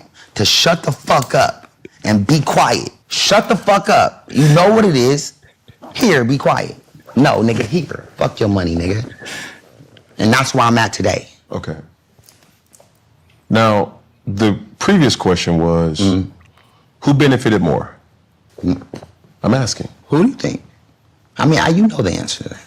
That's yeah, but I can't assume though, bro. But here's what I want. Here's what I want us to be able to do. I want us to be able to know, like, there's certain answers you know. Okay. You know who benefited more. Yes. Like, I mean, But when you use names and refrain from using other names, where you're like, yo, Chris Humphries, like, yo, Reggie Bush, that's very descriptive, and there's not a lot of people who've dated. Because Reggie Bush and Chris Humphries aren't gonna come kill me. That's cool. But there's a line in a rap that says, I bet me and Ray J will be friends if we ain't love the same chick. Bitch. The only thing is... Chick, he said bitch. Yeah, I'm trying to refrain from... Oh, you don't do curse on here? No. Sorry. That's just... Oh, yeah, you're just a good person. I'm trying. You're a role model, bro. I'm not. I think so. Trust me. I think you're a role model. Yeah, but... My man Antoine in the building. What's up, boy? What's going on, JT? Coach Ferg, what's good, man? Yeah, we trying to survive this shit, man. We trying to survive this shit, man. This motherfucker, look, they getting on my goddamn nerves with the way that they got the goddamn legs crossed already. You know what I'm saying? It's not just that. Look at his shorts, man. What the hell is he wearing? Both of these niggas just came off on some bullshit, man. I swear to God, they did. I have no idea of what it was that they was thinking when they got up in this morning or this afternoon. Or whatever. Or whenever. These niggas need mirrors. You need mirrors. JT, who you think dress Cam Newton? You think he held that outfit up in the mirror and be like, I'm going to kill him with this right here? Cam Newton. Cam Newton is Cam Newton's stylist. Nobody. The come on, Coach. You remember how he used to dress when he was still playing in NFL? The stylist he hired, they was like, yeah, put this on. He be like, fuck that. Nigga, I'm going to throw this shit on. I'm going to kill him in the morning. I'm going to kill their ass in the morning. You got a bow tie on and a jacket that man, women will wear that type of jacket. They don't care about the name brand, but that style is more women-y. Yeah, that shit, man, listen. It irritates my soul. I couldn't even do an interview with him because my throat would just be lumped up. I'd just be like, man, can you go change that shit, dog? And cover them ugly ass legs up.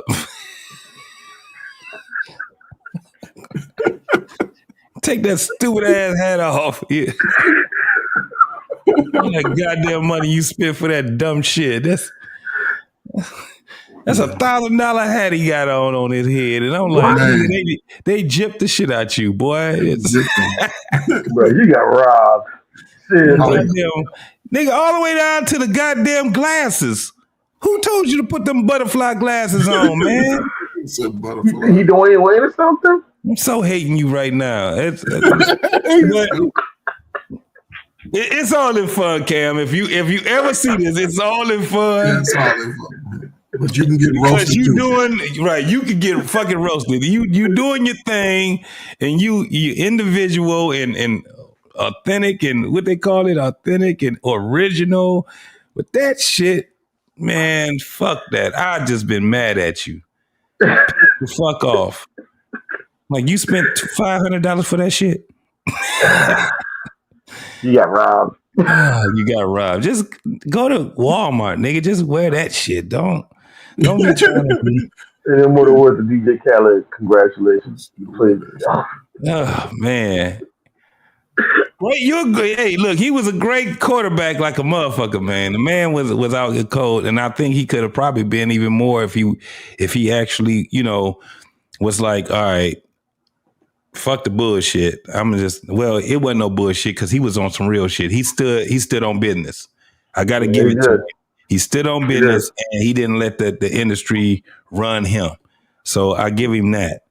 But them goddamn clothes, nigga, that shit loud in the motherfucker. You need to tone that shit the fuck down. It's like you see the difference. It's like you see the difference between his early years in Carolina and his last years in the league, and you're like, what the total 180? You sitting there like, what the hell just happened here? And then he's walking around with that big. I can't even call it a gym bag. It looks like I don't know what to call it. Man, that shit is bullshit. That's what you call it. It's bullshit, Cam. You're pissing me off with this bullshit you got on. But I mean, it is what it is, man. It is what it is, bro. But no, the one thing that got me, I remember when he was playing in Carolina, the thing that killed me was the fact that somebody actually had the nerve. This is around when HDTVs were starting to get big. This dude actually took a screenshot of a picture of Cam when he was warming up, and the tabs on his helmet that was holding his visor had the Under Armour logo on it. That fool had the nerve to take a picture and send it to the league, and he got fined by the league for violation of the uniform policy. Yeah, that's crazy. And that was at the time, I think, when the NFL had all their stuff done by Reebok before they signed that deal with Nike. And I remember when they had Reebok, like the only thing you were allowed to see was the Reebok vector. Even if you had Nike gloves, you couldn't see the swoosh. It had to have the NFL shield on it to cover it. Right. That's how strict they were. Now it's a lot more relaxed when they switched over to Nike. I noticed because now you don't have to wear the quote unquote Nike team hat. You can wear the new era team hats. No big deal. Yeah, they had to change it. They had to change it because they were changing how the colleges were dealing with different vendors and other companies and stuff like that. That's why now we got the NIL. It's official. Like you ain't gonna never go. No, they not going back. Hey, look, they opened Pandora's box. So now it's going to be free, even in the pro league, because now the pro got to step their game up even more, like what you were just saying. They're a lot more lax when it comes down to, the labels and things like that they have. And at the end of the day, man, that's probably what we were already asking for. We've been fighting as black folks. We've been fighting for this shit. Equality comes with a price, don't it? Comes with a motherfucking price. Yeah, so now, everything comes with a price. Yeah, so now we're not going to be looking at football and basketball the same way anymore because you're not going to have the best of the best. You're going to have motherfuckers laxed because they're going to be millionaires before they even get to the NFL. And this is the craziest thing. They're not even going to be looking at being in the NFL or the NBA. So guess what we're going to end up having? The same shit that black people was fighting for, other leagues now, right? Mm-hmm. Shout out to my boy, Ice Cube. Shout out to Ice Cube with the big three. He started it out. He didn't just talk about it. He's being about it. You know what I'm saying? And shout out to everybody else that's going to follow suit. You know what I'm saying? So sports is going to be something a little bit different. I'm glad that it's turning that way. It's going to be kind of weird for us for a minute, but we can't get mad about it. You know what I'm saying? My man Drip, what's going on, man? Shout out to you, homie. Most definitely. Y'all get a chance, man. Go to the Drip Show, man. My man be doing this damn thing. And you through. Hey, look, we also have Victoria Adu. We love casting spells. With the super sticker, most definitely. I appreciate you for coming through, y'all. Appreciate you. So check this out. Let's go ahead and finish this up, cause I got a couple of other. As soon as he hit it, I got some shit. This shit gonna get funny, man. It's gonna get funny to the motherfucker, bro. Trust me when I tell you, this shit is about to get funny as shit. Let's go. Have you talked to Kanye? I've talked to Kanye plenty of times. I've been with Ye. Pause. Whoa. I was gay as fuck. Shout out to the gay agency. I hate this nigga. That was gay as fuck. Shout out to the gay agency. So this is the thing. If you guys haven't really understood this whole thing, he's been pushing this gay agency for a very long time. So what he has is a media group, right? Or a media company that he has. And he also has a agency for the LGBTQ community. It's more like the TQ community. And basically what he does is he's an agent for these folks to get them these he has a network, right, that he's starting to do this whole thing with the Transformers. And he has a show that he's I don't know if it's out yet or anything, but if you look up his thing, let me see. I can look it up right now. What's Ray J's media group? Okay, so let me see. It's called, no, he got Knockout Entertainment. That was in 2001. That's not the one. It's another one. Let me ask another question. Let me ask more in depth. What's Ray J's media company? Trinix Network, a television platform he launched in March of 2021. That's that whole thing where he's talking about shout out to the gay agency and all these different things because he's into the Trinix. You already know. Yep, my boy Drip is already up on it. So him and Whack 100. Yep, most definitely. So that's what I'm saying. Like with Ray J, man, it ain't this nigga be wilding, but it be some shit where you be like, oh no, he's definitely into the money.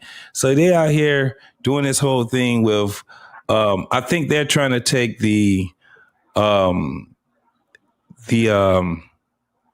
industry for reality show. They trying to take it to a different level. That's what they're trying to do. You know, Mona, she's about hit her she plateaued. That whole love and hip hop shit and all that shit. Now what you got is when you start going on these other networks that's not even on network TV, now you have this shit where, what's that, baddies? These girls out here fighting and, you know, all these different networks that's on a different type of platform than this whole thing. Ain't nobody trying to do NBC, CBS, MSNBC. They ran away from it. Why? Because of what they did to Bill Cosby and a whole bunch of other people that was like, look, we trying to get in the game too, right? Zeus, yep. Yes. Zeus. You got all of these different ones where they're taking it to a different level. They got to now. Yeah. And everything is going to, at one point, is going to be just streaming, right? It's not even going to be, look, the way look at how we look at TV now. Everything is on monitors. The monitors, look, I got a monitor right now that's actually, I can use this as a TV. I got a TV that I can use as a monitor. I got a cell phone that I can use as a TV. Mm-hmm. You see how everything is starting to merge? Technology changing so many ways. It's just changing. And you know, the technology is changing. And people like Ray J, Whack 100, and all these other, because we think that these dudes is just ignorant niggas. No, they be in the shit. They be saying some shit on some bullshit, and they do be on some ignorant shit. but it's more than one dynamic to people. You know what I'm saying?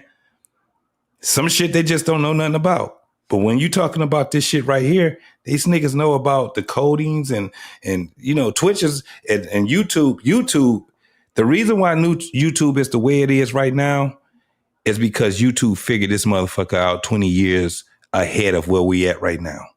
That's why.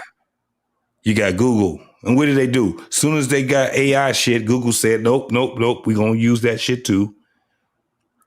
You know what I'm saying? Chat GPT. Nope. Google said, nah, because Chat GPT is using all this shit, using everything. Binge, Google, then it's using all the other shit. Motherfuckers is going here brainstorming. And so you have a Ray J and a Whack 100 and all these other motherfuckers, man, that's actually, they like, nah, we in tune. That's the reason why. They ain't talking about, I'm trying to stay relevant. That currency is dying. No, they're trying to make sure they got a seat at the table as well. That's what it is. Yeah. And not just they're trying to make sure they got a seat at the table. They're trying to put together a new table as well and making sure that we don't get left out. That's why you got the suits. That's why Sean Combs started Revolt. You know, all of that. Yeah. They're just at the point where it's like, listen, we've seen other people who do not look like us benefit from this for a long time, and we've always been playing catch up. Now it's at the point where, you know what, we're going to start taking lead, and y'all going to have to catch up to us. Yeah. Drip said matter too. You know, that's the craziest thing. So this is the thing, Drip. That meta shit, you know, that's old boy from Facebook and all the other niggas he fuck with, right? That's where you start having us as what they would consider the niggas. We get in there. This is where we need to be at a point where when you got somebody that's nerding the fuck out, you need to be friends with them, right? Mm-hmm. You need to be friends with them, just like they need to be friends with you. It's getting to a point where no matter how motherfuckers look like they're crashing out, a lot of times this shit ain't going that route, man. The world is starting to be a whole different world, and you're going to be able to see a lot clearer now than you would ever be able to see. Why? It's because now you can parse this shit out. People are getting a lot more in tune and smarter. And I'm not talking about smarter than what they were back then, because I think they were way more smarter back then than what they are now. Reason being is this. Think about math. Think about how math was done back then than what it is right now. Because we have so many mechanisms right now. I mean, 2 + 2, you don't even have to, nigga, you can use a fucking calculator to find out what 2 + 2 mean now, right? That's just what it is. Think about when you had to find out the square root of 1,052. You can just say in Google, what's the square root of 1,052? And it'll tell you. It makes you dumber. Yeah. Back in the day, you had to actually figure out what the fucking square root was. You had to figure out what the formula was. You had to know what the formula was. It's the same thing of where just ask a random person. And this shit was crazy to me. I said, we need to start asking random people. How many countries, not how many, I'm sorry, name 5 countries in Africa. Just ask random people, name 5 countries in Africa and watch Senegal, what you get. Benin, Algeria, Morocco, Tunisia, You would know. South Africa. Yeah, you would know. And you would think that the average person would know, right? You would think that the average person would know the difference between a country and a continent. You would think that. Just start asking random people. They not knowing. Do you understand that people don't even understand that America is a continent? They think it's a... That shit crazy to me. I did it. Hey, Coach Ferg, am I lying? Did I do that shit? I did a show on that, didn't I? Yeah. Remember that show we did? And that shit went viral. When I did the clip, and I did the clip, I was like, and this is, I'm talking about people that's in college. People that's in college. Talking about kids that's in college. We talking about 18 to 23-year-olds who try to earn a sheepskin? Bro, I'm telling you, we were sitting there, and the craziest part was that I didn't just show one clip. I showed like 3 or 4 clips. And so everybody thought that it was this whole thing of race. No. Let me show you something. They were asking Jewish people. They were asking the Asians. They were asking motherfuckers the way you be like that in college. Motherfuckers couldn't answer regular ass shit. What was the one that we did, Coach? Remember 3 times 3 times 3? Yeah, that was a big one right there.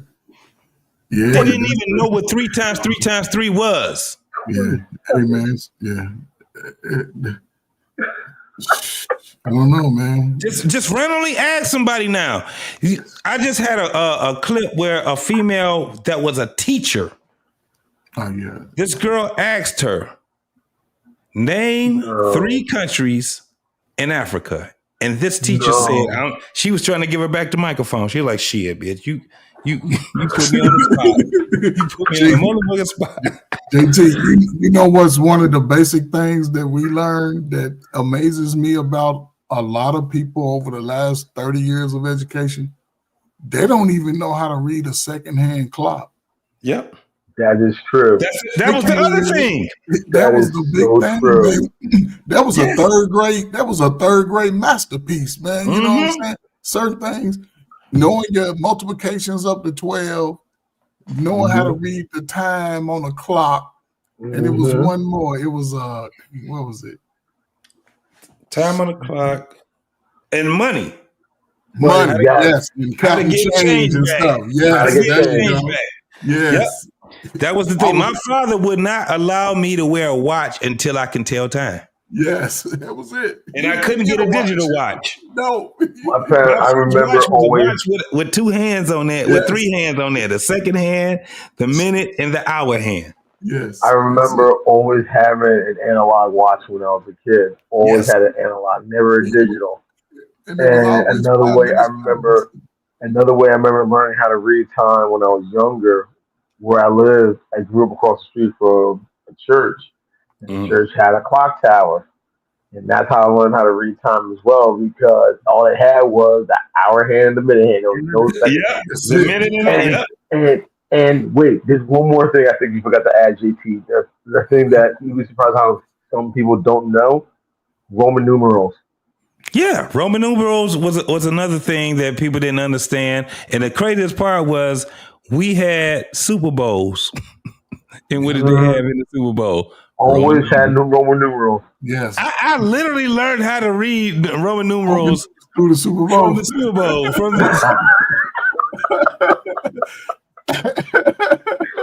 Hey, I went to the outlet the other day, right?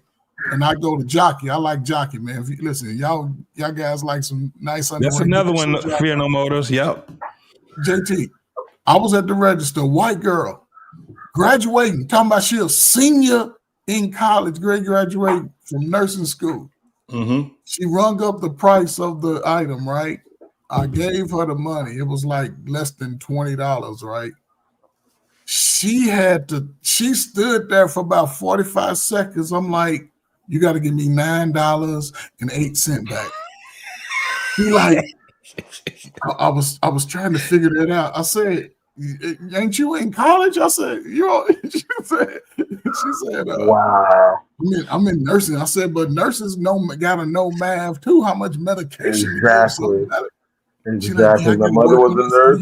My mother was a nurse, and she helped me with my math. My father had his own business, and I learned math from him as well, because one of the things that he helped us, one of the things my brother and sister and I did was help him count the money.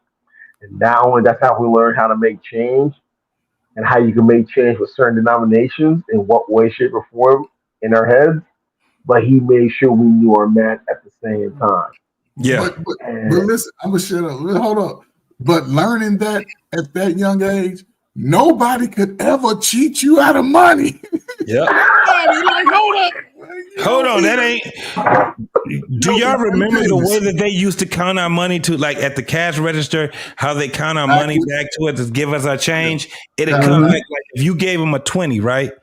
Yeah. They will give you the money back, and they would count all the way backwards, all the way back to $20. Yep.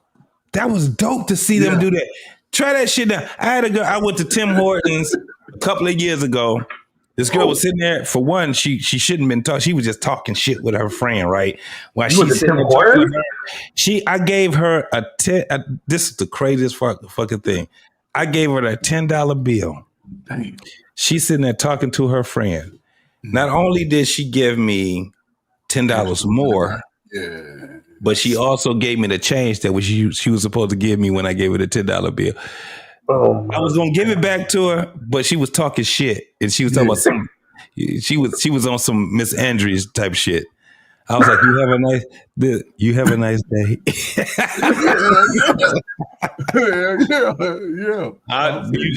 Thank you. So this motherfucker, her shit went. Not only I gave her $10, she gave me a $20 bill plus the change that she gave me. I said, "Ain't this a bitch? You about to get fired. You gonna get what was that? What that girl told that cop? You gonna get fired. What was that song she was saying? You gonna lose your job. You gonna lose your job." All right, man. Let's get back into this right quick, man. Because this dude, he on one right now, and I'm telling you, he's about to come up with the story with. I think this one is with him and Fabulous, and I got a treat for you. No doubt about it. Let's see. I'm gonna try to get. I might have to speed it up a little bit. Yeah, we talked about it a few times after he got shit. Kanye and him did hang out and all that other shit, man. But they ain't friends like that. Kanye ain't friends with nobody right now. And then he started to understand, but he wasn't listening to me in the beginning. Sometimes, but not really. Exactly, they're not. But they'll. That's why after this, I'm going in a bunker, bro. You got one? I do. Let me rent it. You really got a bunker? Don't bring that toxicity over. No, No, don't bring the toxicity around, bro. I'm on your. I'm telling you. But my bunker is. I'm nothing but. You're not being good. You're not being a good listener. I definitely am. You not, because I'm telling you, bro. I'm going through something, bro. I need to be in a bunker, bro. I'll say less.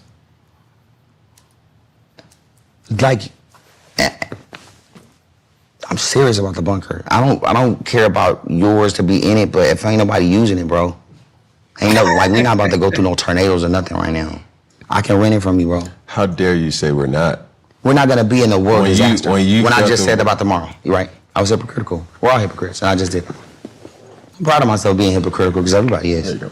But there's no tornado coming tomorrow. Let's talk about Dr. Cheyenne Bryant. Yeah. How do you feel about Doc? She's my doctor. Love her. She really went hard on this show. No, she did her big one. How did you feel when she did that? I didn't know at the time that it would do and have the impact that it did. I think there was some truth to what she said, but also some untruth. The thing that I would also, and I've always questioned about not just her, but all the quote unquote doctors, is I'm a person that listens to or gains more perspective from the person who actually did what I'm trying to do. So from experience? Yeah, I listen with my eyes. Don't let that fly over your head. Oh, no. I listen. Clear, yeah. So it's hard for me to take in advice when you're not the person who, you know what I'm saying? Especially relationships. It's like. So she definitely struck a nerve. She struck a nerve. I saw it. She did. She did. I seen it. Yeah. How did that? But understand this too. You're not in a relationship, so I can't take advice from you. Yeah. Respectfully. Do I think she's good at what she does? I think she has a very great way of words. No, it's the answer, motherfucker. I see. This is what it kills me with men. That woman is terrible at her supposedly job. What are you talking about, Cam? This is where we have to get. Let me tell you something. I'm so glad that Paul Pearson has came on and got his podcast, bro. I'm so glad that he came there. I hope he just don't fall, you know what I'm saying, back. Paul Pearson is a real one. He need to be on the Black Man Unfiltered panel when we be having our shit. Because this shit that I've been hearing for all these damn years, the Cam Newtons and the goddamn Omar Johnsons and these goddamn, man, listen, Cam, you gotta come back and be who the fuck you supposed to be, not who you are right now. I hate how these niggas are so fucking lukewarm. This nigga is lukewarm. JT, bro, listen. Cam Newton, somebody got to Cam Newton and told him, man, go feminist. I'm telling you. Fear No Mortals. Hey, man, y'all check out my girl, Fear No Mortals. I'm sorry, bro. You check out my girl, Fear No Mortals, man. I really enjoyed you over here, Fear. I'm going to have you on the panel one time, girl. You be over there on Freezy shit. You got to come on your man, JT shit. It's safe over here. Trust me. Tell her. Fear No Mortals. Hey, girl. Love you. Most definitely.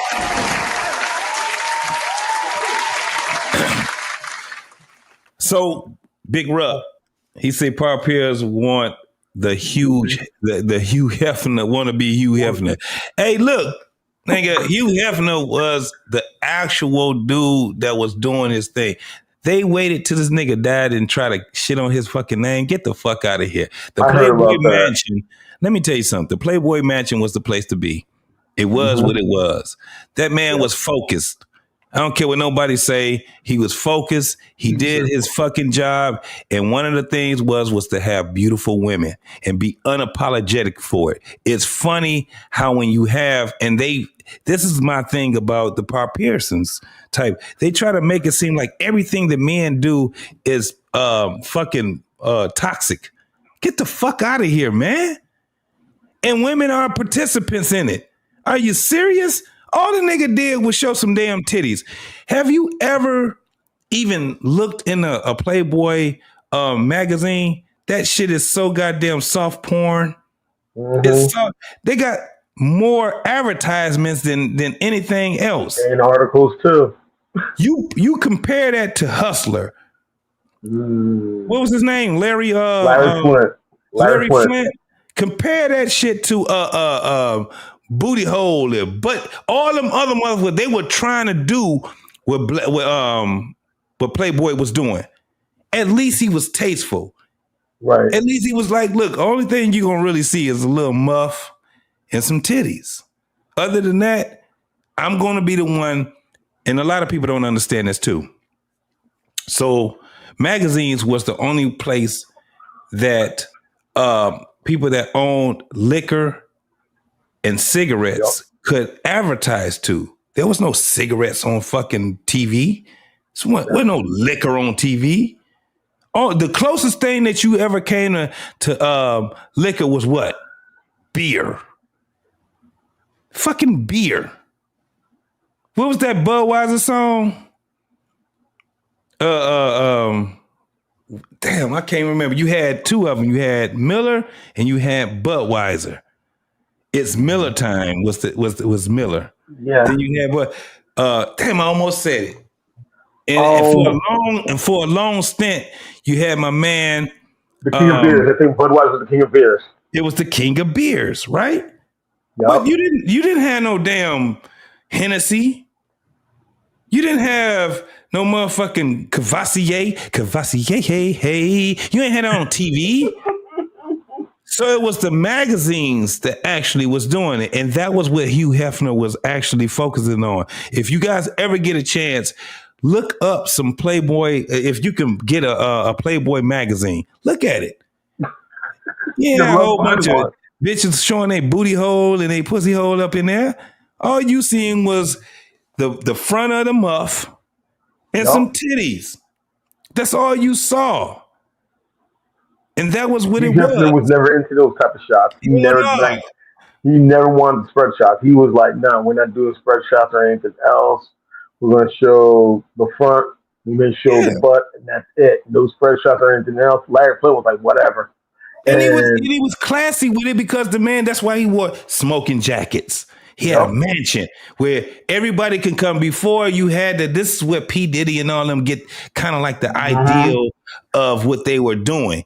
But everybody that was anybody was at the Playboy Mansion.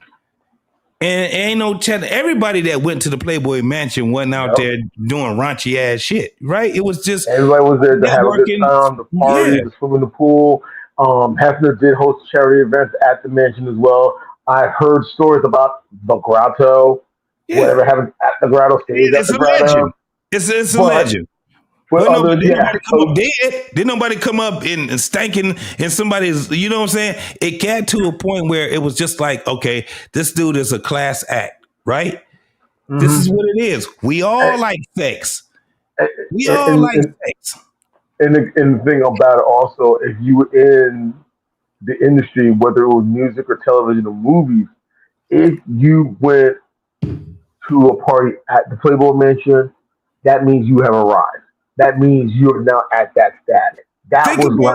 Think about what you're talking about, bro. You over there with the likes of Bill Cosby, Sidney Poitier.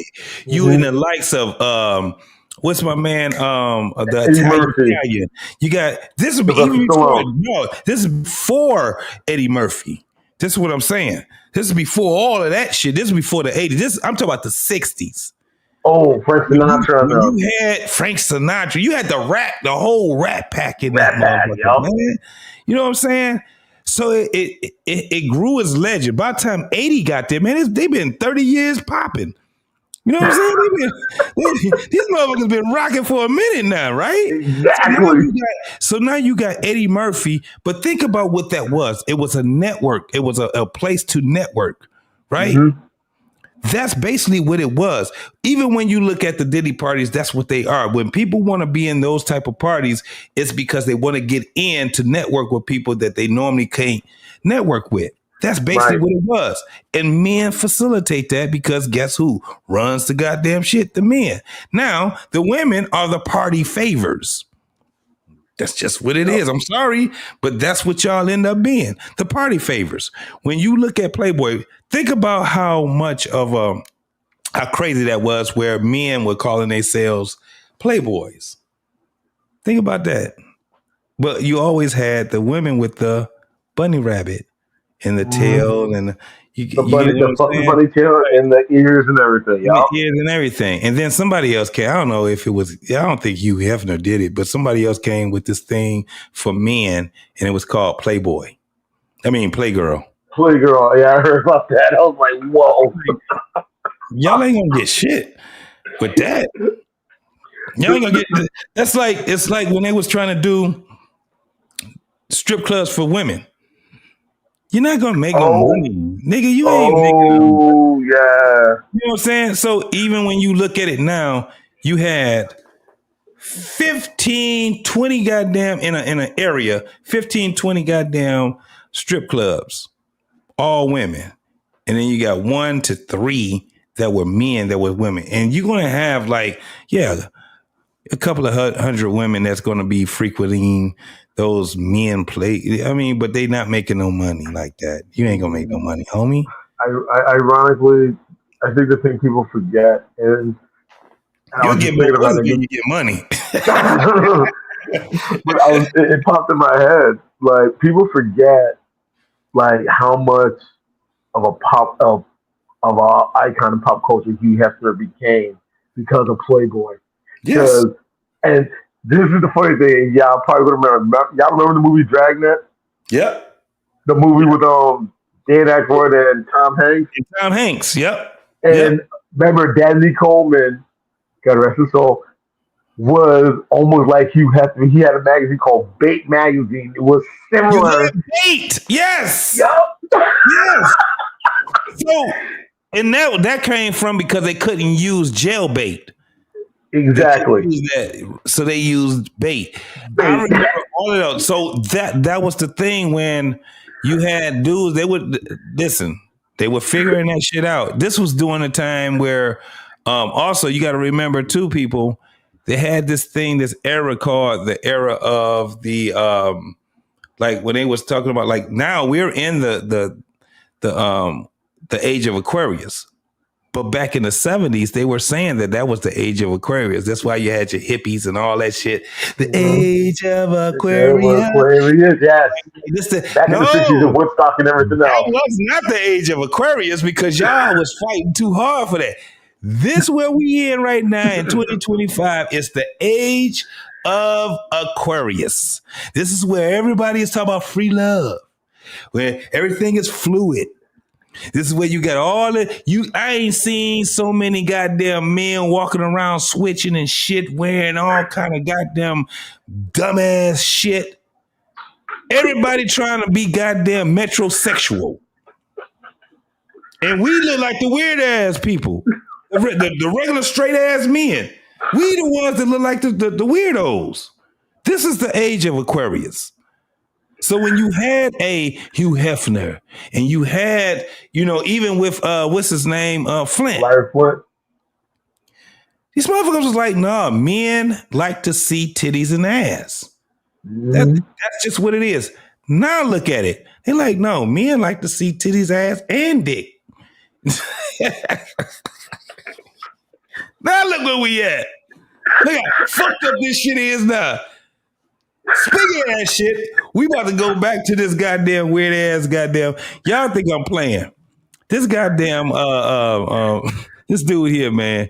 I'm trying to get to the point where y'all gonna see this is the age. He's what did I say he was? Ray J is 44, 45? 44, 45, something like that. Right. And he's gonna be trying to talk to Casanat. But before I even do it, I want him to be questioned by this nigga with these weird ass outfit on. That's my dude though, man. But let's listen to a little more of this shit. So no, you don't. You think that she's just a good worder, like she just speaks good words. But I'm not speaking directly. If you want to put her meaning like all therapists. There's a epidemic of doctors that's out there that I question that DOCTOR dot. It's like what? Yeah. So did she have some truth to some of the stuff she was saying, or looking back, because it seems like the response you didn't know how to respond the way. That's what you thought? Well, at the time, because I'm a journalist too, so at the time. You are? You are not a fucking journalist, man. But let's keep going. Yeah, I'm a journalist. Okay. Well, I never went to college, but I went to College Hill. I did graduate. That nigga went to College Hill. I'm done. I'm telling you, this nigga, hey, look, he's either goofy as fuck or he's goofy, but he know he know what he doing, man. I think both of these niggas know what the fuck they doing, man. This you man, god damn. Nigga said I graduated from College Hill. All right, man. Let's keep going though. I did, with multiple disciplinary studies from College Hill from BT. Then he doubled down. Then he doubled down and said, College Hill from BET. I'm trying to tell you, man. Age of Aquarius. So you're a doctor too? No. No. But I am curious. Okay. And it just seems like if you knew she was gonna say that, you would have responded, boom, because you would have understood it. But when she said it, it kind of threw you off. It said what though? Because I want to make very. Well, she said the broken home thing. That hit me. I know. Because that's not true. I know, and I've seen that. Okay. I've seen that, and you see how I know it from the beginning. Yeah. There's a lot of shit we see all day. Yeah. Lean in, the crying thing. I know it's forever. The broken home, forever. These are two moments that you've had with me on TV that I was in another state and they live with me. They live with me. Yeah. The Woody lives with me forever. It's gonna be forever for me. And it actually makes me laugh, which it keeps me in a good mood through all of this, because you just don't want this to be like, they did this to me. Yeah. Right? There's elements to that, but then there's also elements where I have a good time. Yeah. And we're able to like provide for our kids unlimitedly and all kind of shit, right? Life's good.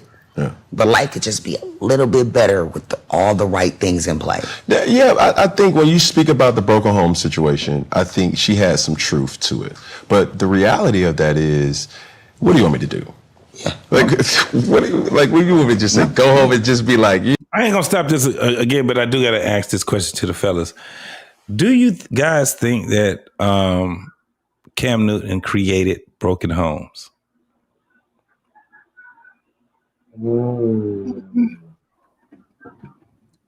I guess if you're going by the things that they try to push in America, you could say yeah, because when it comes to us, it's sort of a different judgment in society.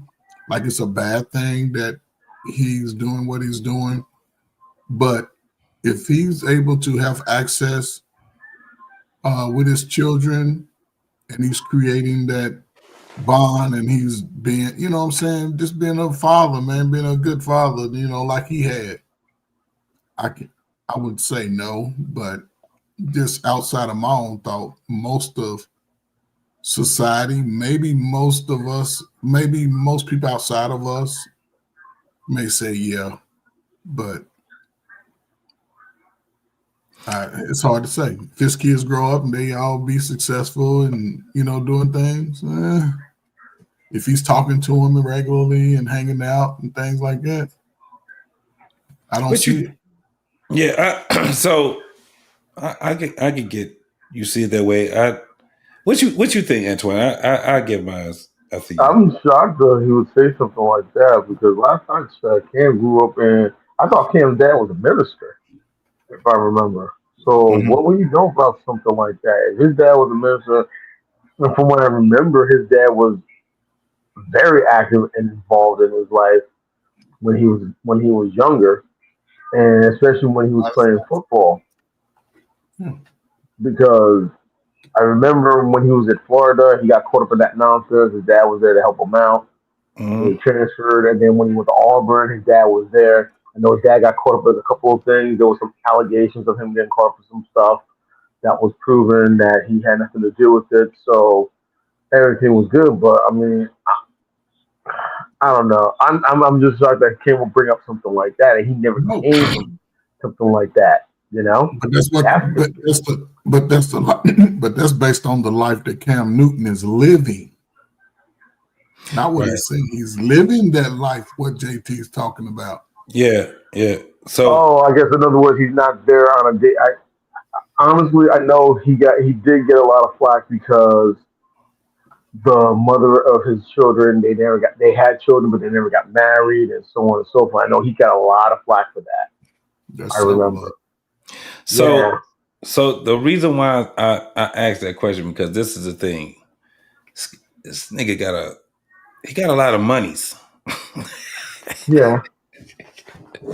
And I'm not talking about this nigga got a couple of 100,000. Yeah, but he got millions, right? Yeah. And with those monies that he had, he ended up making it where his kids and their mothers have access to him that normally they wouldn't have if he did not have the lifestyle that he has, right? Right. So the way that I look at it is this. I don't think that he's created a broken home because he's involved in his kid's life. So a lot of people are saying that, well, he's not up under the same roof. And I don't know a lot of people that have fathers that were just right there. Most of us, if you hear us talking about our father, especially if our father was a man of morals and values, guess what he did a lot? Work. Mm-hmm. Guess what he had a little of? Time to spend at home. Especially if he wasn't making a whole lot. The less money he made, the less time he had to spend. Right. With his family, right? Right. So when you have someone that has the means that Cam, and not only that, when you hear him speak about the women that he had children with, he holds them up high, right? He like, they ain't got shit to worry about. All my kids, I have them all. Think about when you have the money that you have that Cam has, and then you can, because your mindset can be a whole different way. Not just him. It's a lot of men that would sit back and say, "Here's the key to my home," and if they had multiple children with multiple women, guess the number one thing that they can do? Give them all the key to the home. Mm-hmm. When I'm out here and I'm doing my show here in Pennsylvania, and I need to be all the way back over on the West Coast and all these different things, and I'm gonna be doing this shit for a couple of months. Guess what I can do? I can make concessions for my family to come and be around me, right? Mm-hmm. Which most of these folks end up doing. Mariah Carey has always done it. Beyonce does it. All these different people that do it. Beyonce and Jay-Z.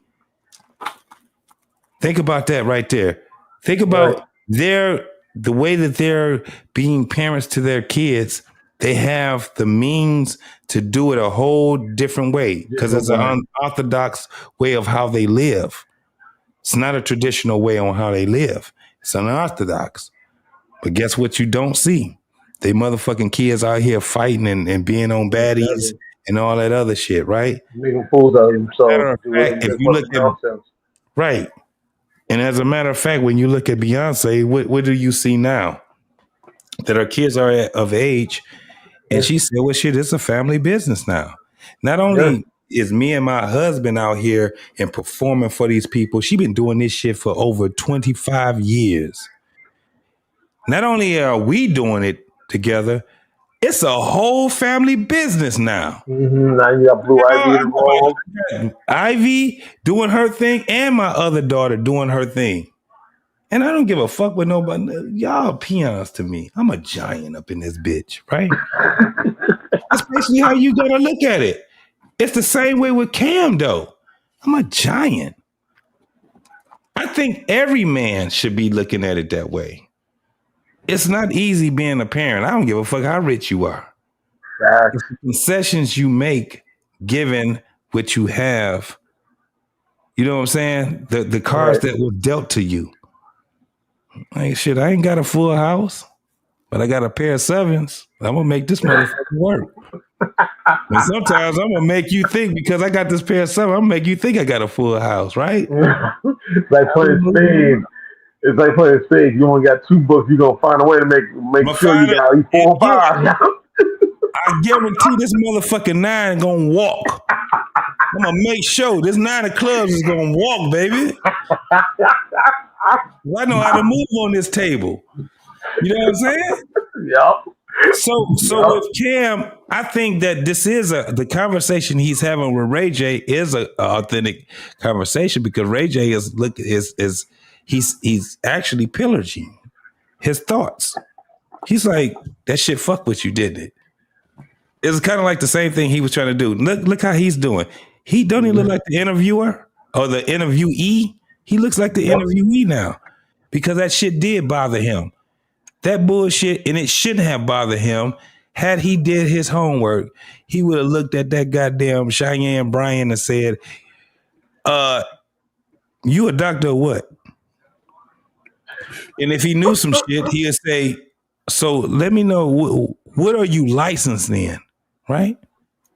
He could have shut her the fuck up.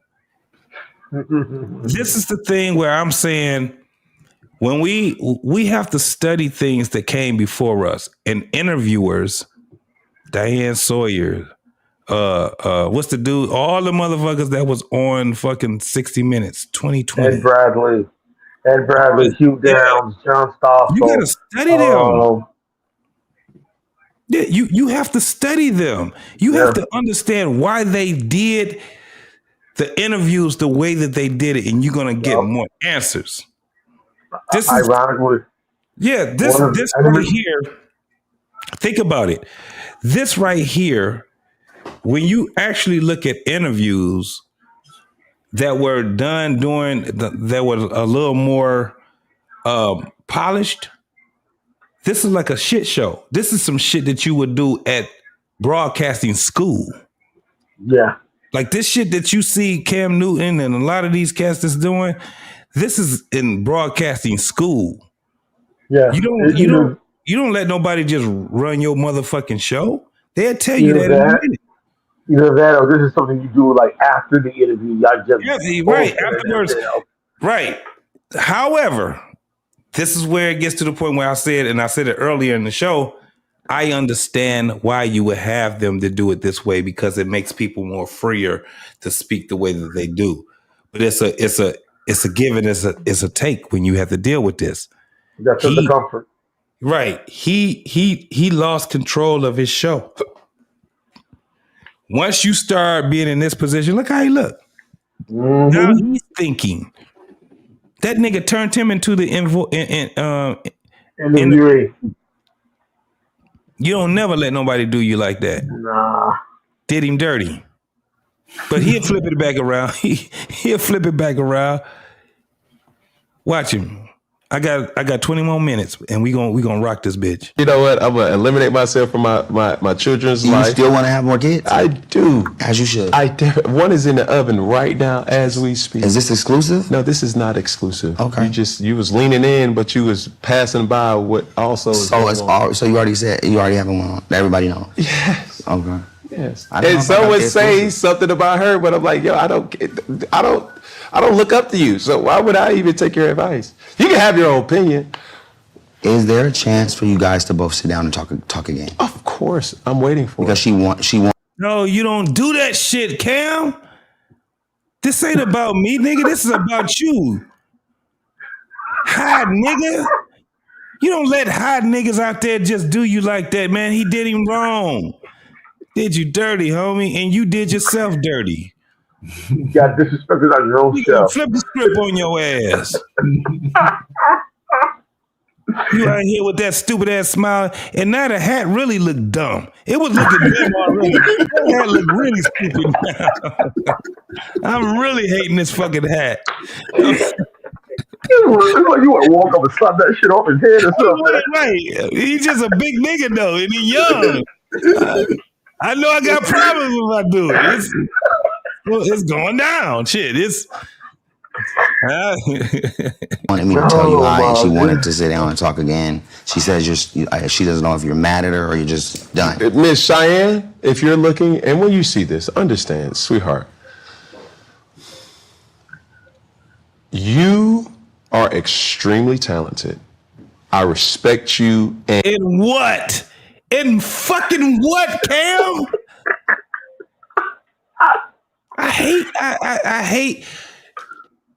That's why, Coach, we can't have dudes kowtowing like this. It's about to be 2026, dog. We got to lead this shit in 2025.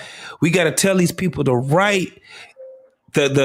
correct way on how they need to move in this world. I am not telling somebody that ain't talented that they talented. That's bullshit. Cheyenne Bryant is a decent looking woman with a fucked up mindset. That's basically what this is. You ain't talented in shit. And in the shit that you talented in, you ain't exuding this shit. Can you sing? Because what the fuck he talking about talented in is what? These motherfuckers talk about this bitch got a lexicon. No, she don't. She be making shit up. She be getting shit out of books. And then she try to apply this shit and make these shits be buzzwords and shit. What's the one buzzword she kept trying to do? What's that one shit that she was trying to do? Functional. You're not the functional bullshit that she was trying to put out there and try to make it a buzzword. She was trying to all this crazy ass shit. Like, got this nigga Cam Newton talking about some motherfucking my truth. Nigga, if you don't get the entire fuck out of here with that shit, that's gay. It's effeminate. My truth. It's the truth, Cam. And every time he say some stupid ass, you a talented person. No, she not. I want to smack the shit out that fucking moose on his head. Is that a moose? I bet you that motherfucker, because that's an expensive hat he got too.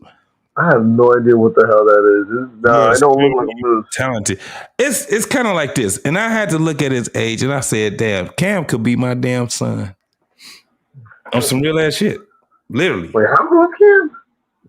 Cam can be Coach Ferg's son. Damn. Cam is what, 33, I think? How old is Cam Newton?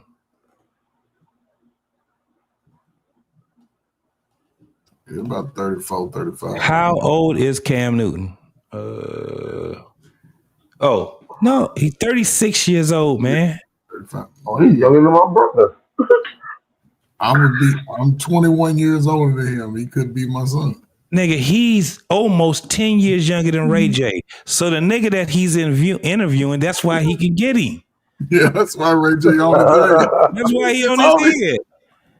That's why he on his head. Ray J is 10 years, damn near, he's 9 years older than Cam Newton. Mm-hmm. Okay, man. That's why his ass got that stupid ass shit on. Like, this nigga is he ain't no millennial. This nigga damn near goddamn. This nigga is damn near a damn a Gen Z. Not bow tie you got on? Is that supposed to be a bow tie? Yeah, you got a bow tie on, man. A bow tie on and a fucking You got all that on, man. It's true. Hey man, my girl is in the building. El Cheapo. Oh my God. I love looking at that girl. She be having her eyebrows all scrunched up and stuff, but she be like doing her little lives, eating all that beautiful food over in the West Coast. El Cheapo funny as hell too. She funny as hell. I like that's my homegirl right there, man. Yeah. That's my homegirl right there. JT, she one of the bravest people I know on YouTube, man. She got out doing the ISIS when they was at the height of rounding everybody up and was talking to the protesters. In live action, man. Absolutely. She get out there and she try to be a part of the world. Look, Elle, we out here talking shit about you, girl. But she does a lot of things, man. Like she gardens. She shows that. I love, if you guys get a chance, go over to El Cheapo's her channel. She be doing some shit. I dig that whole thing with the whole thing of the gardening thing that she does. She spends a lot of time with her kids, and she documents that shit, man. Shit is dope, man. If y'all want some fresh vegetables, man, check her channel out, man. She got broccoli heads as big as mine. She got bell peppers. What else she got? She got shit. She be having a gang of shit, man. But yeah, a gang of shit. Fresh vegetables, fresh California grown, man. Check out, man. She'll probably ship it to you too. That's what it is, because that shit from California, they be everything. That's why they ain't never gotta grow nothing. They ain't gotta grow no weed, no vegetables, nothing in the inside. Everything is on the outside, because that sun be shining over there, boy. Mm-hmm. It be shining over there. Exactly. Yeah. Absolutely. But you know, I'm always riding with you. I know she's gonna be doing it in the morning too. Most definitely. Y'all get a chance, absolutely go over to El Cheapo's, hook up.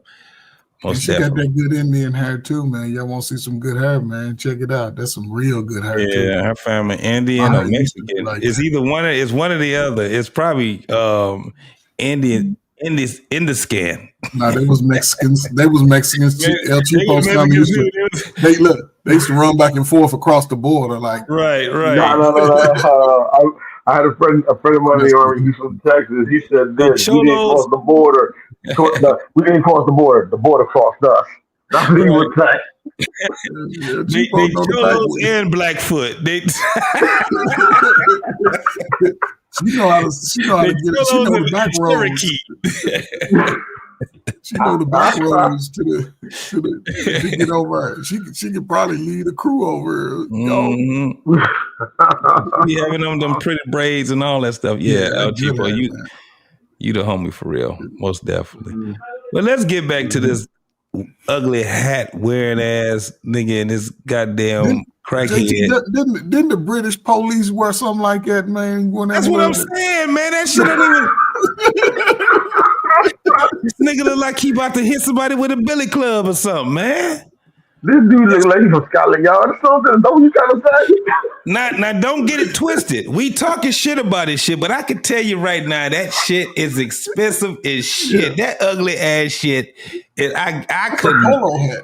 I couldn't even put it on layaway. It'll take me until 2030 to get that shit out of layaway. I ain't gonna even lie. It's a polo style hat. I think the polo riders wear yeah, like that. Wear like that. It's either a polo style hat or or over in the UK. You got a moose on it, yeah. You got a moose on that motherfucker too. That's shit, just to get the moose stitched on that bitch probably cost you about $2,500. I see the antlers and everything. Oh my god! Shit. And then he gonna put the foundation with some damn Chuck Taylors in them ugly ass socks. Them socks probably is about $500 and they dingy as hell. And that goddamn Kanye, them motherfuckers, boy, they be on some other shit, man, for real. They be on some other dress codes. Yeah. Okay, let's see what this dude talking about, man. I'm forward this over some. And the platform that you've... Sorry. There we go. Oh, this is a little pause, so sorry about that. Shout out to the games. But with that, it's like, okay, let's go there. When I first met you, she was like, let's go there. So if you fear or if you're concerned about what could potentially happen, look, bro, I'll create a different bunker. Really? These niggas still talking about bunkers. Now that blackballed is blackballed out of that industry. What's dope about me being blackballed is that that's only in the entertainment industry. It's not in every other industry. Mm-hmm. So we just find other ways that work. He's right about that. I've been like so mad. Not about me not being on tour. It's a lot that goes with that, but it's drained me. And it's drained me with this other shit. And I'm at a point, and I think Monica was pissed, and she hit Brand. Brand was pissed. Okay, this was the one with the whole thing with Monica. They didn't show up, so unprofessional. Wait, hold on. This nigga done stood up. What the fuck happened? Because it would be crazy. So what would you want the message to be? Since, like, you have access to this platform to be able to say whatever that you feel that needs to be said. You want to be on the tour. For the Boys Mind tour. Yeah. I want it to be. I don't want to be no more. Okay. Because I've been like so mad. Not about me not being on tour. It's a lot that goes with that, but it's drained me. And it's drained me with this other. If a lot of people don't know, he was saying the Boy Is Mine tour. That's with Monica and Brandy. Yeah, I heard about that. I heard about that tour.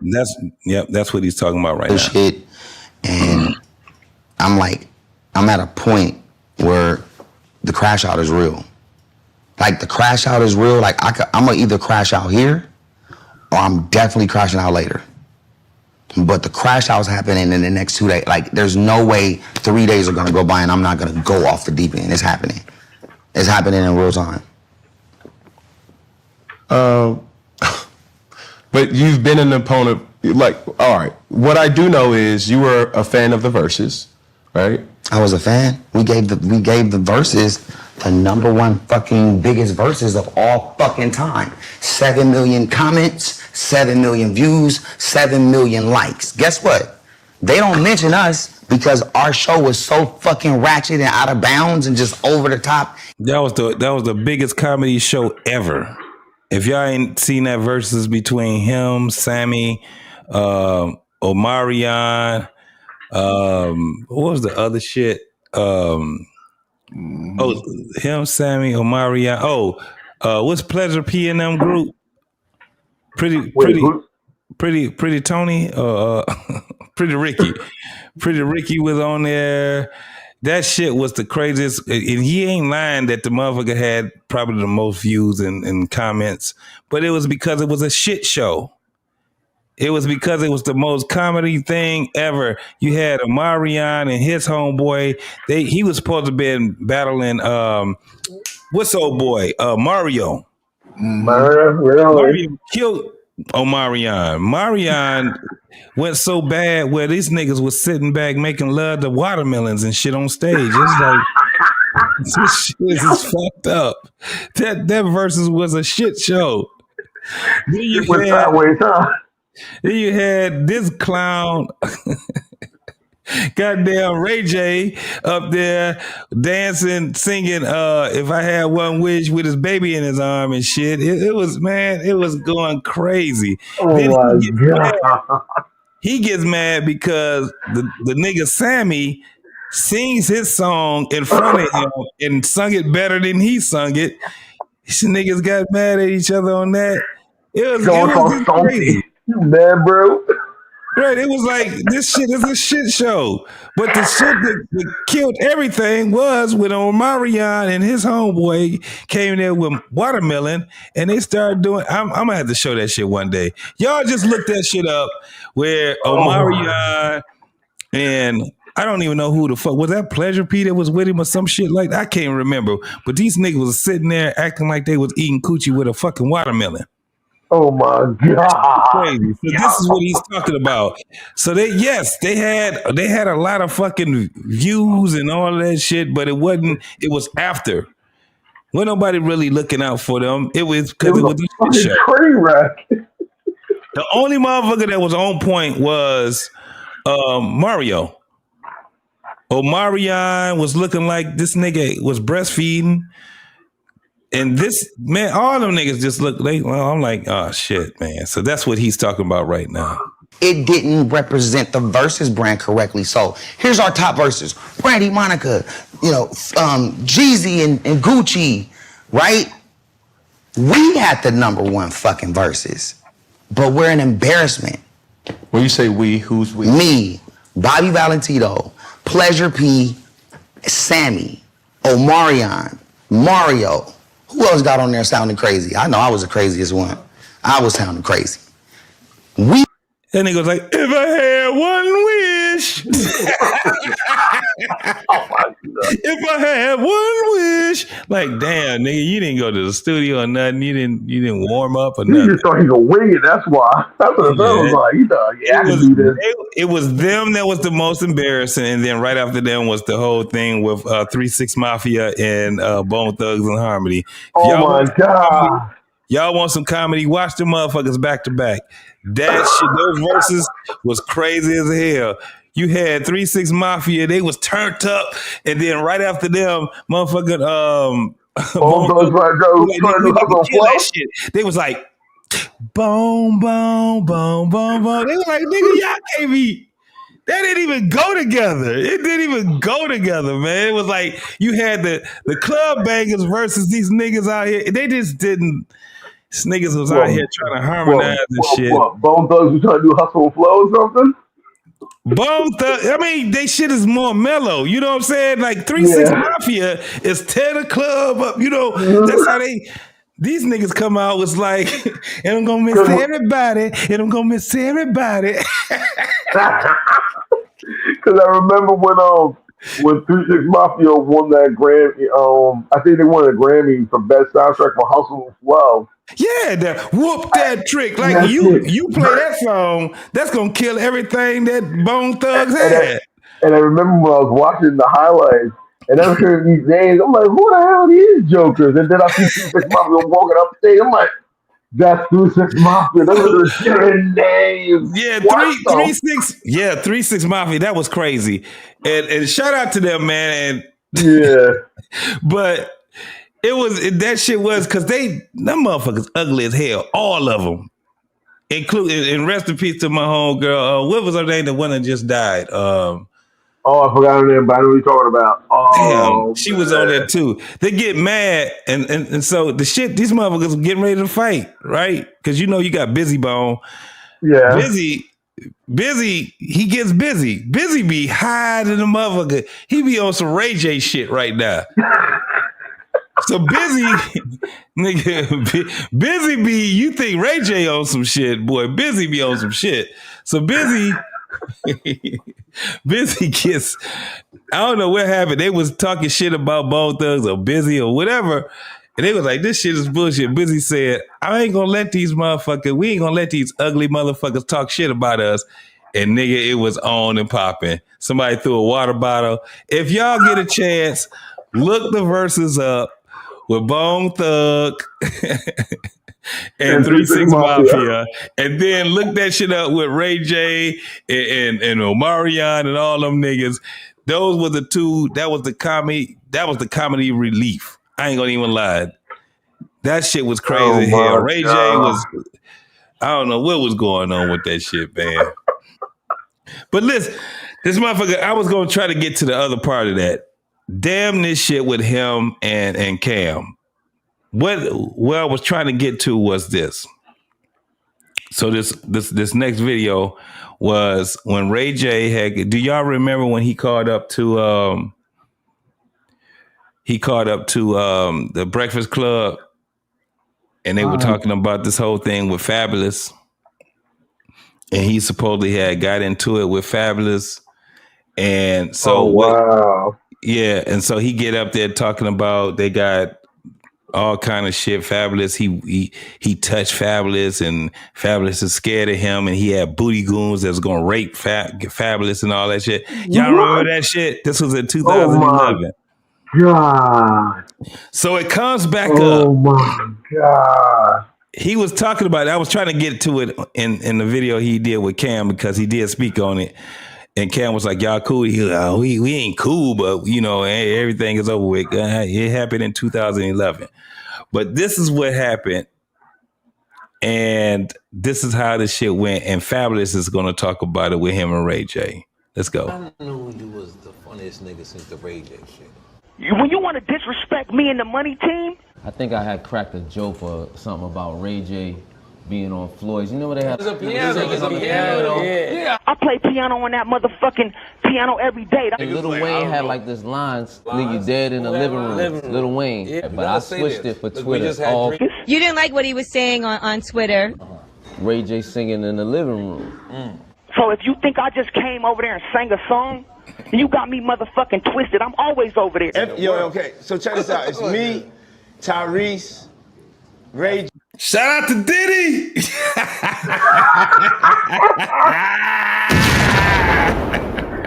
still at the NBC, bro.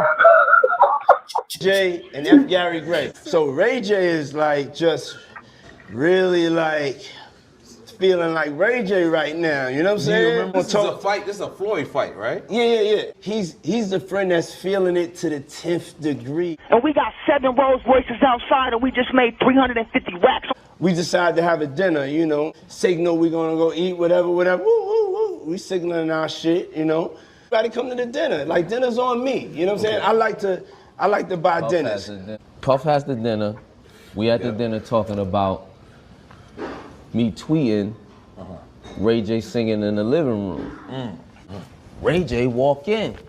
Shout out to my big bro Diddy, because he tried to really be like, look, they was just going in on you, and you know, it was all fun and games. Everybody, laughing from the night. Ray J cool at this point. He like, yo, Fab, you killed me last night. It was cool. Everything was cool.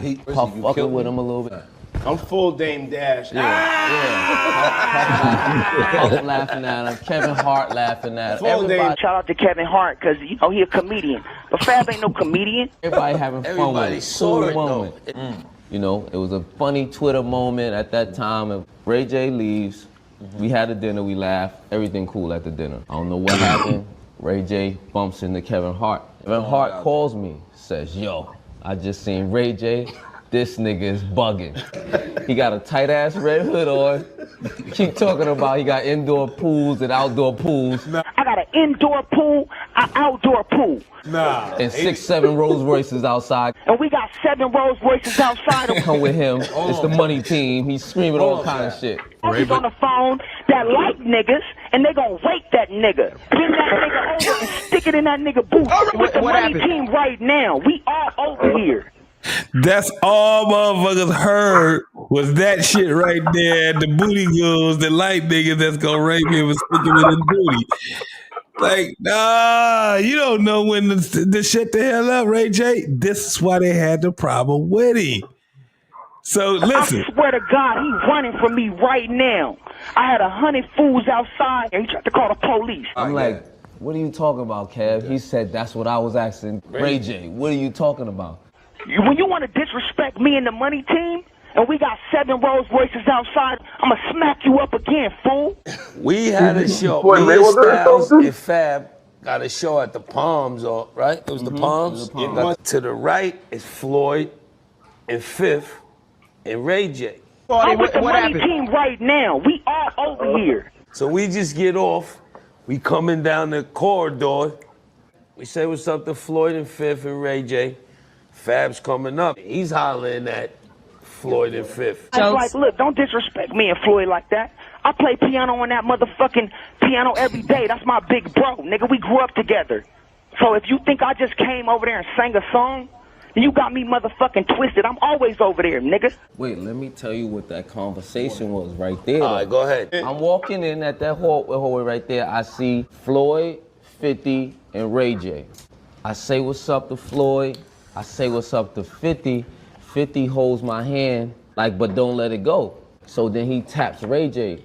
Ray J must have been telling Floyd and 50, yo, this nigga Fab was talking shit about us. This broke ass bitch ass nigga.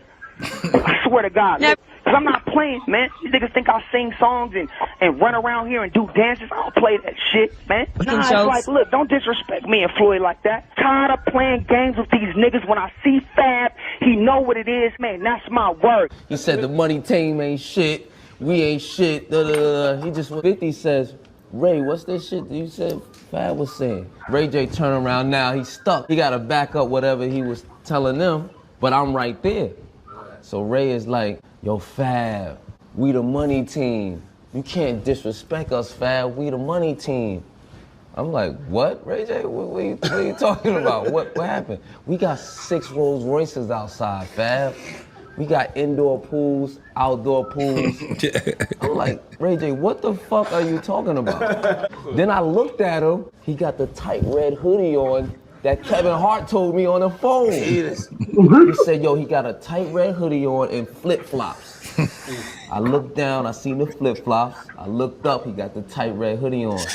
So in my head, I said, oh shit, this is the shit Kevin Hart was talking about when he said he was bugging out here. I didn't even understand it. It don't make no sense what he's saying. So now I see, all right, this is the bugging Ray J right now that we talking to.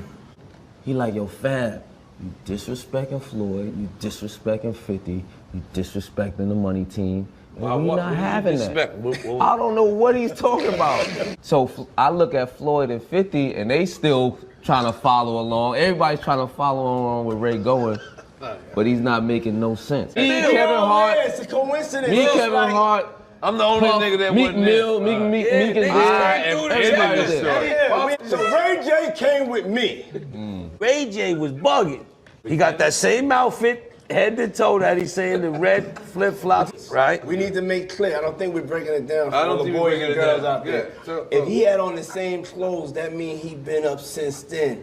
That means he's on a different stratosphere. We in Vegas. Now listen. That's a fight. Let's just call it listen, he right. If you got on the same shit, because this wardrobe changes and you got on the same shit. Fab is also looking at him like that. Look, the shit he said from Kevin Hart, his outfit is clicking. After Fab's talking to Fifth and Floyd, and he acknowledged Ray J, and then he seen he was bugging, he's back talking to Fifth and Floyd. I ain't know Fifth was holding his hand. From what we looking at, is Fab talking to Fifth. Ray J's trying to talk to Fab, but he's ignoring him now, because he's wired. So when I seen him, I was with Floyd and 50. So now he's going like this to Spitz. And I even said, yo, Ray J, stop touching me. Yeah. Ray J, stop touching me. Nah, Real shit. yeah, Stop touching me. And he tried to say, don't touch me, and I touched that nigga. He's tapping his chest. Yeah, he got. This what clicked in my head. What this what clicked in my head while he's talking to me. What's wrong with this nigga? Ray J is pressing me right now. What up, Ray J? What happened, man? What the hell went on? I shot that nigga in the face, my nigga. So you punched Fab in the face? All I'm saying is, if you got Fab number, tell that nigga to send a picture of his face right now. Like, I went back to the hood for a second. I said, oh, shit. Ray J is pressing me right now. And then he's tapping me in his mind. He thought about it. He pushed him. Ray J went ballistic after that.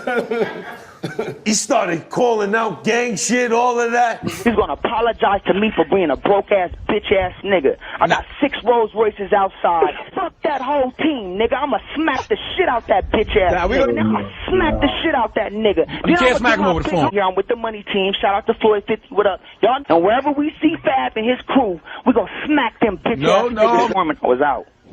Now, Ray J, let me, so did Fab at all, his people, or did he hit you at all? Nah, look, my team don't play. Okay. What type of push was it? I need to know. Let me tell you the actual push. Okay. The actual push, because he had on a hoodie. I pushed him, but I grabbed his hoodie too. Push with the grab. If your hood got pulled over, you left that out when you told me what happened. Your hood got pulled over, nigga. Your nigga pulled the hood over your head with your team behind you. Yeah. But I didn't swing on him. I ain't do nothing else to him. I just.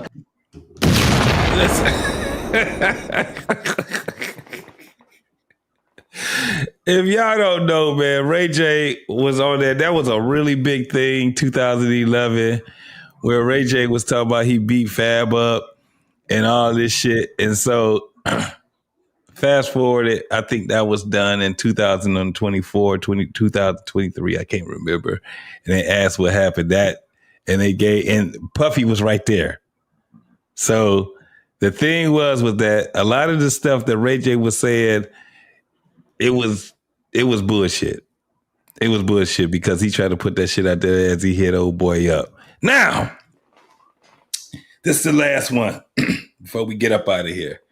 Ray J don't realize he's the old homie now. He an old nigga. He don't realize this shit. So Ray J is trying to kick it with the young folks that's out here doing their thing. And Kai Cenat and Ray J has a conversation.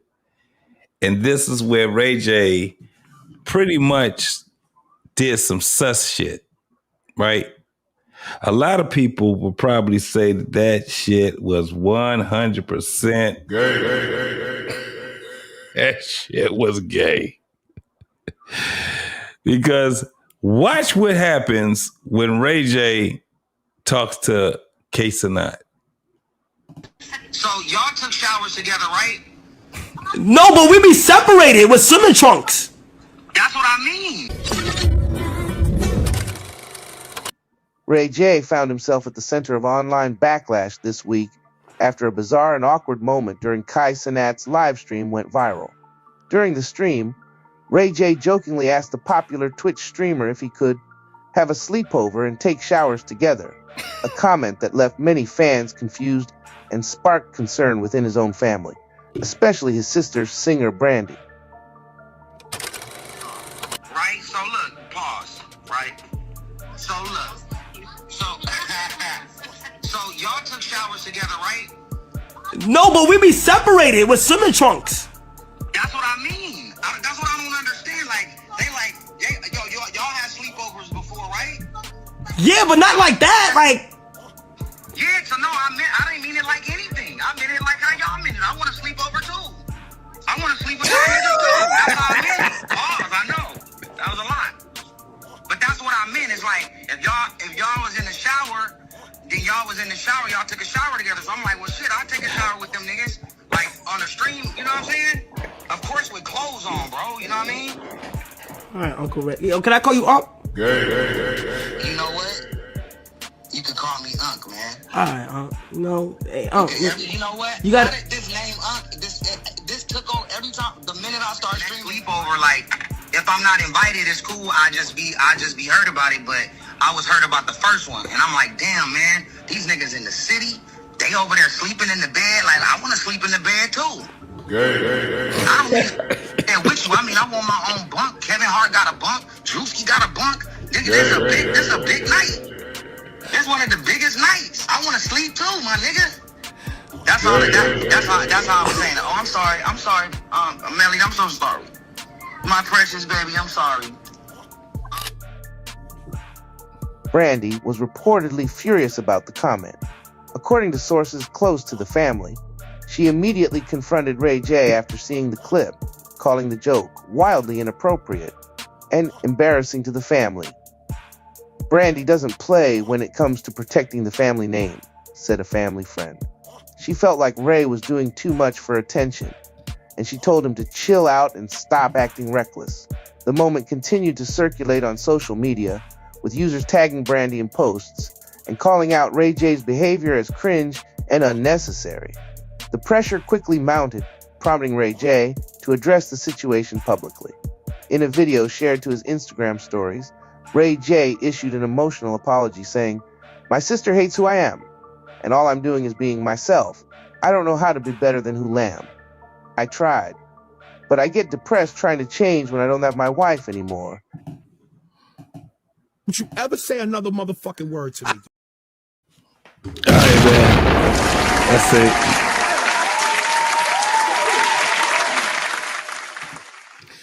So, as we can see that this motherfucker is definitely sus.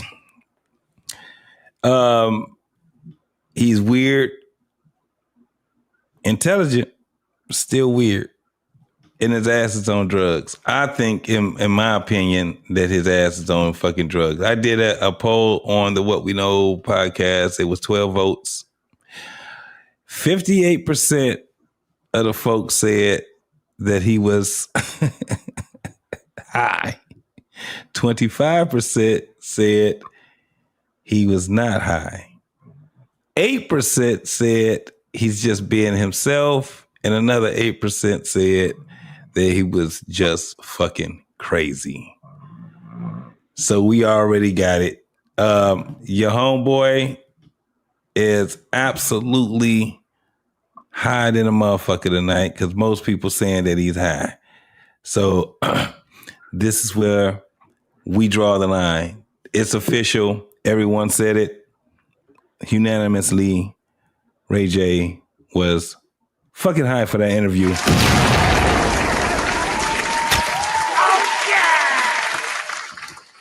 All right, man, we about to go ahead and end this shit. You guys got anything that you want to say before you get up out of here, homies? No, man, I appreciate you, man. You know, it's always good to come up with you, man, catch you when you can get a good laugh, man, for my week, man. You're going to take me on through the rest of the week, man. I was like, man, JT ain't been going live lately, so, you know, I'm cool with you, man, for sure, man. Gen X strong, man. Everybody else, man, y'all better shut the hell up. Stop that crying and shit. Stop that crying, man. Get out here and live life and come back and tell your story of all the good shit you done did in your life. Hell yeah. Absolutely. I appreciate it, man. I got to keep myself, goddamn. I've been trying to stay put, man. I'm up in somebody's plane and shit lately. So let me keep my ass in the house. Man. You living life. Your daughters are grown, man. You gotta have something to do, man. You got grandson. Yeah. You grandpa now. Yeah, man. He just had his 6th birthday. We had a birthday party for him. He enjoyed it. I'm glad, because, you know, my grandson is like, I'm the host. They had the little pool shit going on. You know, it's been, man, Michigan has been like goddamn Florida. This weather been good, man. This is a summer. We had a summer here, boy. Jersey's been like that too for these last couple of weeks, especially today, bro. It was baking. It was like 92, 93 degrees. I get to work because I work near the airport, and I'm in a building full of concrete. It's concrete and steel. I go inside and everything else, and that humidity was sitting so hard. I knew if I had a thermometer in there, it would have been triple digits. It was like, yo, this is getting ridiculous. It's been like this the last couple of weeks, man. So, and hey, shout out to my grandson. He will turn 4 in a couple of weeks, man. All right. So, congratulations, man. He getting up there. He's 4 today. Yeah. He be 14 tomorrow. Yeah, that's how that shit feel. Hey, don't get me wrong with some of my friends. Like, there's some people I know that haven't seen 14 in a while, and he's surprised. Like, she's 10 years old, and like they seen her for the first time in a couple of years, and some of my relatives are like, wait, yes, it is. And they have this look of shock on their face, like, where have I? Yeah, you've been out. That's why. You've been busy. You haven't been around. That's why. So that's what it Absolutely. is. That's what it is. And I'm enjoying. Like that's the great thing about fatherhood. That's the great thing. My daughter calls me up when and she will send me a video of my grandson. He be all happy, saying hi, grandpa, and everything else. So I'm just enjoying the moments, man. I'm just enjoying every single moment. That's all. That's the Absolutely. best I can put it. That's the best Absolutely, way I can man. put it. You know what it is. By the time you get to be in the grandparent avenue, man, and it's an enjoyable thing to feel. Though, it was funny. Like the first time I heard "granddaddy," that was crazy. That was crazy. And you get a chance to revisit, your child, who you were as a child, a multitude of times. You've seen it in your children, and then you see it in their children. And it's just a beautiful thing, man, to be able to get that moment with your grandchildren, because you could be a grandfather. So it's one thing about being a father, ain't it? It's another thing about being a grandfather. It's the same thing, if you were a mother, you get a chance to explore another part of being a mother. You're a grandmother. It means something. Those words actually mean. That's why I don't understand these women going around talking about some call me G-ma and all this other shit. Like, why do y'all want to hang on to your youth so damn much? It's always going to be there for you. Let me tell you something. They have no idea of how much they have the ability, well, not the ability, but it can get to your ass where you go right back to being a fucking infant. They have no idea of that shit.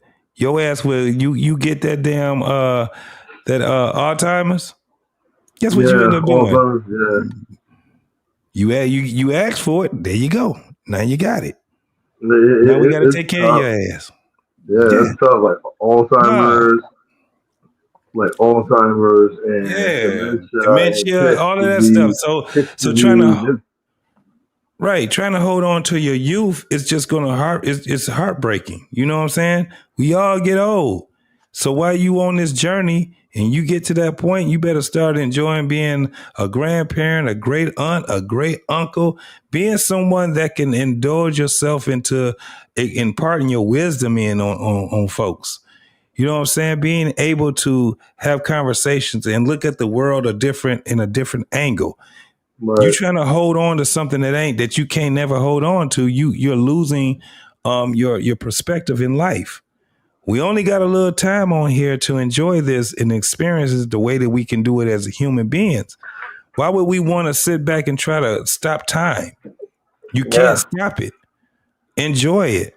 So when God gives you that grace and say, well, let me give you another way on how to look at this. And he put a child in your way, grandchild.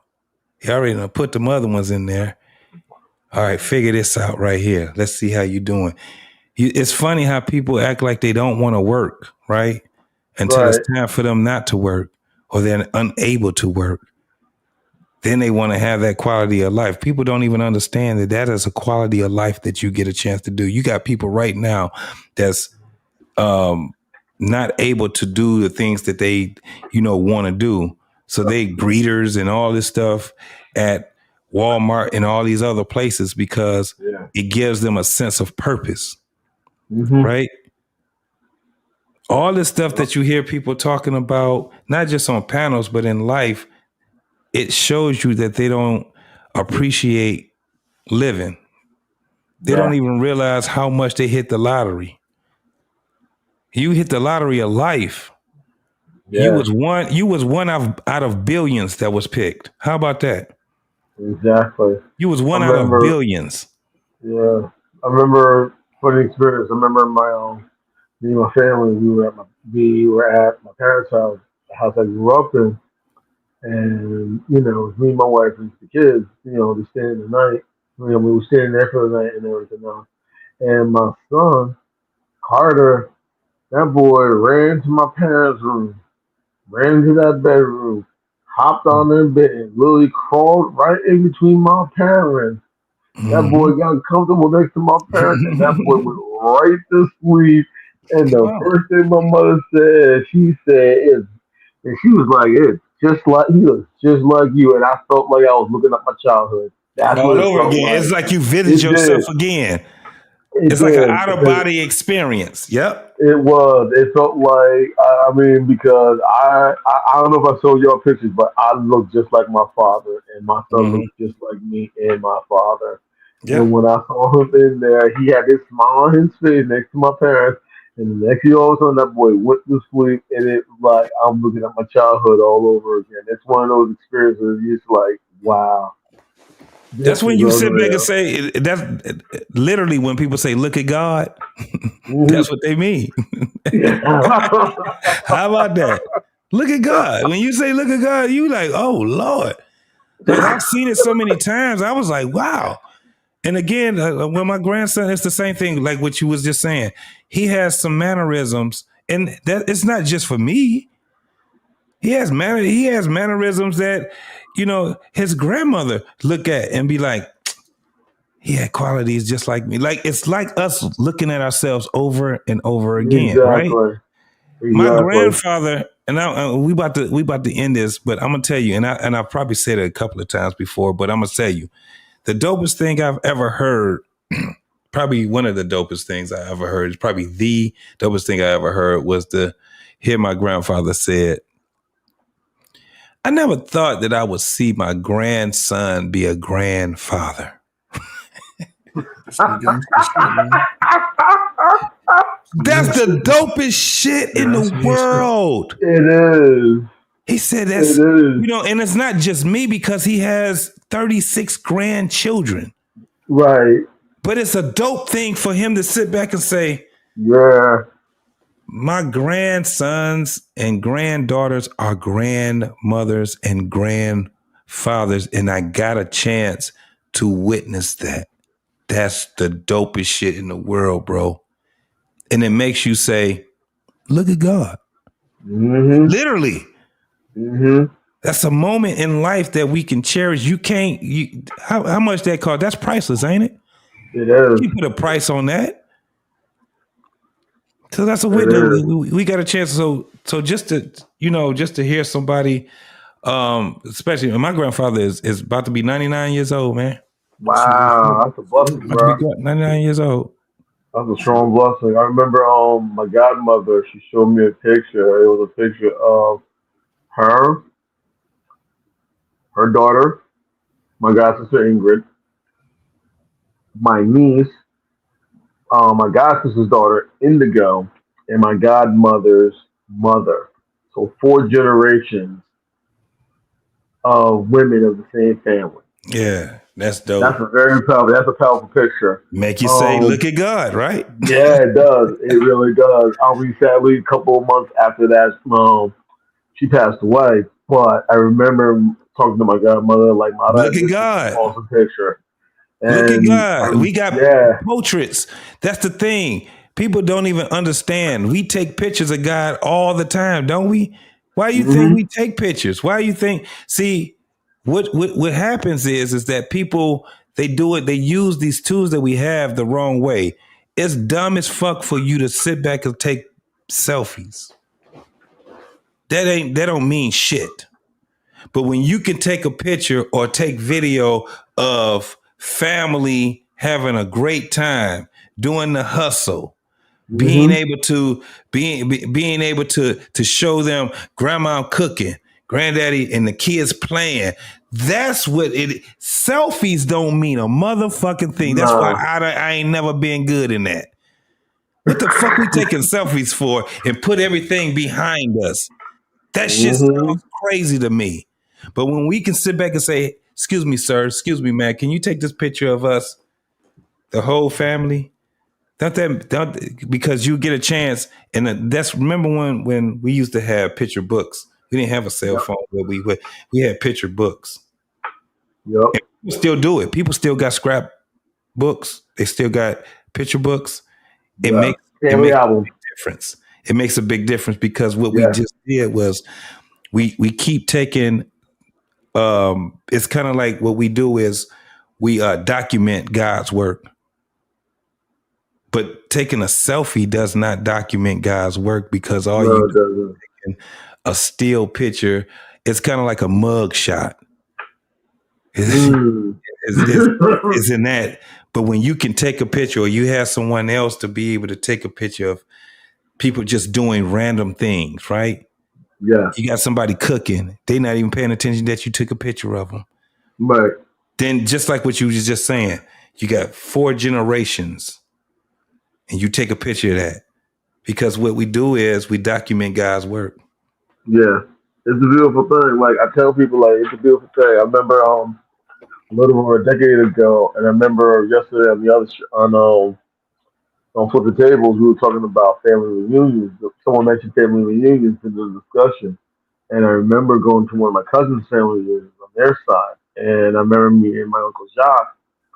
And he always looked like my favorite uncle. My favorite uncle passed away, wow, it's been almost 30 years. Imagine James Earl Jones with a thick French accent. That's the best way to describe my uncle. And I remember, standing next to him taking a picture, and for some reason I felt my uncle was there with me. He was there. It was that strong, yeah. It That's was what like, a family wow. reunion is. That's exactly what a family reunion is. Do you see how it used to feel crazy, and it still does, when you there with a lot of family and a lot of people don't know each other, and we trying to get to know each other, right? Yeah. It's a family reacquaintance. And so when you see people, it's like a spiritual thing that people saying, "Who child are you?" Right? It's like the language is easy, right? It's very easy, because what we're doing is our spirits is actually navigating. Who boy is that? And they be trying to get. I bet you I know who boy that is.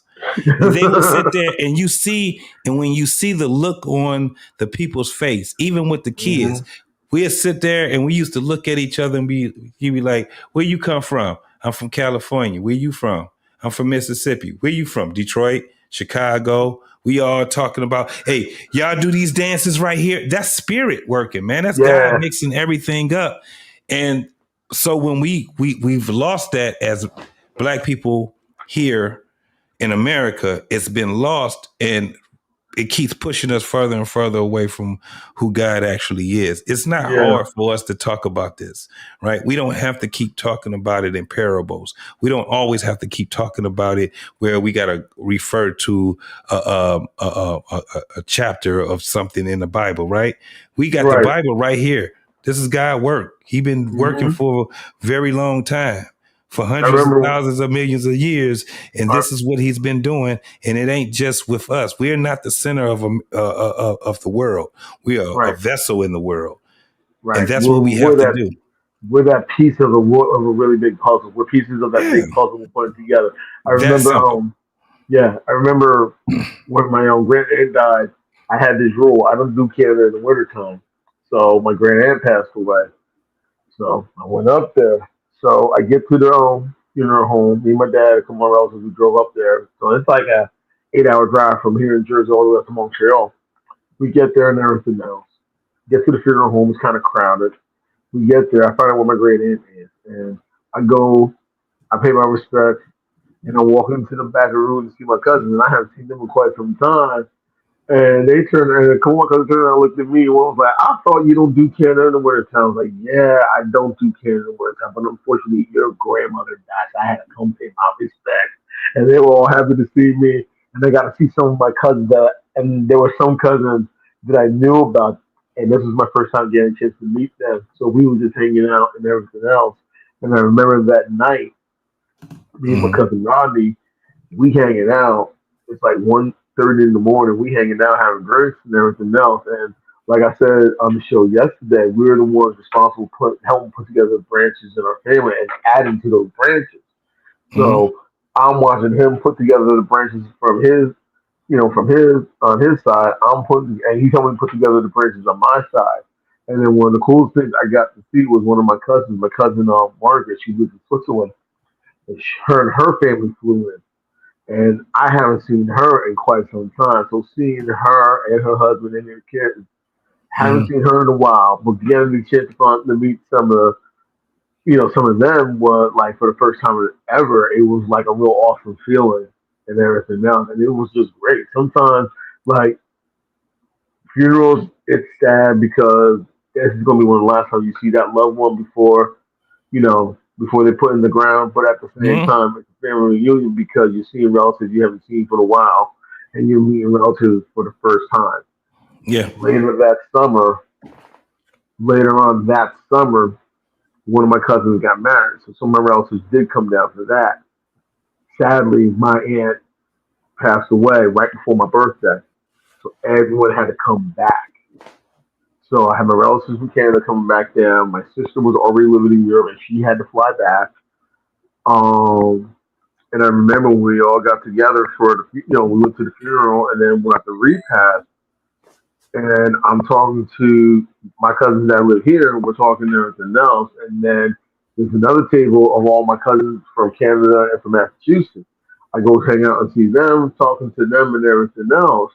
And they're asking, wait, who's this and this at this table? I'm like, oh, that's so and so, that's so and so. That's it. Like, really? Yeah, and then all of a sudden, and then all of a sudden, you see here, you got like 15, 20 people standing up.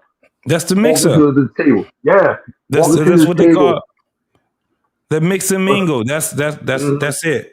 All right, man. We about to get up out of here. Coach Ferg, he's saluting up out of here. Yeah, he's ready to go. I'm about to get up Coach out of here, man. Absolutely, man. I appreciate everybody for coming and enjoying the stream. If you didn't do so before you get up out of here, hit that doggone like button, man. And I'm definitely not going to have to check out verses now, what you would say. Oh yeah, check those verses out, man. Check the verses out. The one with 3-6 Mafia and Bone Thug is gonna be funny as hell. And then look at the one with Ray J and Sammy and all them cats, man. It was funny. But okay, y'all. Love y'all. All right, Antoine, man. Always salute. Take care. Yes, sir. Peace out. Peace out, y'all. We holla.